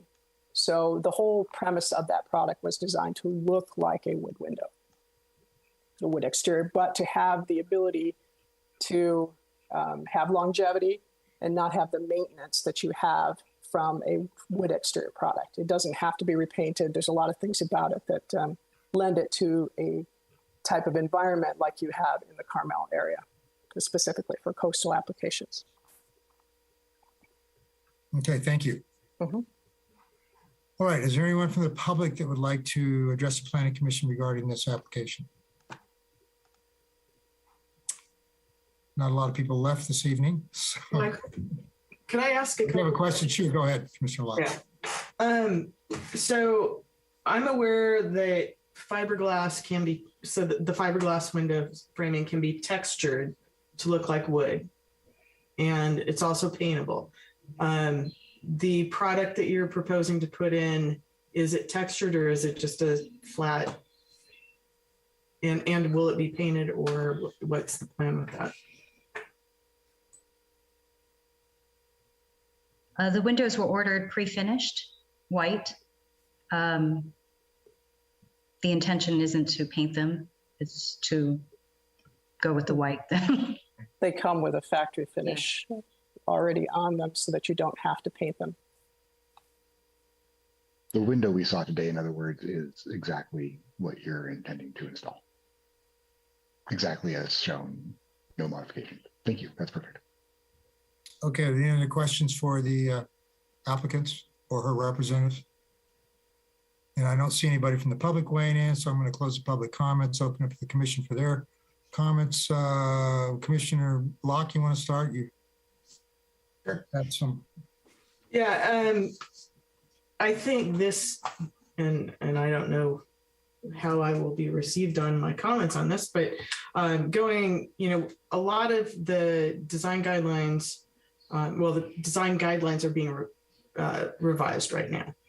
And the commission has allowed vinyl and aluminum, as was mentioned in the presentation. And I think that we've also been open to different kinds of roofing materials and different materials than were originally considered as being the appropriate for our community. 20 years ago, fiberglass windows were not something that were necessarily considered as something necessarily desirable, whereas today we know that they are sustainable. They're while not easy to recycle, they can be recycled. Vinyl can be recycled as well. But the fiberglass, because it comes from the natural elements, it doesn't necessarily have the same issues with health, I guess would be in general. And I know Hayward Healthy Homes, this is one of the products that they would support. And so I think we have to think about that. I mentioned that it could be textured so that it looks like wood, and you can purchase these products where, you know, you can paint them so they can be colorful and whatnot if you wanted to do that. And I think those are things that contribute to the character of the community, the concept of what we do and what kind of projects we want to approve. Wood is always, you know, the top of the line product, but it also requires maintenance, and it also results in, you know, the problems that we're seeing as part of this remodel. So I am inclined to be supportive of this installation. I wish that we had the opportunity to weigh in before the purchase of the windows. I think that going forward in time, I don't want people coming to us after the fact, and this goes to many of our other projects, that you can't come in expecting to get approval on something. But I do think that we have to look at materials that are in use today and how things have changed over time, and yet still will maintain the character of our community. And so like I said, I personally am okay with this at this point. And the house is a modern house. I mean, it's a newer house. And so I don't think that this is a big issue on this one. Thank you, Commissioner Locke. Commissioner Bolton, would you like to make your comments? Yes, sure. First of all, I appreciate Commissioner Locke's comments, and I agree with them. And I'll just do two things here. I'll make two comments, really. Number one is regarding the material itself. We are revising our design guidelines. In the future, materials like this will be, in my opinion and my guess, what will be coming out of these design guidelines is they'll be more supported, not less. As Commissioner Locke stated, these are not the same fiberglass windows that were used decades ago. These are infinitely superior, and actually, in my mind, superior to pretty much all vinyl windows in general. And then the second part is regarding this particular project. I don't like the after the fact request for approval. I understand in this case the exigent circumstances that kind of led to it, although there was a point wherein you should have come to the city and said, here's what's going on and what do we do? That being said, these particular windows that were chosen are in keeping with the design of the house, the style of the house, the era of the house. If you were to put brand new full wood windows in this house, they would be painted to look like these windows. So I don't see any actual harm done in this particular case. And because I support the window in general, I don't really have a problem with this. So I would direct staff to develop a resolution supporting this change, and for those reasons given. Thank you, Commissioner Bolton. Commissioner Allen, your comments? I agree with both of the previous comments from the commissioners. Again, want to reiterate, after the fact, approvals are not at all anything that we want to see or that I want to see. And but I do agree in terms of this case. I feel like the windows are appropriate, and today when we viewed the material, it looked in line with the project. So I would agree. I would suggest that the staff develop a resolution to move ahead with this. Commissioner Delves. I agree with my colleagues. I think these windows look great. I think they need to be part of our future. And as to the asking forgiveness versus permission, I understand the situation you went through, and I don't think there was anything untold here. That you were originally replacing vinyl windows with vinyl windows, and then some nasty stuff happened. And I'm sorry that happened to you, because that looks tough. And I would like then for us to do whatever we can do this evening to get these windows approved, like, tomorrow, so that these people can put them into their house before it rains in their house again. Thank you. Whatever it takes to do that tonight via a motion, resolution, whatever, let's figure that out.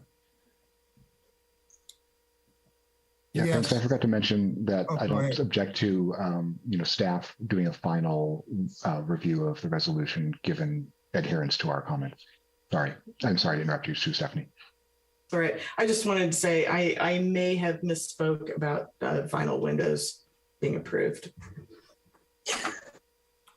Okay.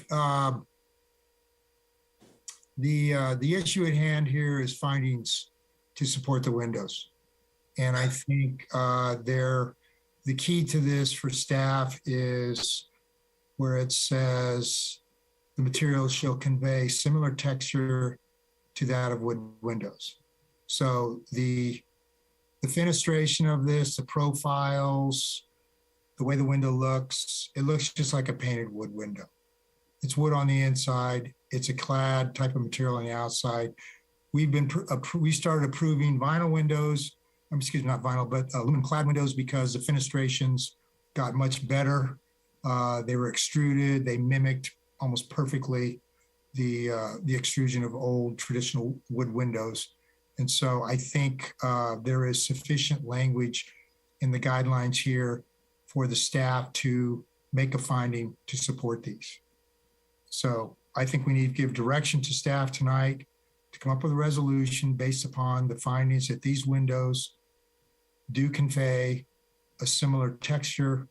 When I say texture, it doesn't mean that it's got a stamped texture. It means it looks like paint. It's paint. It's painted wood window. This looks like a painted wood window. That's also a texture. They're not a shiny material. It's a satin finish, what we saw out there on the job today, so they don't come into conflict with that finding. And as far as I know, we really have never supported vinyl windows. And if this was a retrofit, these windows were put in probably without a permit initially. So my recommendation to staff is that they develop a finding based upon the fact that these windows do simulate traditional wood windows, the style of window, the profile of the mullions and all the fenestrations mimic wood windows, so that there is these do meet the level of required by the design guidelines. Yeah, Mr. Chair, if I could, I think you've all given us enough to write the findings. I think the important finding, there's really one key finding for you to make, and that's that where did it go? I just had it in front of me. They convey a scale and texture similar to that of traditional materials. So I think that's really what everyone's been driving at, those exact words out of our design guidelines, that new materials may be considered if they meet that test. So that's what I'm hearing the commission say today. That's the finding right there. Yeah. Okay. And I think these meet all that criteria. Okay. They meet it in texture. They're not shiny. The size of the fenestrations mimic perfectly the wood, traditional wood windows. So that's the find that enables you to write a resolution. I would like this to be approved at staff level. I don't know if the commissioners are in agreement with this. If someone wants to make a motion to that effect, that way these people can get their windows in as fast as possible. We're in the rainy season. They need to They've experienced a lot of unexpected costs here, and I don't think they need to experience any more delays. I'll make a motion. I'm not sure how it goes exactly. But Actually, Mr. Chair, it may actually be faster to do it at the commission level, because if you remand it back for staff approval, we'll have to prepare an administrative staff package. I'm just talking this through. Then that still has to be out for 10 days and is appealable. So versus the planning commission making a decision tonight, the appeal period starts tomorrow of 10 days. So we can make a decision tonight? Yes, you can. Yeah, All right. you can, and then you'll just sign the resolution. If all the commissioners agree that you've given us sufficient and they've given you the authority to just sign the resolution without it coming back, then that's fine. Well, then I'll make a motion that we accept the windows as presented by the applicant with the finding directions that the planning commission has given to staff. I can second that. Okay, is there any more discussion? And that we authorize the chairman or the vice chairman to sign that. Yes. Yeah, without it returning to the commission, because the chair always signs the resolution. Yeah, I always do that. Yeah, it's the nuance of not returning to the commission. Whatever resolutions are made, I always sign them. Okay. Okay, so any more discussion? Here, no more discussion. Roll call, please. Commissioner Allen, Yes. Commissioner Bolton, Yes. Commissioner Delbs, Yes. Commissioner Locke, Yes. Chair LePage. Yes, the motion is carried. Okay, thank you. And Thank you very much. Appreciate it. Good luck with your project. Thank you so much. Thank you. All right. That concludes the public hearings. I think the director's report is the next item on our agenda tonight. Thank you, Mr. Chair. Short report tonight. As always, great job. Another beefy agenda. I just want to let everyone know, so our housing ad hoc committee, so we all know we have the housing element that needs to be updated by December of 2023. The city council did appoint an ad hoc committee of Councilmember Richards and Councilmember Ferlito. That housing ad hoc committee has met a couple times now. The first community meeting with the ad hoc committee, or call it a community workshop kickoff meeting, is going to be November 17th at 5:30 in the chambers here. So we'll definitely be advertising that, but I just want to let you know that the housing element work is progressing. We do need to talk. It's not something that we had to notice. We continued it to this. We need to talk, and we need to get a decision today about our next meeting being in person. I know this group talked about it and was generally supportive of it, but didn't want to make that final decision until Commissioner Bolton was back. If you recall, the city council has changed their rules. They repealed and replaced the urgency ordinance. So the rule is that when we're in the low area of the California public health requirements, no masks, no vaccinations required in the chambers. You can still wear a mask if you want, but they are, with that, city council is strongly encouraging, stopping short, I suppose, of demanding that all the commissions and boards and committees return to in-person meetings. So I did want to get a pulse on that. And if I'm assuming we'll probably go back based on what I heard last time, but if you say yes, we'll make that change for next month's meeting. It doesn't sound like we have any choice, do we? I think like I said, the council basically stopped short of ordering, but they said they strongly encourage and they feel like it's time for us to get back in person. This commission had said that when the mask rules changed, that's when you felt like you'd be comfortable going back in person. So I'm just bringing it back for discussion and just want to get the affirmative from the group as a whole group, and then we'll make that change for next month. Okay. Is there any discussion on this item? Does anybody not support going back to in-person meetings, the next meeting? It's hard for me to say, but I really think I never did this when we didn't do it on Zoom, so it's hard to compare. But having done many, many, many years of public meetings, I find this approach way more efficient. Yeah. I kind of hate to give up on it give up on something. This is a forced innovation that works, and it's 9 o'clock. if I got a feeling if we're there in person, it would be 10 o'clock. So I'm reluctant, honestly, and at a minimum, I hope we would continue to have the opportunity to for the right reason not be there. But I'd like to float the idea of no, let's keep doing them in the Zoomosphere here. I would agree with that. And I would be anxious to hear in terms of attendance if we had any sort of significant drop because we were on Zoom, or if we had increased attendance because we were on Zoom, because it is so convenient. Well, anecdotally, I can offer that, I think you have a little bit of both. I think you have folks that are more likely to attend because they don't have to drag themselves into the chambers. But I do know for certain that you also have people that don't feel like they can participate because maybe they're not as savvy with technology, or they don't like the, not being able to be face to face with their decision makers. So I think it takes all kinds. I will say that, if and when the commission goes back in person, we'll keep the hybrid model.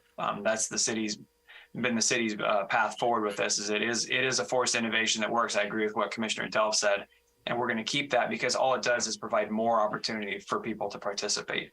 But like I said, the council was pretty strong in their desire to get commissions and committees back into the chambers, which is why I brought it up again tonight. Yeah, I think, as you said, there's going to be a hybrid situation going forward. So people can do either or. It's going to be their choice. Who isn't being offered a choice is the commissions or the boards. And I agree with Commissioner Delves that I really like this format, the Zoom. It was a little awkward at first, but we do it. The thing is, what I like about it is I think it's efficient. I like the fact that we can turn off our screens and our sound. Enables me to take care of some things. I get a breather. I can itch my head and not have to do it with, feeling embarrassed about something. But I've also heard a lot from the public that they don't like it. And we've gotten very used to it because we're doing it all the time. But there's a lot of the public that doesn't like it, and there's a lot of negative pushback. So I think we have to go back to in-person things.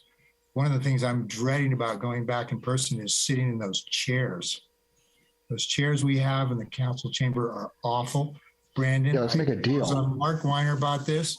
You need to make this a budget item at the staff level that we need to get some nice ventilated chairs. Guys, I'm the planning director, not the chair director. I can't really. We'll go back as soon as we get new chairs. You've got the inside track. Real simple. Real simple. New chairs or Zoom. I don't know what you want. Wow. Can't have everything. I'm excited for this report back to council that I'm being held hostage for new chairs. Bring your own cushion, I guess. You're just downplaying your abilities. I know you can do it. But anyway, I really would like. I agree that it's really convenient. I like having it at home. I have the additional issue of a immune compromised wife. Brain freeze up. I don't like the idea of going back if there's any kind of hint of a resurgence of COVID. The day that the numbers start going up is the day I quit if I have to, because I will not be coming to in-person meetings regardless of Monterey County's rules on masking, period. I'm not going to endanger my family. It's absurd to suggest that I would for a volunteer position. You're getting enough out of me already. You're not going to kill my family. So that you can say that to the city council if you want to be really strong, but I think that's unnecessary and I'm being flipped. The fact is that I agree that we've had a shift in our attendance. It's shifted younger. I think we've lost a lot of our older participants. I like the convenience. I like everything about doing it at home. I don't want to go back to the chambers. I'll be happy to go back to this new chair. I'll put my foot down. Anyway, no, we can go back. I just don't like it. I don't know what to say other than that. All right, well, I'll throw my 2 cents in here too. I think that that we have had higher participation, and I don't necessarily agree with Chris's comment that we've gotten the younger group in here, because we have certain parts interested people who come to our meetings and provide their input. And I think this is more convenient for them It gives them the opportunity to do other things until the item comes up that they want, rather than having to sit and waste their entire evening for an item. In my situation, I have a large screen in front of me. Instead of looking at what you're telling me to look at, I'm having the ability to look at floor plans, look at project plans, pull up old minutes and look at what happened in the past. I can't do that sitting in the chamber. And I think that has made my contributions better. And I think that, I really feel strongly that the public is more involved when they have the ability to check in and do it on their time versus whatnot. And for us, obviously, it's more comfortable. We're not sitting in really bad chairs. And I also am concerned about the potential for having COVID rise its head again, and that I would prefer to be in the safety of my own home. But if I have to, I will be there.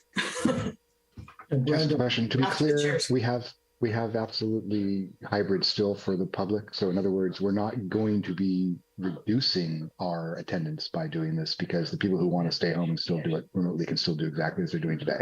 That's correct. I think in a way you're almost be increasing your attendance. I think that's exactly my point. Can a commissioner participate even if we? Yeah. Why don't we get the option on the Zoom? Is there a way to do that? Well, the commission is, the city council's direction was that, the decision makers should, as much as possible. I mean, unless they're out of town or sick, or, you worry about, if the levels are going up and you have an immunocompromised family member, things like that.